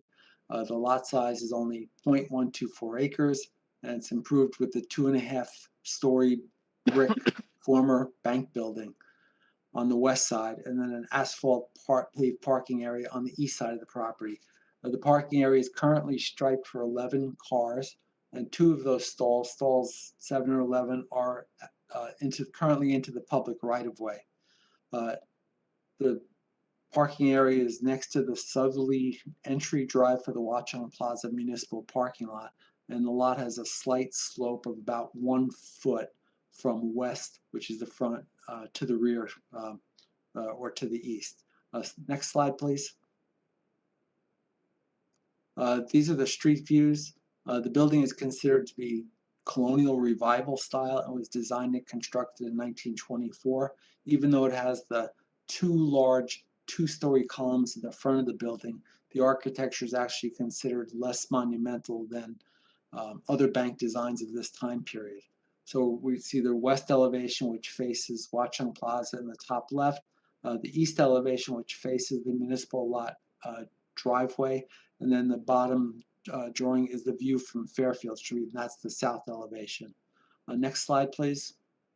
Slide number 3. So this is a street view looking northeast at the subject property. Next slide, slide number 7. Slide number 7, this is a Bing Map satellite view that shows the surrounding area. So the property is within the Watchung Plaza Business District. It's across the street from Watchung Plaza Park. It's just to the east of the Watchung Plaza train station. and it's north of the Watchung Plaza commuter parking lot. It also adjoins, as I said, it adjoins the Watchung Plaza municipal parking lot, which is shown in the top left where the cursor is right now. Next slide, please. Slide 8. The proposal, as Bob stated, is to restore and adaptively reuse the building. It's to become a single tenant building. And the plan is for it to be occupied by Montclair Speech Therapy and MST Skills Shop. As you've already heard, there'll be a retail area created within the first floor reception area. The remainder of the building will be 19 consulting rooms for therapists, plus an occupational therapy suite, a teaching therapy kitchen, and a small administrative area in the upper mezzanine. The parking area will be reconfigured to provide 11 on-site parking stalls, all within the property limits. And this will include 1 ADA parking space plus 6 tandem spaces. There are currently 6 tandem spaces on this site. There'll be a 6-foot-high trash recycling enclosure surrounded by board-on-board fencing and covered with a corrugated metal roof within the parking lot. HVAC equipment will be in the northwest corner of the parking area, and that will also be screened by a 6-foot-high wood fence. As circled in red on this site plan, 2 new EV or electric vehicle charging stations are proposed to service 4 vehicles at one time. One of these is between stalls number 8 and 11, and one of these is between stalls 1, 3, and 4. One bike rack that's circled in blue facing Fairfield Street is proposed for the side of the building that, as I said, facing Fairfield Street. The curb cut that accesses the ADA space currently is extremely wide. So we propose to reduce the width of that down to 10 feet with 2 adjoining 2.5-foot sloped aprons, and that's shown circled in yellow. And then we'll be removing the existing concrete between the sidewalk and the street curb and replace it with a continuation of the brick pavers that are within that public right-of-way along Watchung Plaza and in front of this property facing Fairfield Street. We're not expanding the footprint of the building at all. Next slide, please. Slide 9 is the landscape plan. The landscape plan has several goals. The first is to screen the south side of the parking area with evergreens. Then we also want to screen the north side at the bottom of the screen of the parking area with evergreens. We propose to install planting within the parking area to provide flowers and fall color. And then we intend to replace the existing planting in the 2 areas next to the Fairfield Street sidewalk.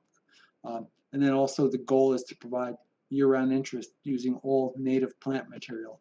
And then additionally, 1 new shade tree is to be installed within the Fairfield Street right-of-way in consultation with the town arborist. So where the cursor is, we're proposing 1 new shade tree, and that was originally suggested in the planning department memo. Next slide, please. Slide 10 are examples of the plants that are specified. And as you heard on the 63 Park Street application last month, originally we specified the plant shown in the top left, which is the Brody Eastern Red Cedar. We've learned that there's a tighter version of this native cedar that's also an evergreen, grows tall, but is typically no more than 3 to 4 foot in diameter. It's a better choice. We didn't know that it was available until a few months ago. So when these plans were prepared, we weren't really aware that the Taylor Eastern Red Cedar was available. So we'll be using that Taylor Red Cedar to screen the north side of the parking area. We'll be using the Virginia Sweet Spire, which is shown in the bottom left, to be on the north side of the trash and recycling enclosure. We'll be using that Shamrock Inkberry, which is in the bottom center, to screen the sides of the cars from Fairfield Street. It's a good 3 to 4 foot tall evergreen shrub that's very salt tolerant. New Jersey tea will be used, which is in the top right. Bearberry will be used as one of the ground covers because it's evergreen, also pollution and salt tolerant. And then pink tick seed to provide summer flowering, and that's on the Fairfield Street to replace some of the existing planted areas. Next slide, please. Slide 11. This is the interior of the building. These two images, or the left side is the lower level plan, and the right side is the first floor plan. As I stated and Bob stated already, building will be repurposed for the Montclair speech and therapy. There'll be a total of 19 consulting rooms for therapists within the building. A new elevator will provide ADA access, plus there'll be several new ADA washrooms or bathrooms. There's an existing ADA ramp shown on this first floor plan, left side of the first floor plan. That will remain to provide ADA access into the building. There will be a retail reception space on the first floor, currently where previously the bank had their lobby space. Next slide, please. Slide 12. The applicant, in this case Bob Silver, has worked with a company named Identity and Design to lay out the retail space within the interior reception area of the building, in addition to the design of the window display, which are labeled number 1, 2, 3, and 4 on this plan. Next slide, please. This is Identity by Design's concept for the interior retail display. And basically what this is there will be general display cases selling various products and books that meet the needs of speech and occupational therapy clients. And I'll discuss the window display in another slide. But this is the interior retail display inside of the retail reception area. Next slide, slide 14. This is the second floor plan and the mezzanine plan. The left side of the slide is the second floor, the right side is the mezzanine.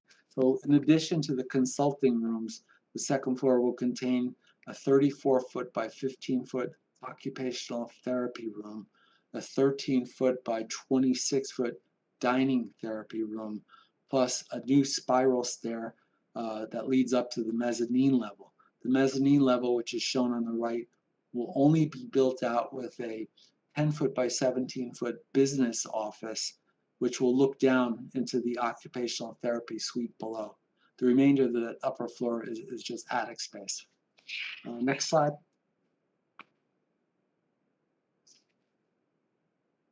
This is a historic photo from the Montclair Public Library database. And according to the Montclair Historic Preservation Commission property survey form, the construction began in 1924 and then was completed in 1925 for the Montclair National Bank. And you can see in this photo the original sign band with individual letters up high on the facade of the building. So you can see where it says Montclair National Bank. Next slide, please. This is the exterior of the building. This is the west elevation that faces Watchung Plaza Park. So we propose to respect the original design. We're replacing the existing windows. We're removing the brick fill that exists now between the first and second floors in order to install taller windows with an intermediate composite panel and moldings, similar to what was there originally.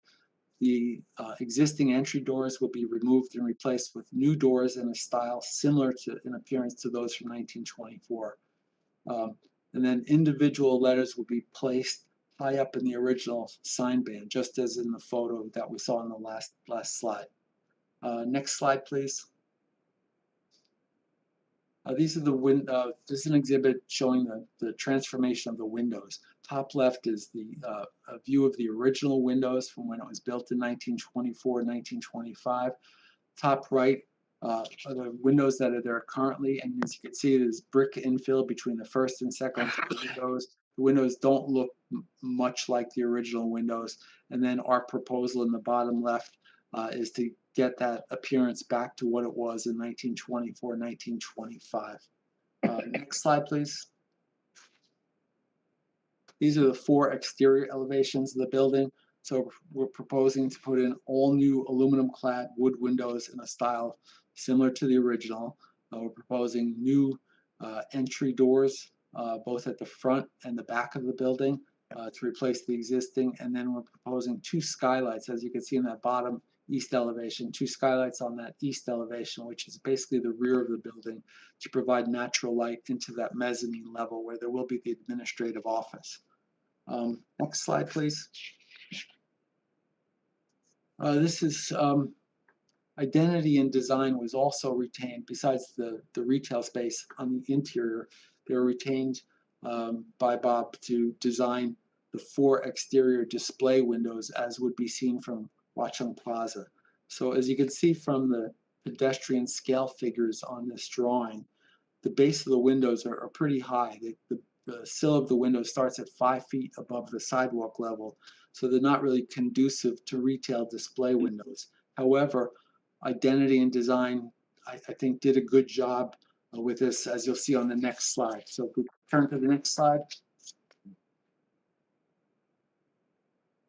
So this is the window display that was designed by Identity and Design. There are 4 large windows on the front Watchung Plaza facade. Each of these windows will have a bronze framed image with backlit projection. Each will be framed artwork, basically a 3D display within the interior window sills or on the window ledges on the interior. The display will only be on the lower 2/5 of the bottom sashes. So you can see this, if you count up 5 on the lower windows or the lower sashes, only the bottom 2 sashes will have this window display so as not to block natural light from entering the interior. And then from left to right is north to south. The windows will be within, first one will be within a consulting room. Window number 2 will be within a consulting room. Window 3 will be within the actual reception retail space. And number 4 will also be in a consulting room. And each of the windows will have a theme. Window number 1 will have the theme of building history and finds. And the finds refers to artifacts that are found within this building. And so far, Bob and his artist in residence, Charlie Spademan, have been finding things within the building that will be on display in window number 1. Number 2 will be a display about feeding tools. There are different feeding tools that will be sold within this space and used within the therapy spaces within the building. Window number 3 will be education/books, and these will be books that will be available for purchase from Watchung Booksellers, the neighbor right across Fairfield Street. And then window number 4 will be a display of children's artwork. So as I said, this was laid out by Identity and Design. I think they did a good job in meeting the problem we always have with converting a bank into a new use. Next slide, slide 21. This is signage. We're not going to take several hours on this. We're going to do this in 2 minutes. The signage for this building, number 1 is that we're proposing the 12-inch high individual letters, as you can see in the top right, within the original sign band, spelling out the words the National. There will be tenant identification signs, and there'll be 1 above the front double doors and 1 above the rear doors. So the tenant identification sign, as you can see, it'll be a vinyl board with applied graphics. And then the other sign that will be used will be business projecting signs, or blade signs, as we typically call them. There'll be 1 at the southwest corner of the building, which is facing closer to Watchung Plaza, and then 1 at the southeast corner, closer to the parking lot behind the building on Fairfield Street. Each will have a maximum projection of 2 feet. There'll be a maximum height of 6 feet tall, and the center of the blade signs will be 11 feet above the sidewalk level. Next slide, please. Slide 22. This is what the exterior lighting looks like now on this building. It's not, it's basically for safety. It's not very dramatic. Doesn't really do a nice job of illuminating the details of the building. So we go to slide 23, please. So slide 23, the applicant retained a lighting designer to design new lighting and select all of the light fixtures. The fixtures were selected and placed to aesthetically highlight elements of the existing facade. So if we go to the next slide, slide 24. Slide 24 shows the areas to be highlighted around the building. And this is the same lighting designer who's worked with Bob and the team on the previous banks to highlight different elements of the facade without overdoing it. So slide number 25. Next slide. Slide 25 basically indicates the light fixtures that were selected. So on the top left shows each of the fixtures that were selected. They're basically meant not to be visible, to sort of blend in with the building facade. And then the light fixture schedule is on the top right to show each of the brand and model numbers of the lights. And then the bottom right was a diagram of the spread of the lighting in plan view and it's hard to read on this, but the foot candle levels are shown on this plan from the light fixtures. Next slide, please. This is the streetscape view, and the township requires that a streetscape view be shown so as to put the building in context with its surroundings. And on the top left, you can see the view from Watchung Plaza with the one-story building directly to the north of this subject property. So the building to the left or north is 19 Watchung Plaza with the 2 restaurants and currently the physical therapy business. The view on the bottom is the view from Fairfield Street.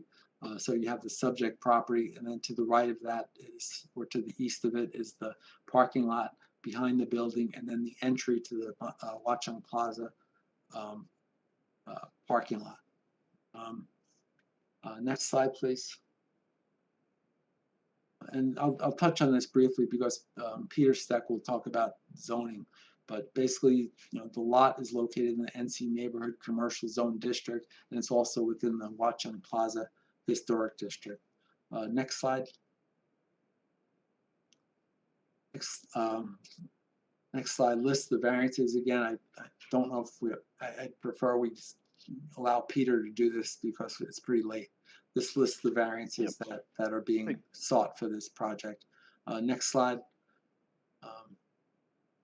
This is the planning considerations. This is from the planning department memo. We've conformed to each of these. The first was that the parking area is visually prominent, unattractive. Additional landscaping should be added. And my comment in bold is that we revise the plans to address this comment. Number 2 is that a landscape plan must be submitted. So the plans were revised to add a landscape plan. Third one was that the applicant should provide details on how the 28 space parking deficiency will be addressed. Our traffic expert, Betsy Dolan, will address this in detail. And then the applicant should address how the first floor uses will be managed so that the windows remain open, not covered. And I addressed this when I described the work that Identity and Design did to meet this requirement to keep the windows open, but providing a retail look to the first floor windows. Next slide, please.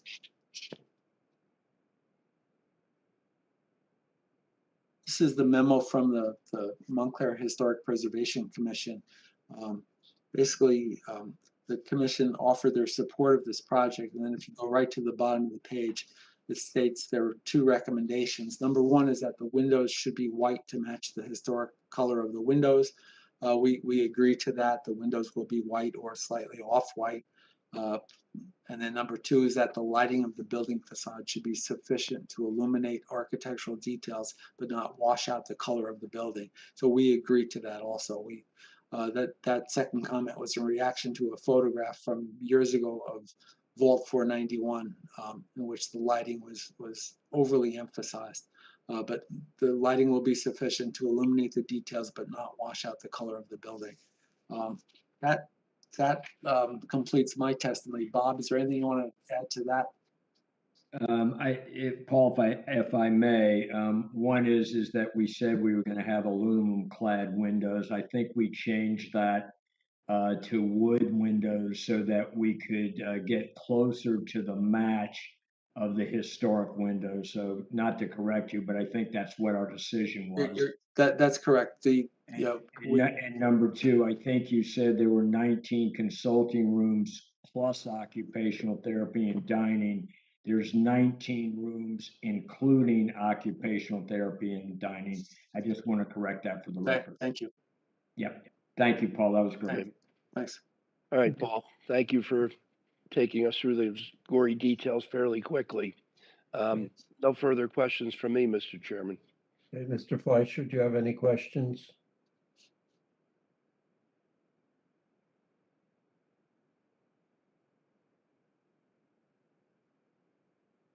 Oops.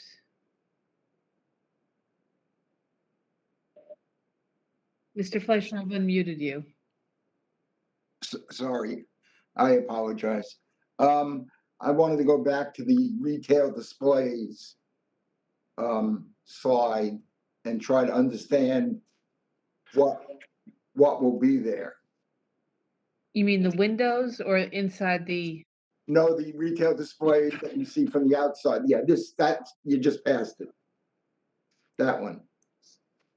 Paul, can you clarify how are these video screens? Are these are fixed display frame elements? Paul, do you mind if I hop in? Oh, please, Bob. Yeah.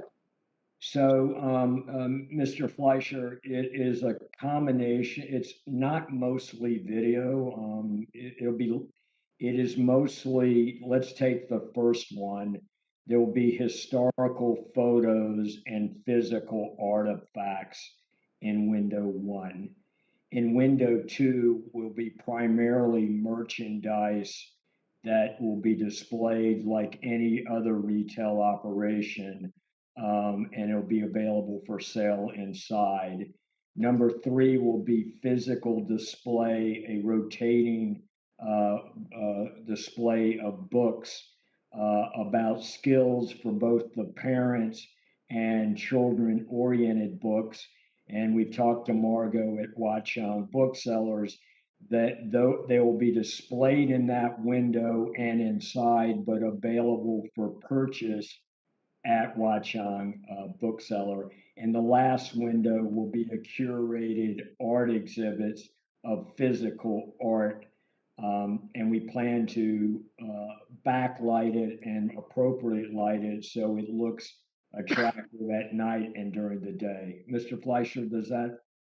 Yeah, it does. I mean, I still have the question about whether these are going to be changing images. I mean, that's the question I'm asking. They're certainly above head height. So the ability to see the specific books or anything else is sort of, okay, I get it.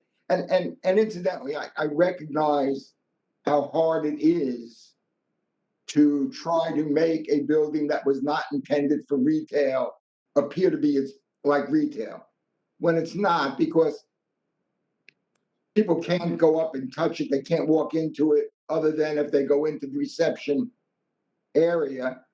And my other problem with the reception area, and there's nothing wrong with it, it is what it is the fact that in a building that's taking care of people with needs and concerns, the only access from a handicap perspective is in the back parking lot somewhere, which is really far away from the reception area in terms of the internal path. So what I'm concerned about is we've always been very careful about how these displays appear and how much lighting is coming out of those displays. And when those lights go off, or do they stay on all night? I'm trying to get some sense as to what, is this going to be I mean, even in the stores, basically, their lights are out at night, but I'm just trying to understand what it is. I understand it's trying to overcome the need for quote unquote having retail because it's in a neighborhood commercial zone. So I understand that's a piece of it. I'm wondering whether or not ultimately it fulfills that function in a meaningful way. So that's why I'm trying to find out whether if this was a real estate agency putting pictures up of houses on there, we wouldn't feel too good about it. So the question then is, how bright is it? When is it on? When does it go off? Is it like a light box? And how close to the glass is it? Is it set back a foot or so from the glass? That's what I'm not understanding. I'm looking for the details in this case of exactly what is intended and how bright this is gonna be, because what I don't think we want, and you've begun to sort of explain it, I don't think we want these to be 3 or 4 animated screens that are constantly changing and flashing. I don't think that's what's intended. That's what I'm trying to clarify, what it is and what it isn't. So, Mr. Fleischer, I 100% agree with you. It's not meant to be garish. It's not meant to look like a changing TV screen. Think of it as a box that are set back a bit from the window, and I'm not sure we actually have the exact setback, that are lit, during the evening hours to say like 10 p.m. With changing displays, mostly physical objects, and with some multimedia behind it that will enhance those objects. But it will be curated by professional artists and retail, storefront designers. And I agree with you. One, we were trying to accomplish two things. One, to make it visually exciting from the sidewalk, albeit that frankly, I would not be able to see it if I was up against it because it's 5 feet above the sidewalk. So we had that challenge. But another thing we were trying to accomplish is to keep the first floor open. And this also provides privacy for the therapist and their patients behind these boxes. I'd like to address one other thing, Mr. Fleischer, it is not much of a distance, and we can go back to the first floor layout, from the entrance in the rear to the reception. It's probably. I know the distance. I understand the scale of the distance. I just meant that it's a building intended to serve people with needs, and they have to essentially sort of come in through the back parking lot and through the ramp off the sidewalk. And it seems, and there is no great solution to that. Yeah. I'm not sure you can get the ramps in on Watchung Avenue, but it seems like a backdoor entry for people who might have needs that include physical needs that are impacting issues of speech or hearing or other things that are going on inside. So that is true, but having experience for the last 5 years with Montclair Speech in our buildings, most of her clients' patients will be able to come through the front door. I mean, the vast majority. Are the spaces in the back? Again, I'm not sure who I'm asking. Are the spaces in the back intended for the use of the patients? I understand you're getting spaces in various places. Can I assume that your staff will be asked to park in those other more distant places? And these spaces will primarily be intended for people who are coming for services at the building? So I would say that the handicap is certainly for the patients, and certain of the 11 spots, 10 remaining after the handicap, will be a combination of staff and client. Can we blow up the parking? Because I'm not sure I even quite fully understand which the handicap. So the handicap is on the far south, and it would, yes, thank you, Right James. there, number 1. Okay. So on the far south end, that's the handicap, and it has its own entry as opposed, all the other parking spaces are essentially being entered from the entry into the Watchung public lot. And then someone has to know somehow to make the left turn into those spaces to use them. The odd question I have is, how would anybody who's coming to this building know that the one handicap space that's available is the one off of a different driveway unrelated to the entry driveway? And aside from the fact that it then adds a new curb cut in a sense to the street specifically for the handicap space. And I'm trying to figure out how that gets identified as the single handicap space on the site, as opposed to being one of the spaces that you enter from within the driveway that most people would take to get into these parking spaces. And so unless you have a sign that says handicap parking, turn right over here in this separate driveway, I'm not sure how a person coming here would necessarily know that that's the space. So that's a question of whether or not there are other alternatives. I assume that handicap space is also the space that is being used to remove all the trash and everything else, because it essentially faces the trash removal area. Is that correct? Correct. So, and one, so that's a series of questions. I'm bothered, in fact, by the handicap space being that one, as opposed to maybe the first one off the street, but inside the lot, because I think people, even the people that have parked historically in the parking lot behind the bank, have always come in through the Watchung Plaza roadway. They come in off the street. I mean, I love this because there's never going to be double parked cars in front of the ATM machines that used to block up Fairfield altogether, with people stopping for 5 minutes to get out and use the ATM machine. But I'm concerned about the spotting of that space as not being really part of the parking area, but literally having its own driveway, and I don't know how that gets identified. Janice, could you go back to slide number 4, please? So we could discuss this.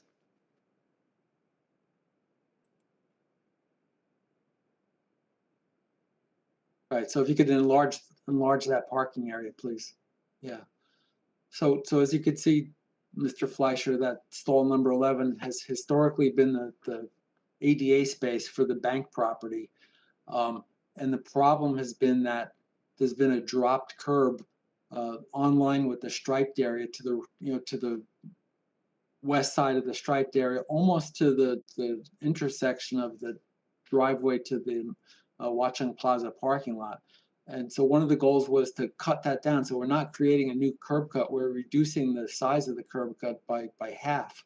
And then putting in the brick pavers, between the public sidewalk and the street curb to make it look nicer. And it seems that historically this has been used as the ADA space, and people recognized it because there was the blue striping, I believe, on the parking lot for the ADA access aisle, and then there was the logo painted on the space. We're trying to hide these spaces by putting the evergreens, so it might be difficult to see this handicap space from someone looking for it from Fairfield Street. But we're putting in those evergreens to hide the side of the parking stalls that are coming in perpendicular from the entrance drive. I understand. I understand all the issues you're facing. Right. But I think for the handicap space to be the one that sort of drives face first into the garbage removal area, that literally needs a separate curb cut to function, is not, in my opinion, the best way to handle it. And I don't know that there's a better solution. Right. But I'd rather see it, and it's hard to read the spaces.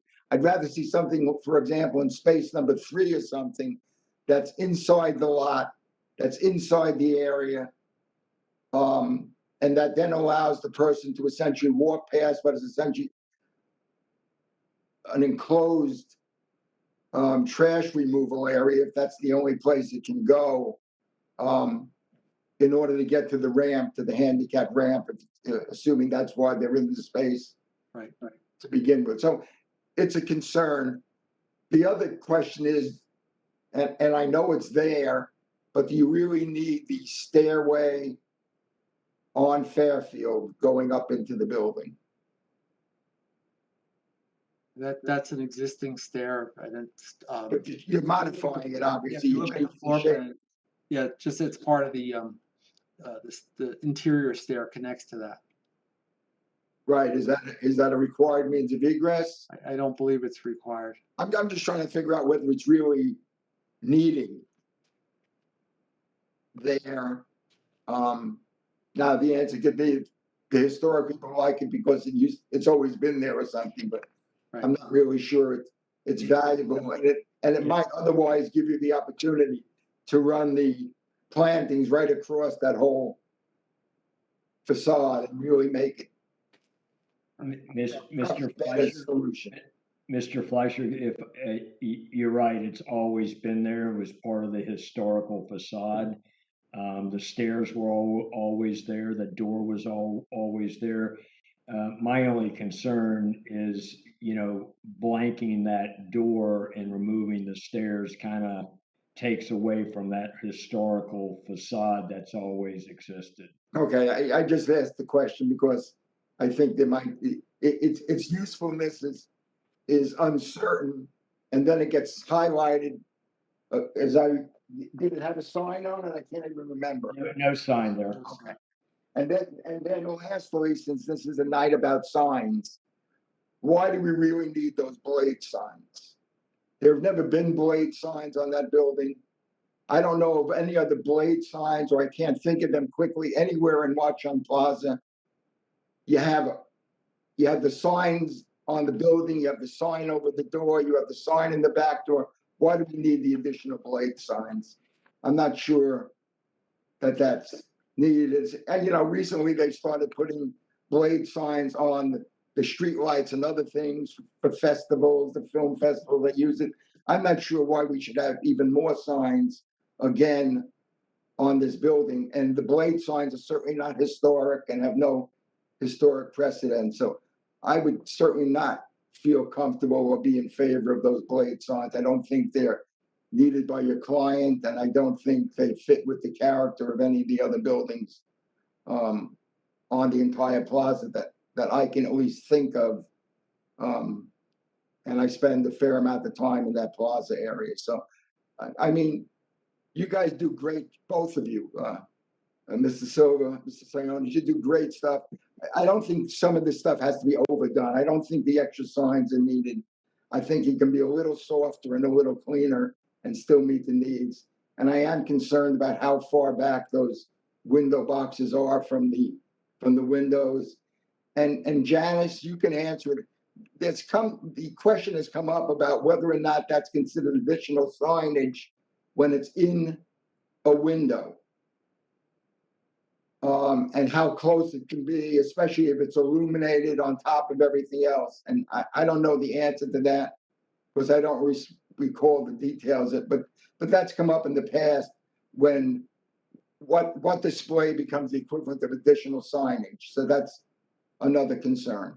Yeah, right. We haven't been handling that as additional signage when you have a window display like a retail store.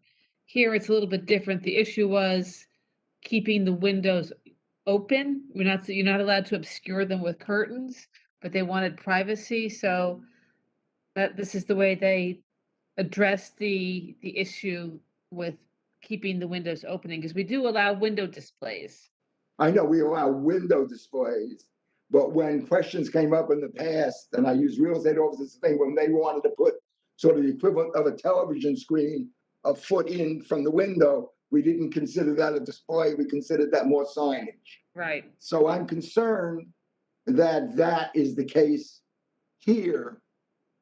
And I understand the reason. I understand the need for the privacy in the consult rooms. I understand that.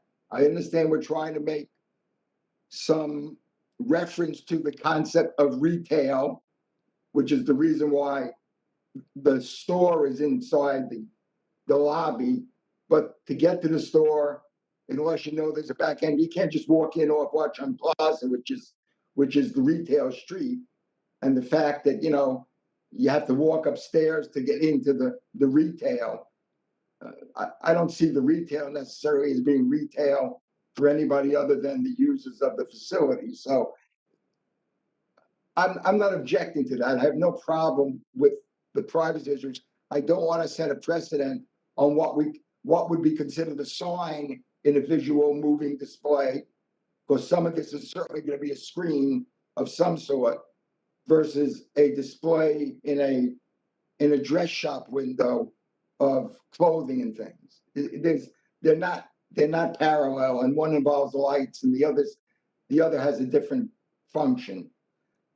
So those are my thoughts on it. Those are my questions.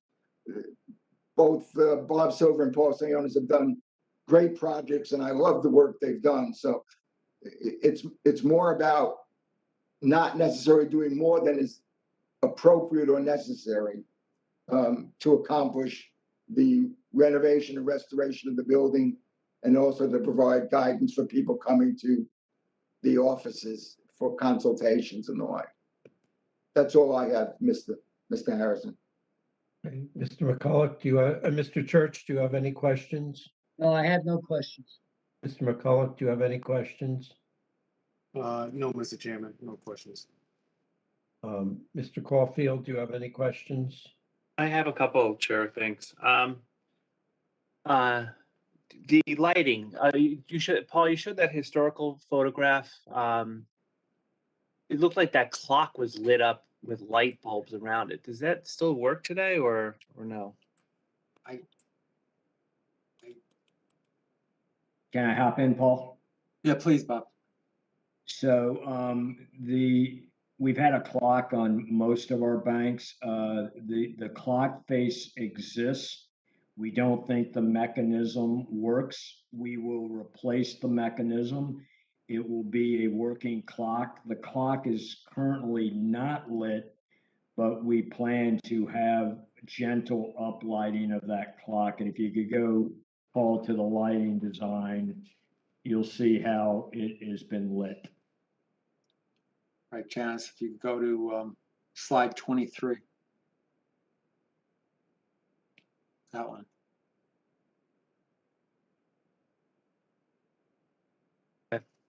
I like the other one, but that's perfectly fine. The landscaping, it is one of the ugliest parking lots I know of. I don't think we need to beautify it, to be honest with you, especially the parking. I could see the along that street to kind of put some landscaping to block stuff, but the stuff on the other side of that, I mean, it is one of the ugliest parking lots. I don't think we necessarily need to think to beautify it. I like your idea of getting the bookstore involved. That's kind of important. Paul, can you tell me on something? The NC neighborhood, the commercial, correct? Yes. That allows banks and medical offices, correct? In those areas? Well, if we go to slide 28, Janice, so again, I was going to leave this for Peter, but if you look at the top, I'm not going to go into too big. They're permitted. I'm sorry, they're permitted uses, but not on the first floor. Isn't this kind of a unique building in the sense that the first floor and the reality of this is that it's elevated up? It's not necessarily your traditional ground floor of like open the doors and you go right in that. Right. Do you see that as well or no? I do. Yes. Okay. That's all I have. Thanks. Okay. Thank you. Mr. Vieira, do you have any questions? Yes, Mr. Chairman.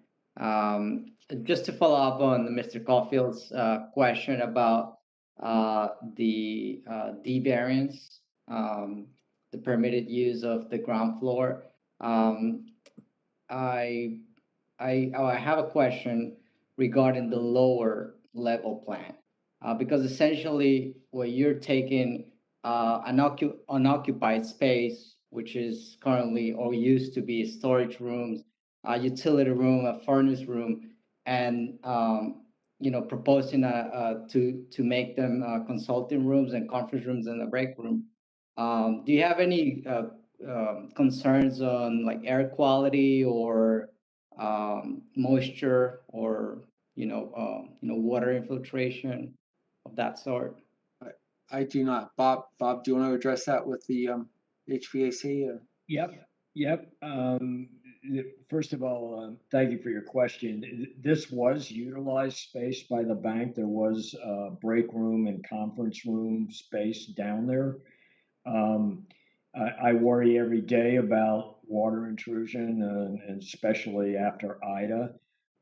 We will take a lot of care to make sure I don't have water intrusion. And then the HVAC, we have this cases in several of our buildings, and we'll have state-of-the-art HVAC that will provide dehumidification, humidification, and I'm not, and fresh air, frankly. We always provide exchanges of fresh air, and we have a engineer and a HVAC contractor that will be addressing that. So I have no worries. Thank you. That's all. Okay. I want to go back to what Mr. Fleischer was saying, and I think more I want to ask you to think over the next half hour or whatever before we vote on it as to the window displays. There's not a lot of detail as to what they're going to be, how far they're going to be set back, the frequency they'll be changed, to how they'll be lit. I, you know, I, I've had to do this for clients, and I've gotten annoyed at a board wanting to get too far into the weeds as to what we were doing and how frequently they were going to change and that kind of thing. But I just don't have a sense of what I'm going to see after you're approved and they're up and running, whether that's going to be what I'm envisioning and whether I'm going to be comfortable with what that is. I mean, you're doing this for two purposes. One, to screen so taller people can't look in the windows and see the consulting going on, and two, to try and address concerns this board has had about keeping some semblance of retail on the street frontage. And, I think because of the nature of this building, as Mr. Caulfield said, it's not a building you expect retail. So, a lot of the conditions we've done, but I need a better sense, and I don't want to say, dictate exactly what and say it has to be 2 feet or 5 feet, or, a particular, say we want to change so often. I think some of them might not change much at all. Others, I'm assuming the children's artwork, you're going to change that periodically. But if you could, if you have an immediate answer, feel free to give it. But otherwise, I don't want to be stuck with something I'm not going to like, but I don't want to over dictate what you can do with the windows. So I appreciate that, and I will tell you that number one will be fairly fixed because that's historical, and it will be very interesting in the artifacts that we found in this building, and I think that's pretty exciting. And it will not be multimedia. That will be fixed objects that will be lit. The same is about number four. That will be a rotating, and we have galleries in every one of our building. I have a curator on staff, and that will change 3 times a year and have different artists being represented in that. And then 2 and 3 are really your very traditional storefront retail that will window dress that will be changed 3 to 4 times a year as merchandise change, and that will be lit. I'm happy to provide any details. I'm happy to put any conditions on what you get comfortable on those boxes. And yes, have we fleshed out every detail? No, we have not yet. And so I'm happy that you put any condition on that.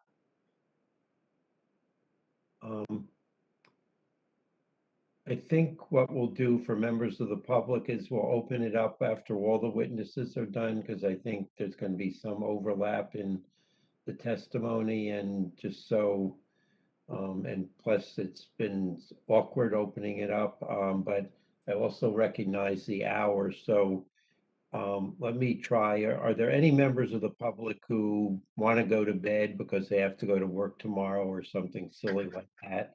And would like to either have questions or say something about the application at this point? I don't think we have much of the public here at this point, but just so let me open up now and then I'll open up one time once the testimony's over. All right, members of the public, I've unmuted you, so this is your opportunity to let us know how you want to proceed.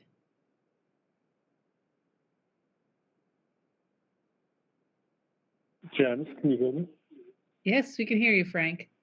Okay, I'm having a time with Mr. WebEx. Rabaki, would so you I'm raise just your using right the hand? dial. Mr. Rabaki, would you raise your right hand? Mr. Rabaki, would you raise your right hand? Do you swear to tell the truth in the matter pending before the board? Yes, I'm State just your saying, name and address, please. okay, Frank Rabaki, 398 Upper Mountain Avenue, Montclair. I was just saying I didn't have a problem staying with this meeting until later.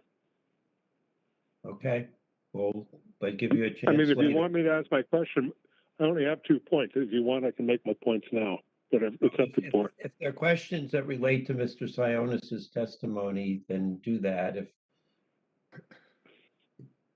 Yes, well, the biggest question I have that relates to Mr. Sionis is really the 3 feet of public sidewalk that he's using to landscape. And I'm just trying to understand how that works. Does he have a right? I mean, does he have some kind of right of way to it? I mean, how did that get incorporated into his design?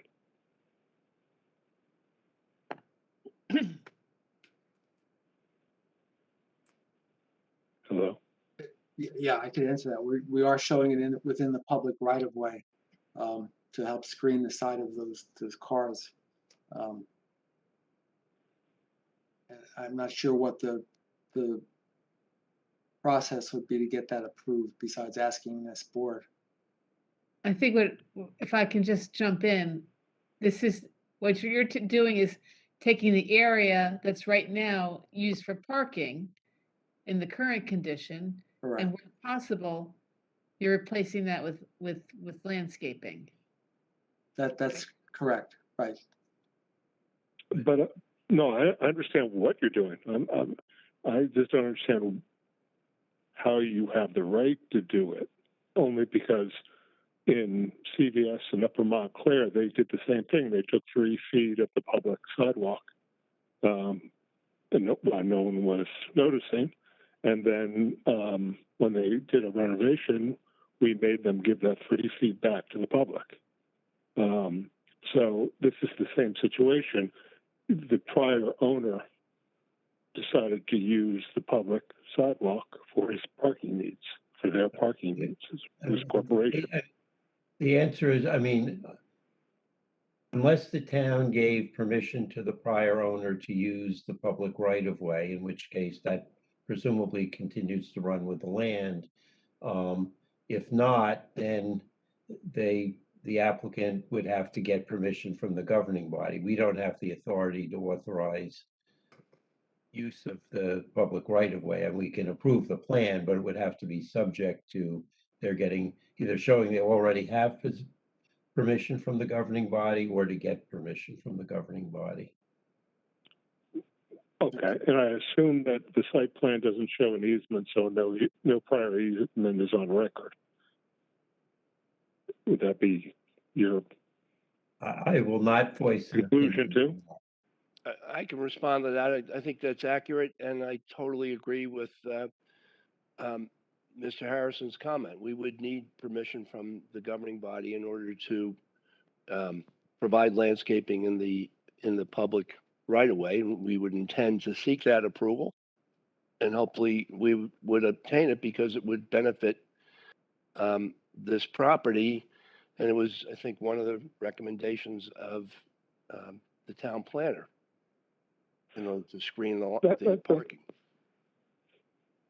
But the benefit, as I understand it, the presentation is Mr. Sionis designed it that way so that he could have an additional parking space or two to fill a need of 35 spaces. So if the trade-off is a parking space, and and you're going to hear testimony about how much available parking lot, which I don't dispute. To be honest with you, I don't dispute much about this application. The one thing I do dispute is that we are trading the public realm for a parking space. And the planning and the zoning board is by approving the plan would be sending a signal to the township that they think that in the positives and the negatives that this is an overall positive. So then the second point I would make is it necessary? Is there an alternative? As Mr. Fleischer pointed out, that the configuration is not a strong configuration. And on top of that, Mr. Sionis, you've introduced, the question to Mr. Sionis now is, you've introduced a board-on-board fence and a metal corrugated roof to a secondary structure there, to accessory structure, next to a historic colonial revival building. I'm not following the architectural logic of that. And then saying, no, but the planting would be a better idea. Why couldn't we just put a 1-foot fence along the property line, board on board, fix the corrugated roof on the shed, and make it consistent, have it relate to each other? Right now, you have so many things back there that don't relate. You got bollards, you got electrical charging stations, you got the doors of the refuse site actually running into the bollards. You can't even open them fully because of the configuration. So it's a bad configuration, and it seems like it's the wrong materials, or there's inconsistencies in the materials. Why can't we use a board-on-board fence? If you think board-on-board is appropriate, why can't we use a board-on-board fence instead of taking public realm to put in some plants?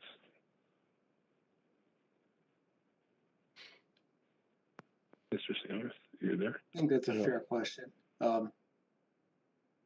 Whether the board on board is appropriate for the trash enclosure or should it be a different material. I prefer to keep the planting where it's shown to take the place of the paving that the bank put in for the extra parking spaces. We're not gaining a space. We're actually reducing the size of our spaces to keep them within this property. The bank actually encroached into the public right of way with the parking. Where they encroached, we're replacing that encroachment with the landscaping.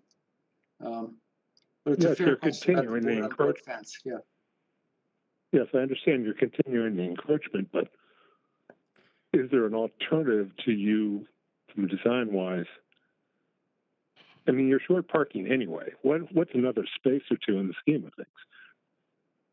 Is there another? Did you consider an alternative of where you did not use the public right away, or is there a way to make this work, reasonably work, without putting a parking burden further down the street or anything like that, where we don't have to continue the encroachment of the public right away?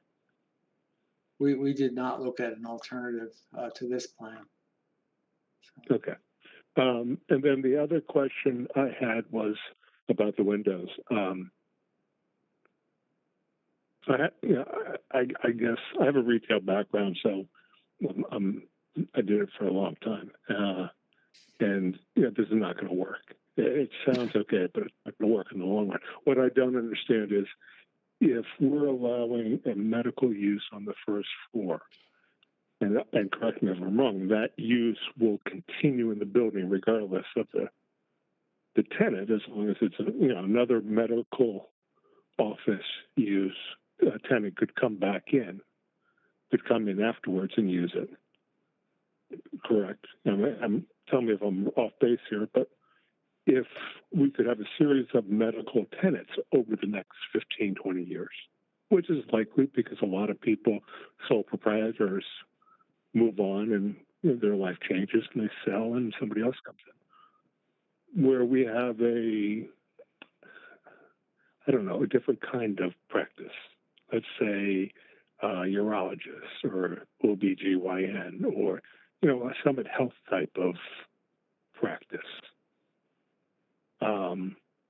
Are we fooling ourselves and trying to make it look like a retail thing? Would your preference, if the board and the HPC did not make this point, was just to go with some form of attractive window covering so we could have the privacy, lose the attempt to try to make it what it's not, and actually enhance the architectural features of the windows in the building now that you're switching it to wood?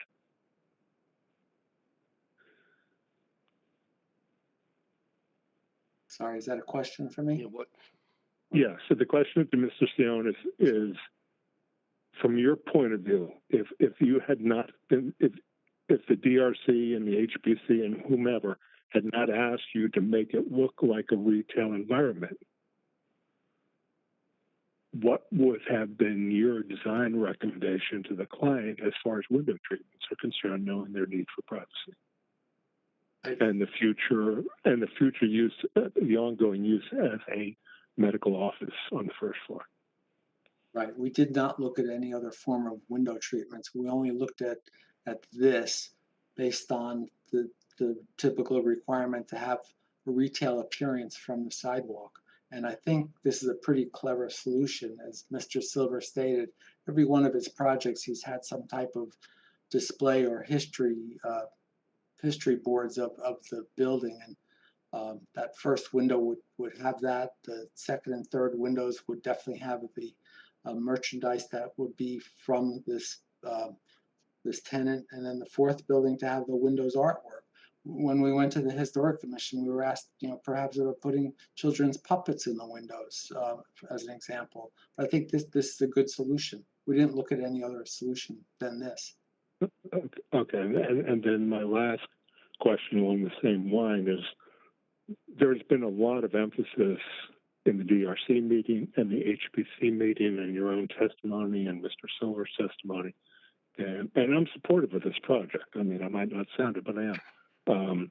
But the unique window configuration of this building, the design of this building is truly interesting. And my concern is, the windows are, I think, the essential element to this design. Certainly, since you're changing the doorway, the windows are this essential element to the design, and their verticality. And I think that was a lot of the feedback that you're not. There was more of a horizontal nature to the building. The design was kind of compressing the building height from the appearance point of view, and you agreed to change the windows and respect more of the original design.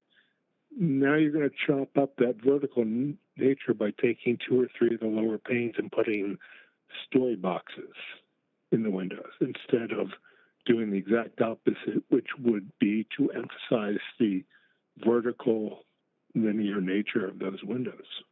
I mean, I don't know if it's dramatic drapes, but I'm not a designer and I'm not going to design for you, but don't, from an architectural, from the design point of view, aren't you fighting the windows with the light boxes?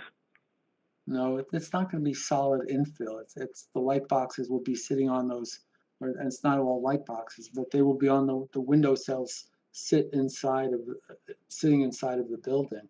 It will not be blocking the glass, will not be infilling the glass. Okay. So okay, thank you. I appreciate set behind the glass.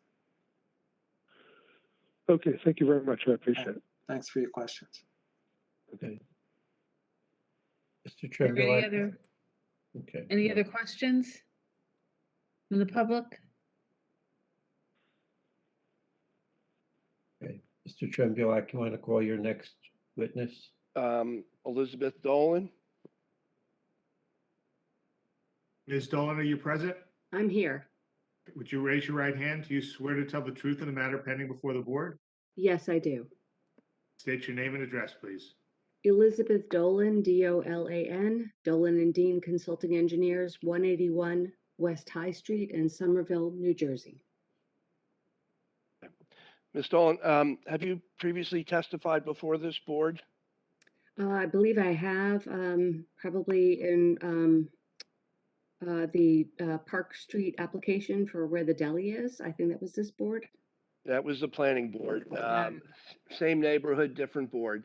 Why don't you just provide a brief summary of your educational background and your professional qualifications? Sure. I have a Bachelor of Science degree in Civil Engineering from Rutgers. I'm a licensed professional engineer registered in New Jersey, New York, Pennsylvania, and Delaware. I've practiced traffic engineering for 35 years and have been accepted as a witness in over 250 municipalities throughout New Jersey, Montclair Planning Board. I think I've been before the zoning board here, and I've also reviewed applications with regard to traffic, parking, and DOT aspects on behalf of planning and zoning boards throughout New Jersey. Mr. Chairman, we're offering Ms. Dolan as an expert in the field of traffic engineering. Okay, we accept her. Thank you. All right, Ms. Dolan, was your firm hired to perform parking availability counts for this application? Yes, we were. Okay, and were you the individual who had overall responsibility for that work? Yes. Okay, all right. Maybe you can start by just discussing the parking requirements for the proposed use and the number of spaces, to be provided by the applicant, and then go into a discussion as to the shortfall and the availability of public parking in the area. I can do that, yes. Okay. Mr. Silver set up my testimony by explaining that 39 spaces are required. We have 11 on site. We get a 4 credit for the EV charging spaces. So we've got a 24 space deficit. However, we've reduced that deficit to 9 spaces by acquiring 10 spaces in the transit lot, which is currently underutilized and has plenty of available parking, and also the 5 spaces that Mr. Silver testified to at 260 Park Street. So we've gone from a 39 space requirement to a 9 space deficit. And as Mr. Silver pointed out, we've improved the deficit over the prior use, but that's a separate issue. We need to defend a 9 space deficit. Our firm was engaged in August, and we began a series of parking accumulation counts in the surrounding area along Watchung Plaza, in the transit lot, on Fairfield Street between Watchung Plaza and North Fullerton Avenue, in the Fairfield lot, and also that Watchung Avenue lot sort of in the northwest corner of Park and Watchung. And so what we found on average was that there were 38 metered spaces available. At any one time, there was a minimum of 21 metered spaces available, and that's within reasonable walking distance to the subject property. So those are the metered spaces, and then we found about 72 permit spaces available on average. So there's certainly an abundance of parking in the area to support the deficit. And the other thing that should be mentioned, and not necessarily specific to the proposed user, but in general, the parking demand ratios that we see in many ordinances, including this one, we've got a requirement of 1 space for 150 square feet, which requires 36 for the medical office space. But if we look at the latest manual, parking generation manual from the Institute of Transportation Engineers, the medical demand is more like 13 spaces. So the actual parking demands have decreased over time. And this is consistent with research that our firm has performed and our colleagues throughout New Jersey have performed at medical and dental offices. The parking demands are not as high as the ordinance requirements would indicate. So from our assessment of the parking available on the streets and in the parking lots nearby, as well as recognition of a New Jersey transit study that indicated that 47% of rail commuters expect to not continue their ridership once the pandemic is over. And I don't know where we really are in this, but this study was from a few months ago. But I think all of us can recognize that our commuting patterns have changed. And we know people who are not going back to offices or are not going back to offices 5 days a week. So that availability of transit and only taking 10 spaces in that transit lot, I don't think that's going to be a negative impact to the transit lot. And certainly it's a benefit for this applicant.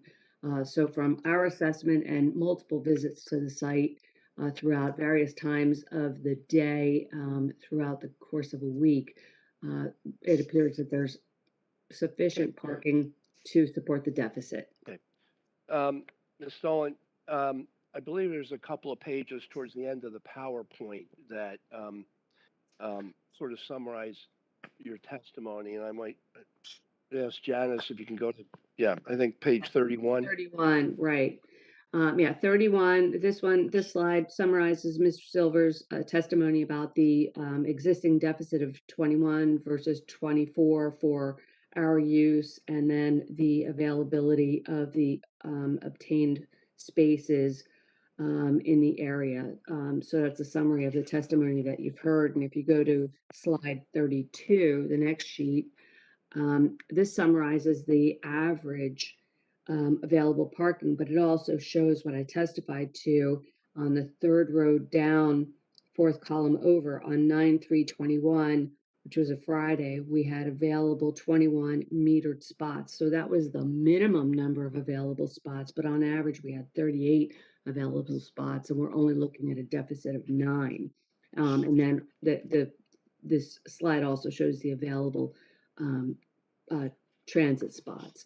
And then if we go to slide 33, this summarizes the parking needs of the use and also the summary of the NJ Transit study that I talked about a few minutes ago. So I think we've looked at a lot of different parking indices, available parking in the area, the actual demands of the user of this facility, and the trends that we're seeing based on the results of COVID-19, as well as the ITE updated parking demands for actual medical office space. So all of that, from my perspective, leads me to conclude that there's going to be ample parking to support the needs of this use for the renovation of the bank.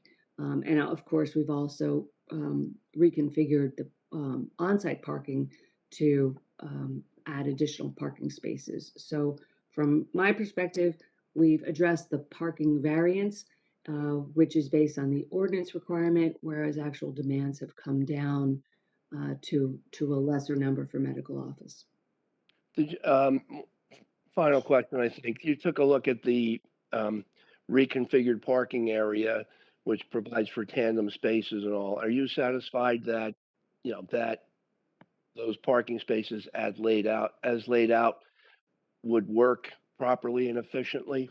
They will be, and particularly considering that this is a single user. And so everyone's familiar with each other's work habits and how the parking works. We've got a small office building and it's the same type of thing. People are in and out. It's a low turnover activity. So I'm comfortable with the layout, particularly considering the specifics of the intended occupant of this building. Okay. Thank you. No further questions. Mr. Fleischer, do you have any questions? Yeah, can we go back to slide 7? 7.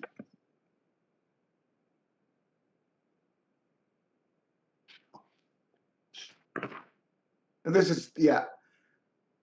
I'm looking at slide 7, which clearly must have been taken somewhat before the pandemic.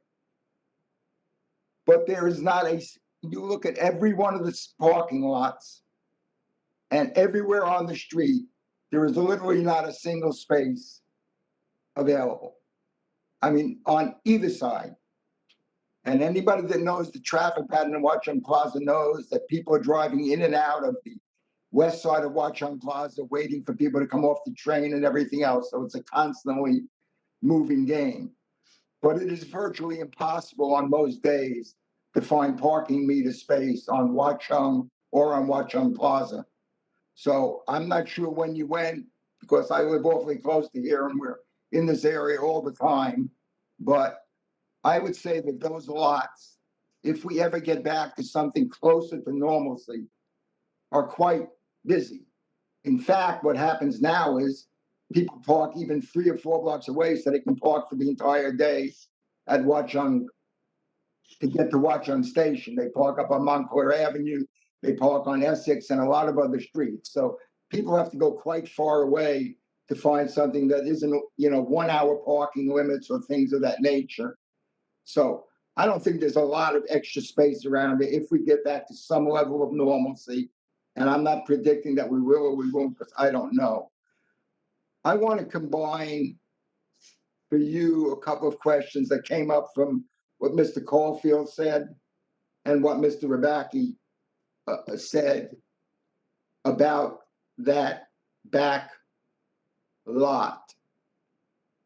I don't think we should be authorizing the giving away of the public sidewalk space, regardless of the fact that that was space that was taken previously. I want to know if your overall perception changes, if this back lot, if, for example, Mr. Caulfield suggested maybe we don't need all those trees planted at the north end of the parking lot, which would give us another 5 or 6 feet, 4 or 5 feet of space, so that everything could, I would say, shift to the north in this parking lot and return the sidewalk to the public domain and still provide for some planting space. So that's the first question. If we lost 1 or 2 spaces from this lot, I don't believe that you would say that that changes your overall perspective on the suitability of this site to meet the needs of this facility. That's a question.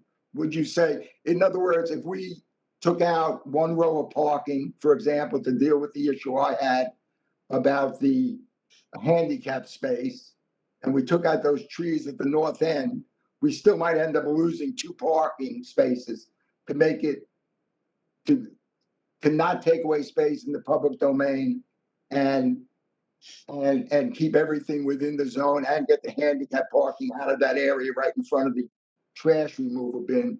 You wouldn't say that that would change your perspective on this being an appropriate site with sufficient parking in or around the site, would you?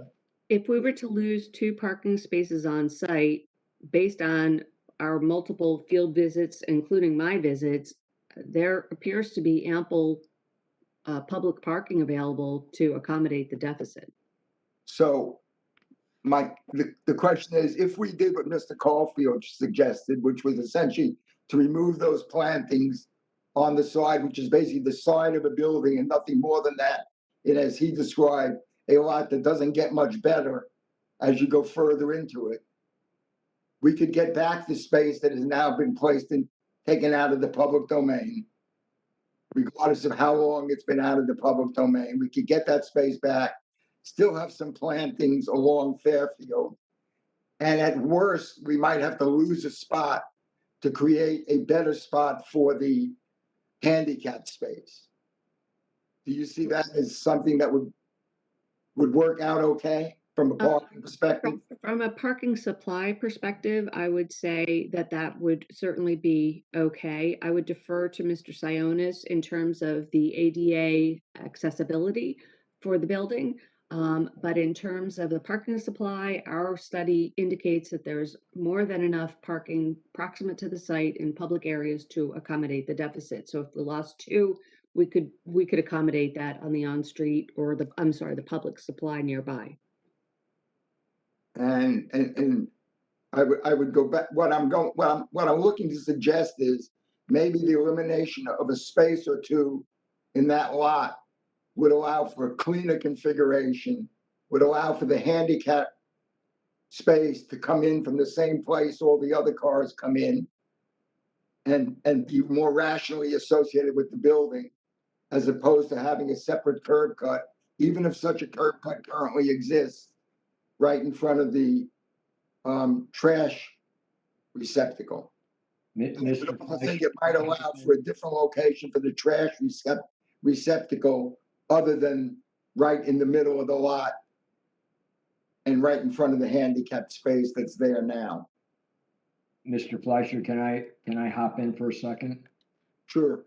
Yes, I think we could lose 2 spots. That doesn't trouble me. And, we thought it was public good to, provide plantings on town right away.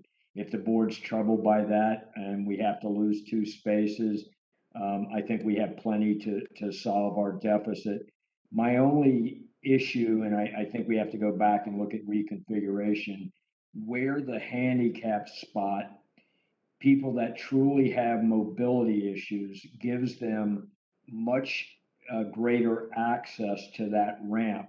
If we do move it to the eastern part, as you suggest, it's a much further way that someone has to travel either with mobility difficulties. And that's why I like it where it's at. Let me just clarify so there's no misunderstanding is what I was saying. The plantings I'm talking about taking out are the ones further into the lot at the extreme north end of the lot. I understand that. I don't think they benefit everybody. That automatically provides the ability to pull the parking lot further to the north, which would still allow for planting along Fairfield to shield. And then if you use that first or second space in from the entry driveway as the handicap, they'd have equal access to the ramp, so that you don't lose anything at the ramp. You don't lose the closeness of the accessibility. You literally have the handicap space essentially right in behind the plantings on Fairfield, which has equally good access to the handicap ramp. So I don't think you lose anything by it. Net, if you reconfigure it, you may end up with 1 or 2 less spaces, but with a cleaner, better design for both Fairfield Street and for the handicap space, because I'm very uncomfortable with the handicap space where it is, with a second driveway curb cut, regardless of what the history is, right next to the curb cut going into and out of the Watchung parking lot. So I'd like at least like that to be considered as an alternative arrangement, even if it meant losing 1 or 2 spaces in the lot. That was the only question I had on the parking. Mr. Church, do you have any questions? No questions. Mr. McCulloch, do you have any questions? I'm not so sure if I have questions as much as I have perhaps a couple of comments. I, for one, like the idea of trying to beautify that parking lot area, because I do think that the area behind that building is rather unattractive. And I don't spend a lot of time up there, but certainly over the years that I've been in this community, have just found that to not be a very pleasant area to necessarily be in. So the attempt to beautify it, I think, is a good thing. I'm also very much aware that there is a lot. The traffic patterns in that area, it can be rather intense. So it clearly is a lot of movement, a lot of cars going in and out, people parking short term and moving along.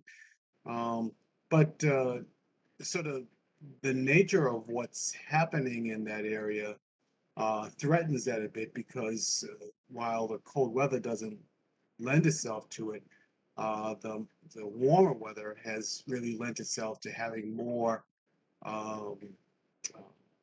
sidewalk dining and people wanting to linger and spend time and the bookstore. And I mean, if you're having, you know, the displays in the windows are encouraging people to go across the street to the bookstore, spend time there, then it potentially creates a problem of the parking lot itself, of clients that have come in and perhaps seize upon the opportunity to spend a little extra time.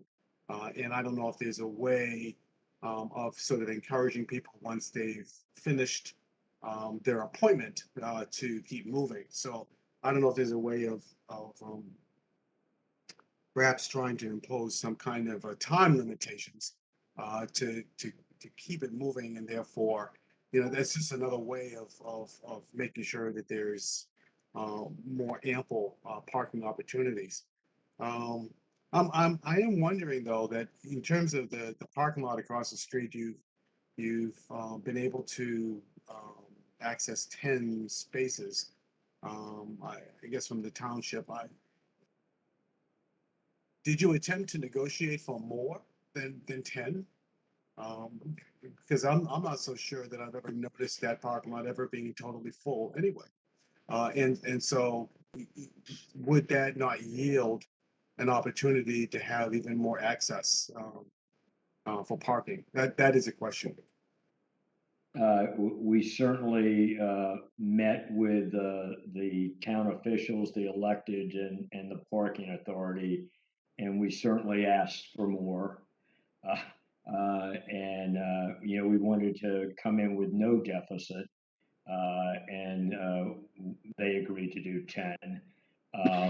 I do think that there will be a major parking change where more parking meter access in that transit lot because it really is underutilized. So that I think that will provide additional metered parking in the plaza. I'm very confident that will happen, and I think that's important.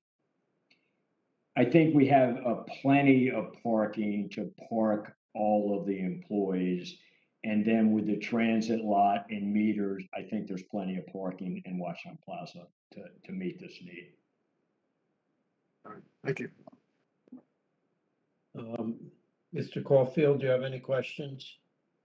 Just a couple, not too long. All the merchants that work in Watchung Plaza park their cars on Montclair Avenue, which is a bit of a walk. I'd recommend that your workers find that area to park in and try not to park in, I don't know, areas that are close here. Most of the parents that are going to be at this are going to be dropping their kids off and then going and doing errands or coming back and getting them.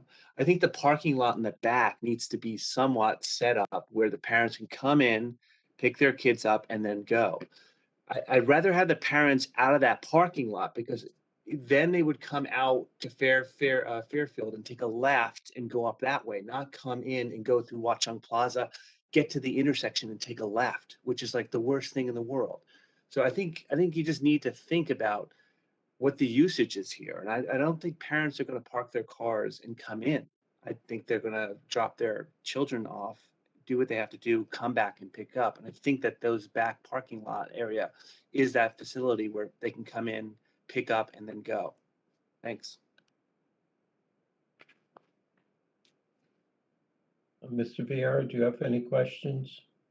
Yes, Mr. Chairman, very quickly, I do want to ask the traffic engineer clarification as far as the flow of the parking spots 6 through 11, because potentially parking spots 9, 10, and 11 can be blocked by 6, 7, and 8. So I just wanted to understand what the traffic flow will be. The intention was for those tandem spaces to be for the employees on site, because of that very reason. We wouldn't want parents to be blocked. So those deeper spaces would be for the low turnover employees on site. Okay, thank you. And then a very quick comment. I'm with Mr. Fletcher regarding the handicap space. It seems like it's a little bit awkward. It might help if we move it into like 2 or 3 But, you know, that's just a comment. Thank you. Let me follow up on that, and then I'll also do a philosophical discussion versus asking questions. I guess it would seem to me to be better if you flip the handicap spaces, which indicate either spaces 2 or 3 as shown on the plans, and then move the trash enclosure up. And whether you, I mean, currently you're obviously planning to that be accessed not during business hours, because if there's a car in the handicap space, you won't be able to get to it. And either whether you keep it facing Fairfield and have that curb cut, or facing to the parking lot, and, you know, it's still, you know, it have to be accessed through parking spaces, but that's no different what you're showing. But then if you move it up, you could create another tandem space, that, you know, so you wouldn't actually lose a space. You know, have you considered that at all? I had not, but that would be something to discuss with Paul Sionis, who laid out the plan, and that's something I think we're agreeable to evaluating. Yeah, and I have a different view on the permit spaces, but I'm gonna simply, which partially agree, well, you know, I mean, the waiting list at the Watchung train station used to be months, and I had been told, but I've never verified it, that some people waited over a year to get spaces. I park in the Walnut, and a similar multi-month waiting period, but there were always spaces, and I always said it's the view the township should have, you know, yes, every now and again, it was hard to find a space, but rarely was that a case, and usually there were multiple spaces. I thought the town should give out more permits and not plan it for the day that everyone decides to take the train, because it just happens so infrequently. But that's a different discussion. But I think we're kind of stuck with the town agreed to give you 10 permit spaces, and whether that was a good decision when hopefully the world does return to normal, or they should have given you more. They decided 10 was the right number. You know, I guess my concern is what Mr. Fleischer said is, you know, my understanding is you did not do any studies on Saturdays. We did not, no. And my understanding from what Mr. Silver's testimony was that they will be open on Saturdays. And certainly my observation on Saturdays in Watchung Plaza is that parking spaces, metered spaces, are hard to come by, and there are a lot of people who are waiting for a car to pull out and pull in, and are driving around waiting for someone to do that. And you know, I'm not sure, you know, how the availability of the space is going to be. On the other hand, I tend to agree with you and what Mr. Caulfield was observing, that the parking demand is not going to be what the ordinance dictates. I I am a little nervous on Saturdays as to an expectation that, you know, I think your numbers, you know, the irony and one of the frustrations about the permit spaces is the town does not make them available on weekends, and given there's no train service except at the Bay Street station on weekends, there's a lot of wasted parking, and that's not something this applicant can solve. But do you have any thoughts about whether there'll be a problem on Saturdays with finding parking? Well, I can certainly agree with you that I don't understand the lack of availability in that lot on weekends when there's less commuting activity. But I tend to find that weekday afternoons and evenings are a busier time period of concentration of activity versus midday Saturday. So I would expect the findings to be the same for midday Saturday as what we looked at throughout the course of a week, particularly during the later afternoon period. Mr. Harrison, can I hop in for a second? So the staffing, the hours are significantly modified. They're really 8 to around 1. And it's a quarter of the staff that's in weekdays. So it's much less demand and much less hours and much less staffing. And I feel very confident that the town will provide Saturday parking fairly soon in that transit lot, which I think will solve your issue. Been hoping they'd do that for literally decades. Yeah, I know. But it's not just in Watchung, it's in Upper Montclair as well, that parking is at a premium on weekends and you're sitting there with an empty lot. Okay.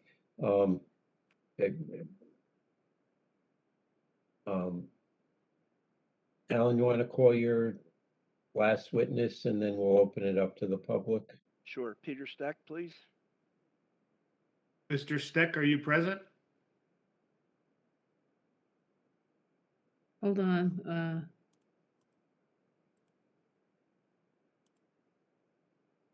Mr. Steck, you should be unmuted. Can you hear me? Yes. Oh, we can, multiple times. Mr. Steck, would you raise your right hand? Do you swear to tell the truth in the matter pending before the board?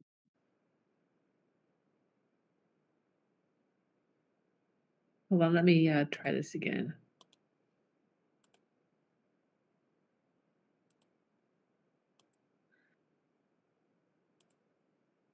Okay, Peter? Peter, I've unmuted you.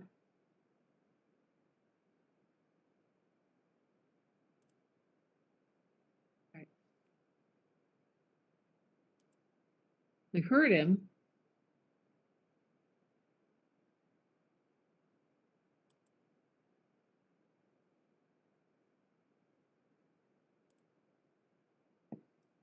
Peter?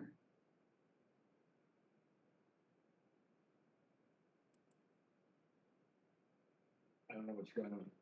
Peter, I can hear you now. Peter? Janice, he would like to phone in. Is there a number he can phone into? Yes, he can.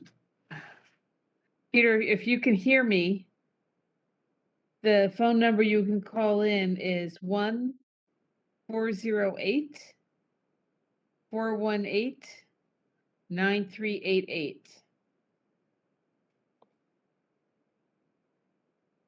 And the access code is 2332-096-2376.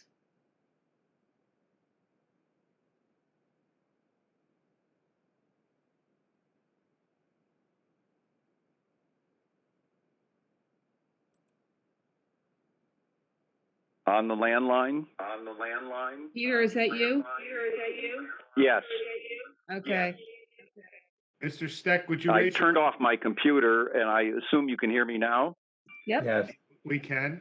Mr. Steck, would you raise Thank your you. right hand? Do you swear to tell the truth in the matter pending before the board? I do. State your name and address, please.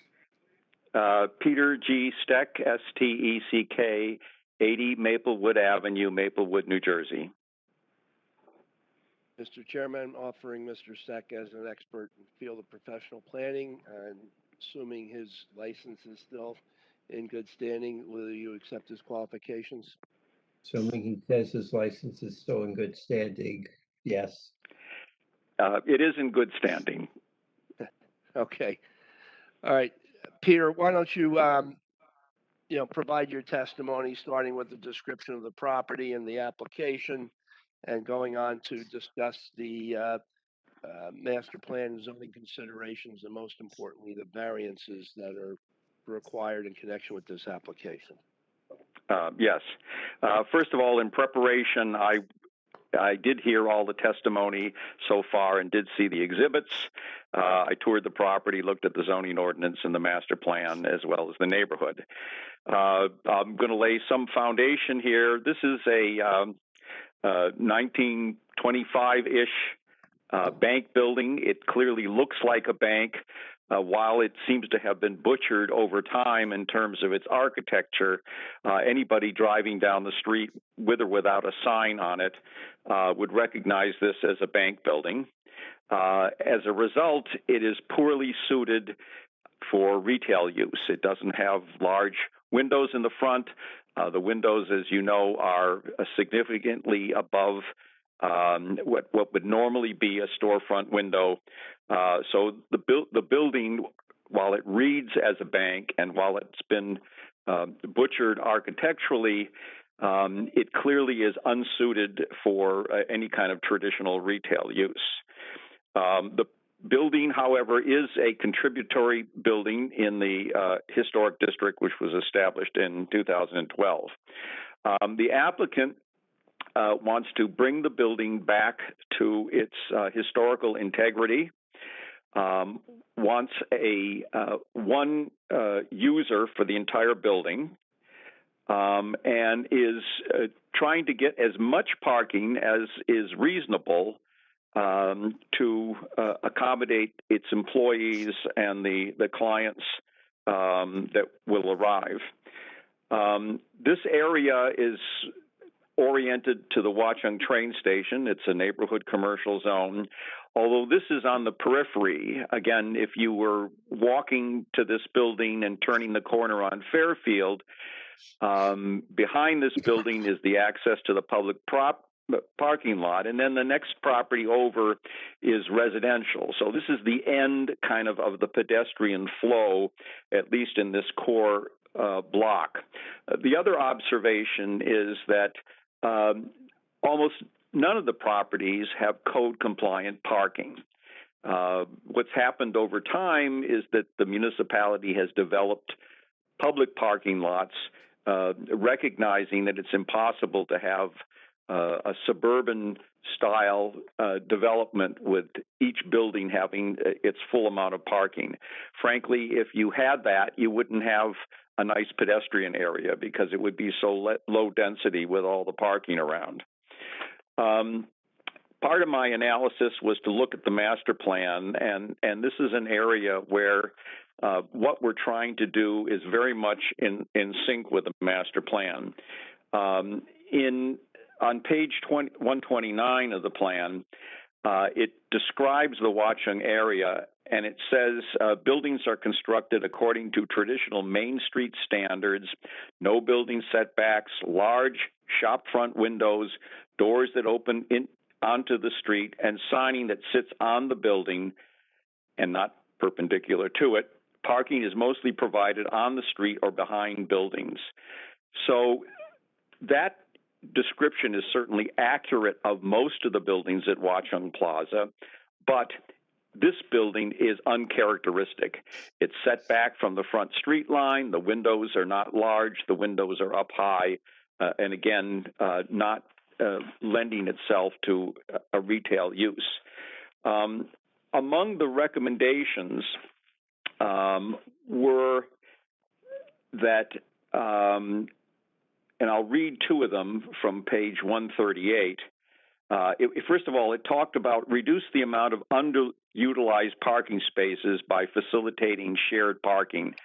That kind of dovetails with the recent comment that why don't you open up the public lots on Friday, and because there aren't commuters. But the next policy statement is a recommendation: decrease the cost of development by reducing the overall number of spaces needed. So there's a recognition that few, if any, properties comply with the code. To try to enforce the code compliant amount of spaces discourages development in the area. And then, in fact, the recommendation number 3 is increase opportunities for development on smaller lots by eliminating the need to provide on-site parking. So while we're all trying to struggle with meeting the code compliant amount of parking, the master plan, in its wisdom, recognized that this is a pedestrian area and that virtually no one can supply sufficient parking on the site. And at least from the master plan point of view, the public policy is comfortable with not straining too much to try to put code compliant parking on each lot. So this is in the NC zone. It does not permit offices, professional offices, medical offices, or banks on the first floor. That suggests that no one in town likes banks, because I don't know of a bank that's on the second floor and not on the first floor. But in any event, the reason we need a D1 or Medici case variance is that we're proposing office use, and in this case generally classified as medical office use, on the ground floor of the building. Now, this is not a situation where we're putting a use in the NC zone that isn't permitted. It's just that we're doing it on the first floor rather than confining it to the second or higher floors. So that's the D variance that gives the Board of Adjustment jurisdiction. That's why we need 5 affirmative votes to approve this site plan with variances. There are other variances that are needed. There's the issue of having insufficient parking on site. And again, the applicant took that seriously, trying to design the site to have as much parking on as possible. I happen to endorse the idea that perhaps losing one space, but a redesign may make the parking more usable rather than just concentrating on the number of spaces. So I think there is some reasonable flexibility there, especially acknowledging the master plan philosophy that it's going to be impossible and impractical to have full parking on the site. There's an issue of setbacks of the parking areas and driveways. Again, there was, and that's why the applicant tried to put in landscaping. I note that there's nothing wrong about a private party using part of the public street for landscaping. That's what street trees are. We're responsible for planting them. We're responsible for maintaining them. It's like the grass strip in front of my house by the sidewalk. It is public property, but I'm responsible for planting it, and I'm responsible for maintaining it. The issue with me on the Fairfield Street sign is there enough room to continue pedestrian traffic? And there is. We're not blocking or interrupting things, but I do understand the comments that have been made that if the parking lot were shifted and eliminating one of the rows of landscaping, that would make it more comfortable, that the shrubs that we're providing, and again, if this was grass, I don't think anyone would have an issue that it's somehow encroaching or using public property for other purposes. But if it was shifted, in my opinion, it's certainly a little more comfortable to have something other than grass, such as low shrubs, along the Fairfield side. And that's one of the master plan goals, is to enhance the pedestrian experience, which is also an aesthetic experience. One of the issues is the signage on the property, and the focus is on the national that is put on the upper horizontal band. First of all, we're not advertising a product or a business. This is simply the name of the building, and that historically occurs in many older buildings architecturally. So number one, it's not the classic sign that's trying to get your attention. But number two, it really is integrated with the architecture. If you go, for example, to what used to be the police building, or it used to be the municipal building, and now the police building, emblazoned in the stonework is, Montclair Municipal Building. And again, it's historically done that people kind of name their buildings regardless of what the tenant is. So the sign that's proposed, yes, it's in the wrong location. It's not a pedestrian-oriented sign, but this is not a sign that references signs that reference the tenant are in a conforming location. The issue with the blade signs, and again, they're not typically found in necessarily actually blade signs are older signs, because in many older districts, especially in urbanized areas, you did have blade signs, you did have projecting signs. But the issue here is that we're fighting the image of a bank, someone not paying attention to this building. If they don't read the signs, they're going to think it's bank, because that's what it's going to look like. And the fact of having something like blade signs is simply another way to better communicate with the public that the occupant here is not a bank. We do need waivers from the dimensions and the tandem parking. As already discussed, our goal was to try to come as closely as possible to what the ordinance wanted, although if you recognize the master plan emphasis, the parking can be relaxed. So with that kind of a foundation, let me just run through what I think are the proofs that would allow this board to approve this application. Yes, this is a Medici standard, but it's not the classic Medici case where we're proposing commercial use in a residential zone. The issue here is that we're putting medical offices on the first floor rather than the upper floor. But still, we have to show that public purposes are advanced and there's particular suitability here. I think that those proofs are satisfied. There are a number of purposes of the municipal land use law, and I'll just give the letter of the purpose and a short comment. Purpose A talks about encouraging municipal action to guide the appropriate use or development of lands. As indicated, this is a use that, while it's an office use, has a lot of foot traffic that comes in and out. And that's why you like, through the ordinance, retail use on the first floor. It generates activity. And in this case, because there is a fair amount of activity, while it does have implications on parking, it clearly benefits the area by bringing people into this area that will stop and use the other goods and services. G talks about sufficient space in an appropriate location.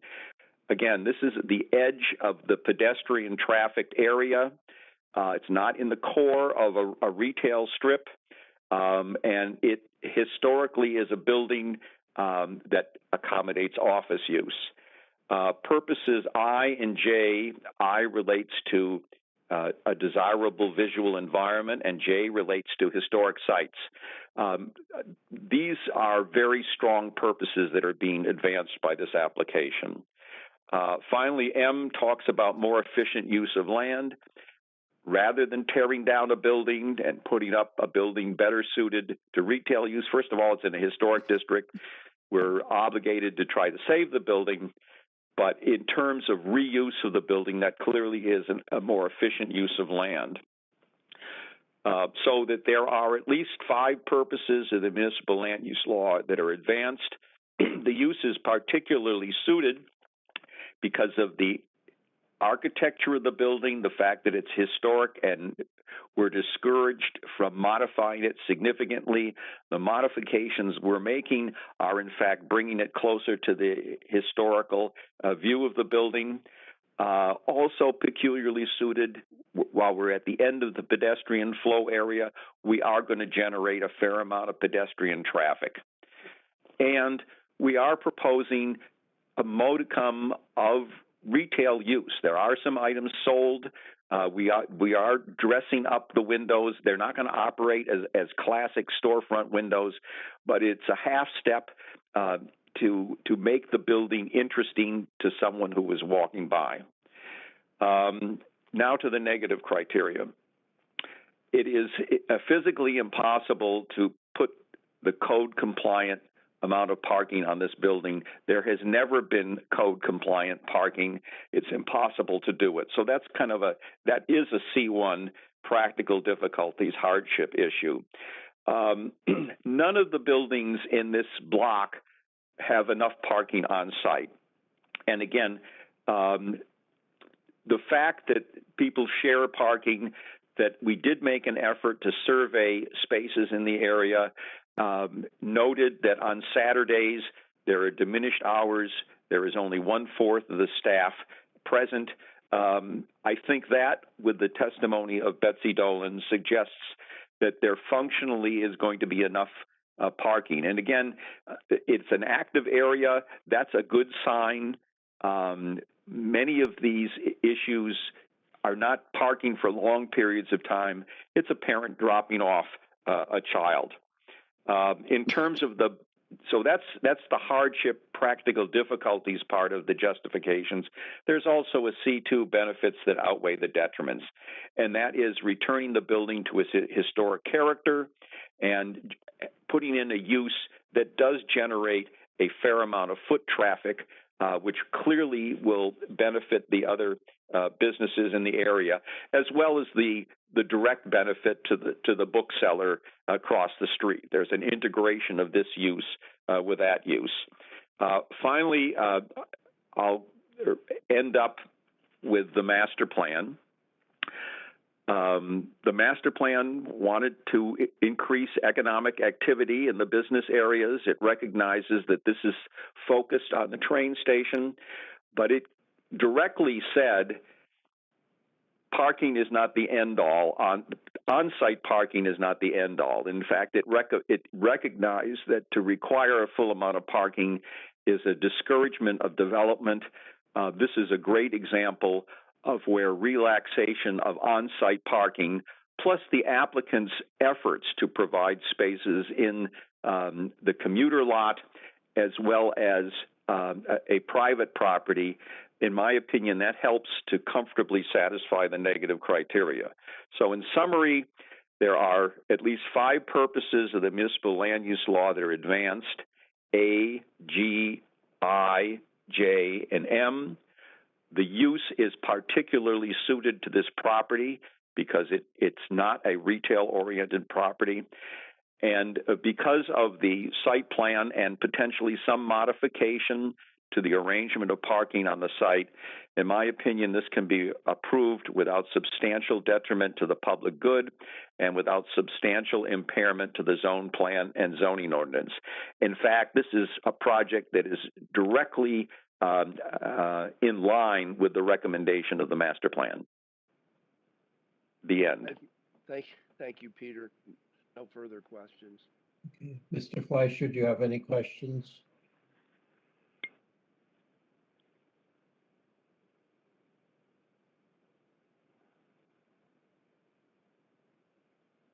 I do not have specific questions for Peter. Okay. Mr. Church, do you have any questions? I have no questions for the planner, no. Mr. McCulloch, do you have any questions? No questions. Mr. Caulfield, do you have any questions? Nope, not this time. Mr. Vieira, do you have any questions? No questions. I don't have any questions. Are there any members of the public who have questions for any of the witnesses? Any statements concerning the application testimony? If you have anything whatsoever to say or ask about the application, we're going to unmute everybody's microphones, which seems to be a very limited group of people at this point, and give you your opportunity to say whatever you have to say. Okay, Yes, I've unmuted it. Go ahead. Yes, this is Frank Wabacki, Mr. 398 Upper Mountain Mr. Ave. Rebecki, you're still under oath. Do you understand that? Yes, I do. Okay, proceed. Okay, great. To Mr. Steck, great presentation. I always love your presentations. Just a couple of things I take exception to or question. One, you talked about the setback location of the building, or the way the building was set back in the beginning of your remarks. And I was a little confused because I don't know if you've seen the survey. Have you seen the survey of the property? Yes, the site plan, again. No, the survey, not the site plan. Oh, Well, the survey, the site plan is based on the survey. I have seen the survey, yes. Okay. Only because the survey shows that basically the front entrance steps, the corner of the building where the blade sign, one of the blade sign projects, is in, it trespasses over into the public space. As I see the survey, it's part of the steps appear to encroach on the public right-of-way. I think there's a four-step riser to get to the front door, but the face of the building is back. It's not flush with the front property line on either street. Well, I would point to the southwest corner of the building, which is actually encroaching on the public right-of-way. And because it's what I don't know the architectural term when you cut off the corner of the building, but basically that encroaches there. My point is that the building is on top of the right of way, and further encroachment is my concern. So, but anyway, going to that further encroachment on Fairfield Street, you made several comments, repeated comments about the increased pedestrian activity that this building would generate, and for various reasons, both the patrons and the passerbys, and et cetera, et cetera, et cetera. The walkway, if the applicant were to be granted a right-of-way from the township to use that 3-foot area for a planting on Fairfield Street, that would only leave a little over 4 feet for an actual sidewalk. Which is a standard width of sidewalk. Well, it might be a standard width on Upper Mountain, my street. It might be standard in a residential zone. I would hardly think that is standard by anybody's standard, especially in an urban area. But anyway, I'm not going to argue with you on that. The point that I said that if when we were planting, if we were to do less than 4 feet there, that would clearly be a negative. But that's the end of the pedestrian flow. Yeah, and again, that's an excellent example. I mean, that's an excellent point. I thought that was an excellent point. The planning board didn't agree with you with 237 Lorraine, though, because they made that building appear to be retail, even though they put real estate on the first floor. Or the zoning board did it. I forget who did it. But anyway, I support this application. I just have a really, really hard time with your justification. And to that point, I would ask you if you're aware of the cafe license ordinance in the town.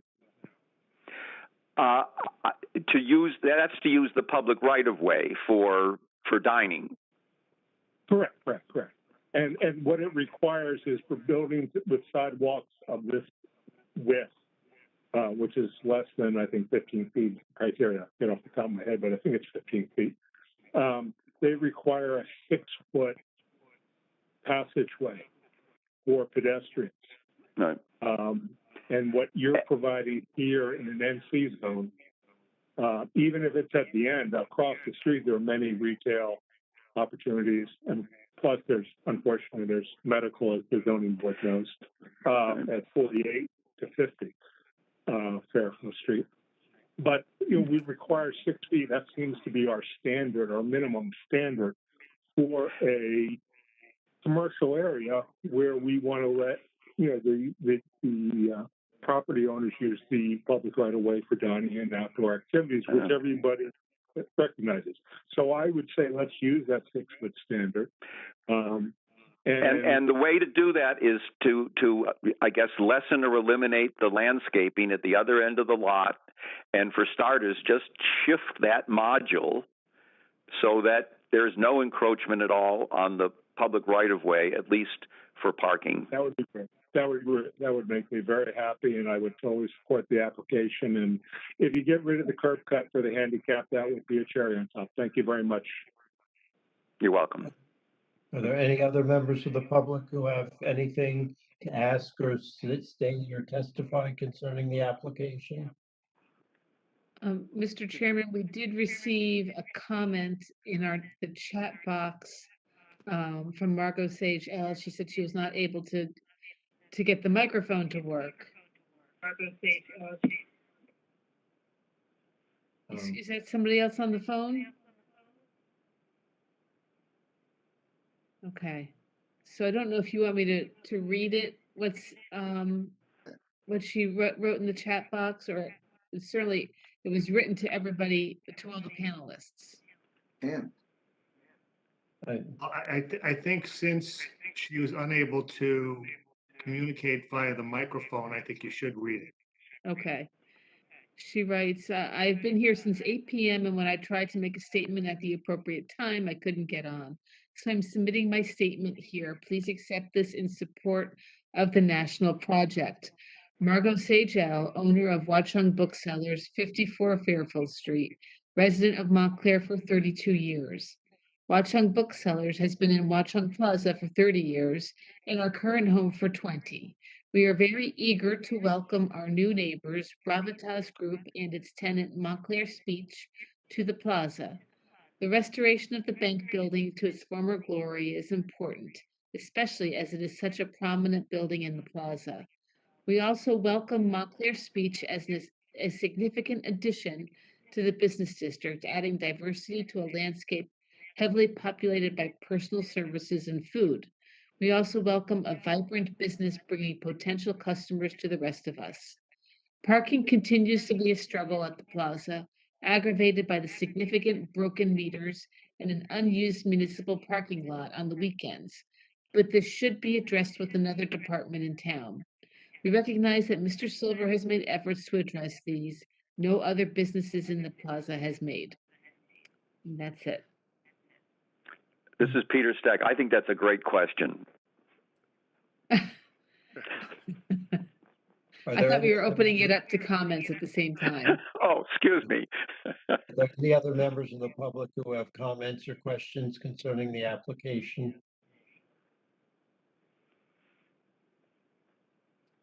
Okay, Mr. Trembulac, do you want to sum up?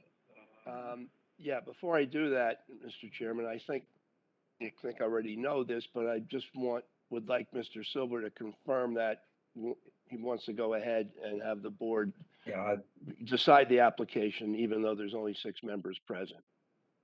Mr. Harrison, are you willing at this late hour to continue to vote on this case? We're so backlogged, other than, yes. Yes. I think we're gonna lose Alan, but let's go. And thank you for hanging in with us. I'm gonna express a concern. If we can't bifurcate this and separate out the site plan approval, then I think I have a very big problem with trying to do this right now.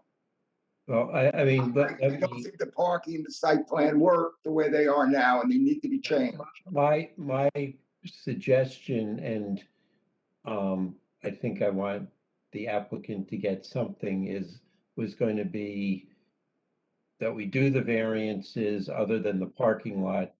The parking lot specific variances, we do the variance for the number of parking spaces. Though that may not work, but I'll think that through in the next week or two.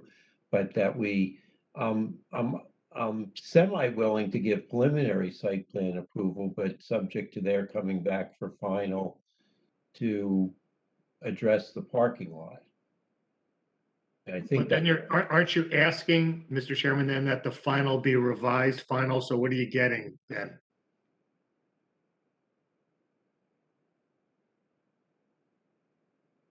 it would not be the first preliminary granted that had conditions that required revisions for final. Well, I leave that up to you. I have a suggestion that we deal with the use, which is the primary big issue, and then come back for a site plan approval.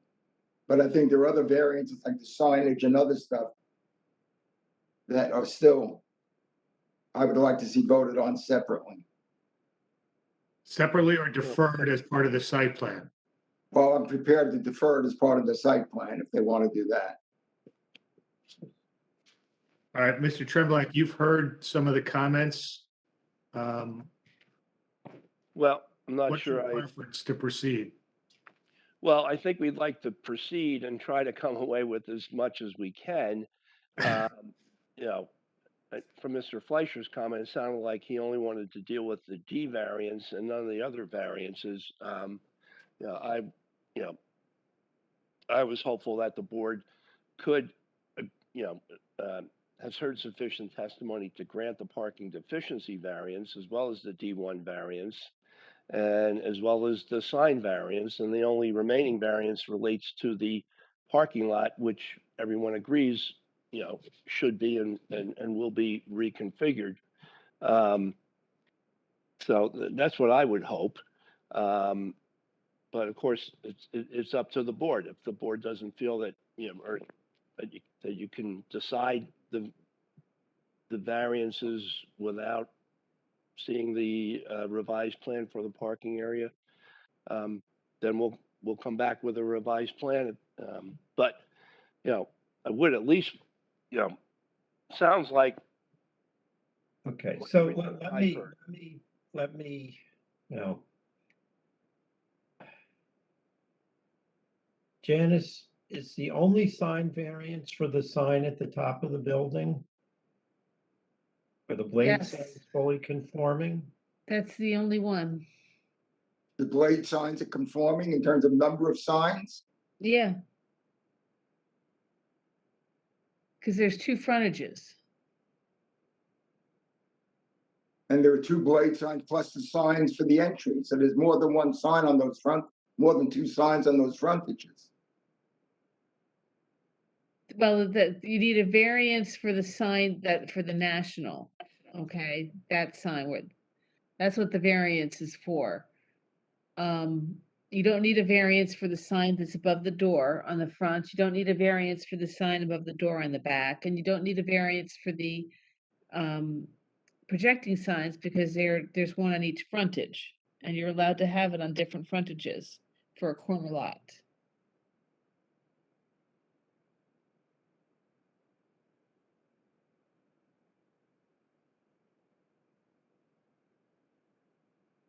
Okay.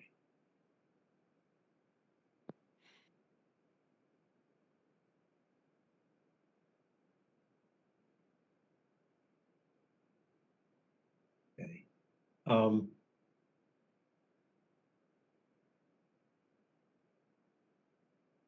Let's start off with, since, I mean, the immediate issue is, Mr. Silva, are you comfortable with our proceeding to vote on the use variance with only 6 members? Mr. Tremulak? Hey, you know, we need 5 out of 6 for that to be approved.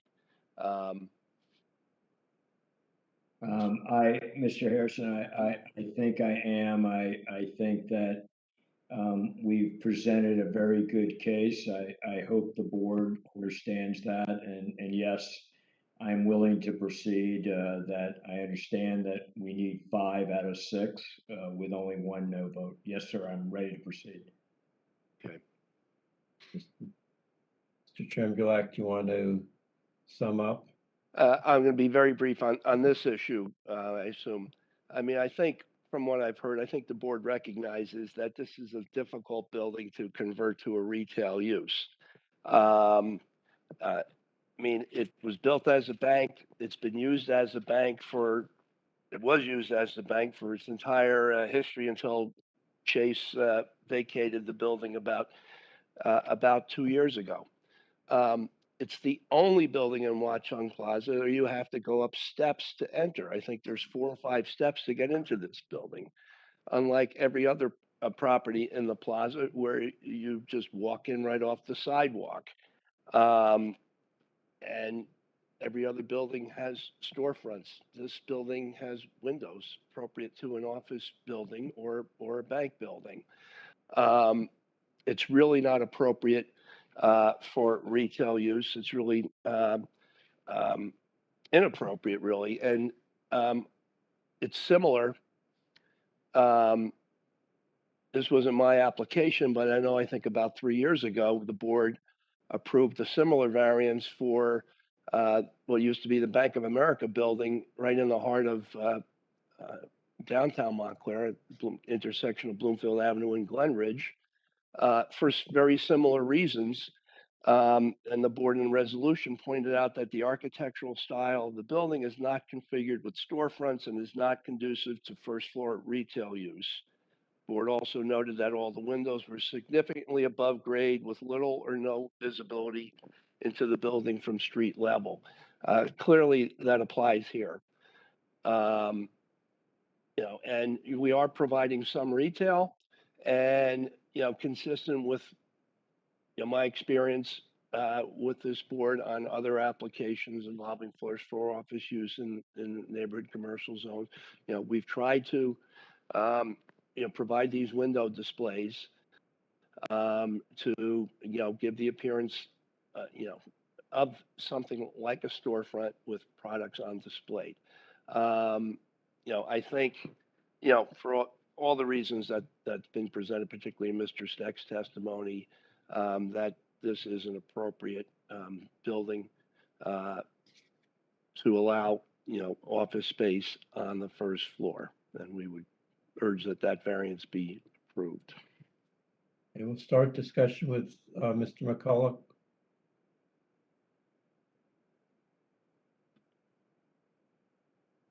I think I'd like to hear from the other members, but generally, in favor. Okay, Mr. Caulfield, I'm in favor of this. I see no issue with this use variance. As the counselor said, this is a building that it's elevated. It's not necessarily the ground floor. I'm perfectly fine with this. Thank you.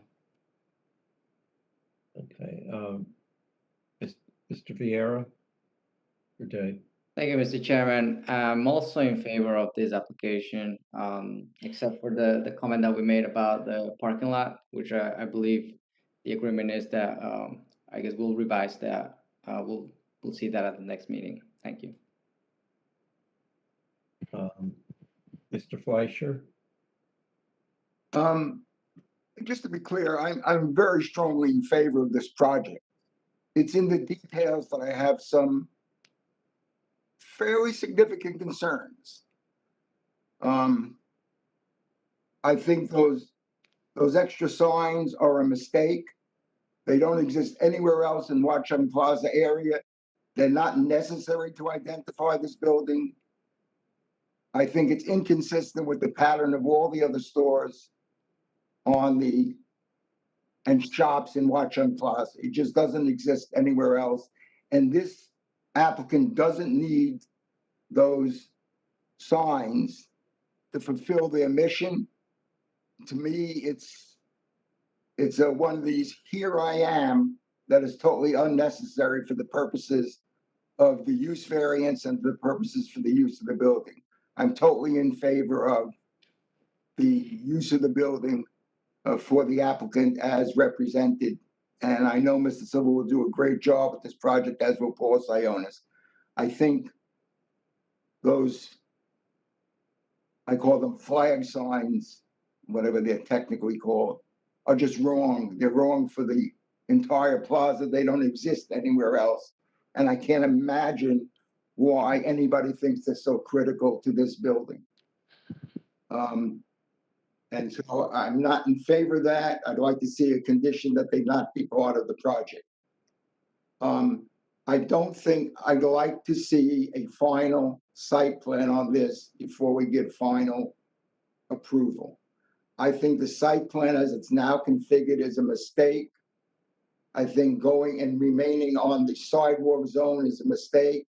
And I would like to see, I don't care if they lose 2 spaces or 3 spaces, because that's not the big context. The big context is, should it be sticking out that far simply for the sake of gaining 1 or 2 spaces? And I think that's a mistake.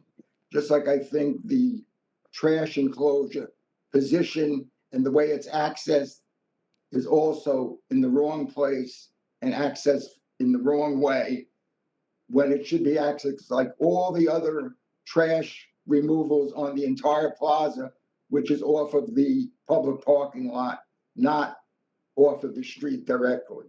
And this would be the only building that does it that way. And I don't think that should be done in this case. So I think that back lot needs to be reworked. So I'm totally in favor of the D variance, the use variance. I have no problem with that.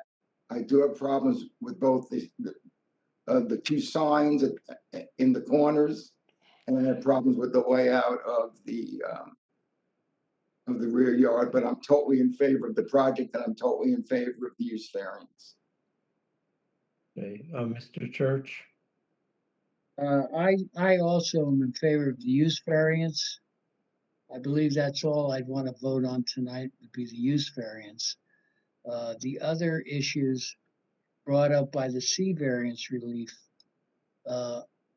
should be addressed, but I don't believe they can be addressed adequately tonight. Therefore, I would vote in favor of the use variance only. I'm also in favor of the use variance. I think the applicant has amply demonstrated special reasons for granting this. As was pointed out, we did grant the variance for the former bank building at the corner of Glenridge Avenue and Bloomfield Avenue. I will point out that that building used minimal signage, that just used what the existing signage on it is. You know, that, but, you know, it also will say the windows in that bank, with that bank, were much less visibility from the street than here. And I think the bigger issue here is for people that are probably over 6 feet tall, not having them being able to see in and see people while they're being seen to by a medical professional. You know, the applicant is restoring the building to something much more closely resembling what it used to look like. It'll be a vast improvement in appearance. I think the proposed use is well suited to the building. I am, the one thing I'm not asking for a response tonight or forever to us, but I am a little curious as to what Mr. Rubacki, which I was actually going to bring up anyway, that the southwest corner of the building is in the right of way. Portions of 2 window wells are in the right of way, and a portion of the front steps are in the public right of way, and whether that has ever been addressed, or when the title work was done, did that show up in what did the title company do? But that's more of a philosophical question, but you know, I can address that if you'd like, Mr. Chairman. I know you said you didn't care about it, but some night other than tonight, you can okay, address because that when you come back. You can. we're aware of it, and we have essentially resolved it, and I can tell you how. So. Okay, so, and I mean, that conceivably could be relevant to what's happening with the parking lot. I think in terms of the parking lot, as several members have said, I think this could be designed better. And I, you know, don't want to do that tonight. I think, following up, you know, I think the goal for the public sidewalk is to continue where it is, the width it is in front of where it borders the bank on the Fairfield Avenue side, and not have it narrowed either through the landscaping on, which I assume means you can't do anything in the right of way, but don't know that. And I guess I'm concerned, as I was in the Park Street application, with not having the vegetation, no matter how narrow it is, effectively narrow the right of way that are just growing out. So, you know, I think, you know, I don't think granting the use variance will be a substantial detriment to the public good. I think granting it will be an enhancement to the public good and to this commercial district. And I don't think, given the circumstances of this building, that'll be substantial impairment to the zone plan. So I guess what we need tonight is a motion to approve the use variance and and they will come back with a site plan and the C variances for us to address at that point. Yeah, I think basically what we're doing is the motion would be to grant the D variance. It would be subject to site plan approval, and we would be deferring the C variances, and we would carry the notice to a date certain when we take action.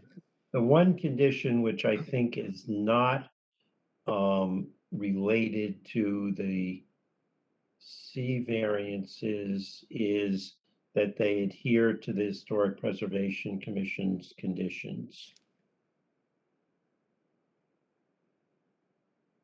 which are that the windows should be white to match the historic color of the windows, and the lighting of the building facade should be sufficient to illuminate the architectural details but not wash out the color, which my understanding was Mr. Sayano said they would comply with those, but those are not really, those are much more related to the use variance than they are to the site plan. So someone needs to make a motion. Move approval of the use variance with the conditions stated by the chair. Is there a second? Second. All in favor, say aye. Oh, look, we should do the roll call just because of Okay. 5 out of 6. Mr. Church, Yes. Mr. Fleischer, Yes. Mr. McCullough, Yes. Mr. Harrison, Yes. Mr. Caulfield, Yes. and Mr. Vieira. Yes. Okay. Okay, now we need to carry this to a date certain. That was my next question, Mike. I mean, I think, we would be able to have the plan revisions done in plenty of time for the December 15th meeting. Well, we don't have anything else to do that night. I know. Well, I think that this would be the first application we hear on December 15th, because obviously we've started and we want to complete it. Okay. And I don't know if we need an extension of time. Alan, you'll grant one through the end of December? Of course. Okay, so for members of the public, this matter is being continued to our meeting on December 5th. Revised plans will be submitted, which will be available for view at least 10 days in advance of the meeting and on the township website. And if you're interested in this application, we will see you then with many other applications. And just again, that's December 15th, correct? Right. Correct. Right. Okay, and we need a motion to adjourn because some of us have So to work moved. tomorrow night. Motion to adjourn. Second. All in favor, say aye. Aye. Aye. Happy Thanksgiving. Oh, same to you. Everybody, thank you. Thanks to everybody. Thanksgiving. Thank you.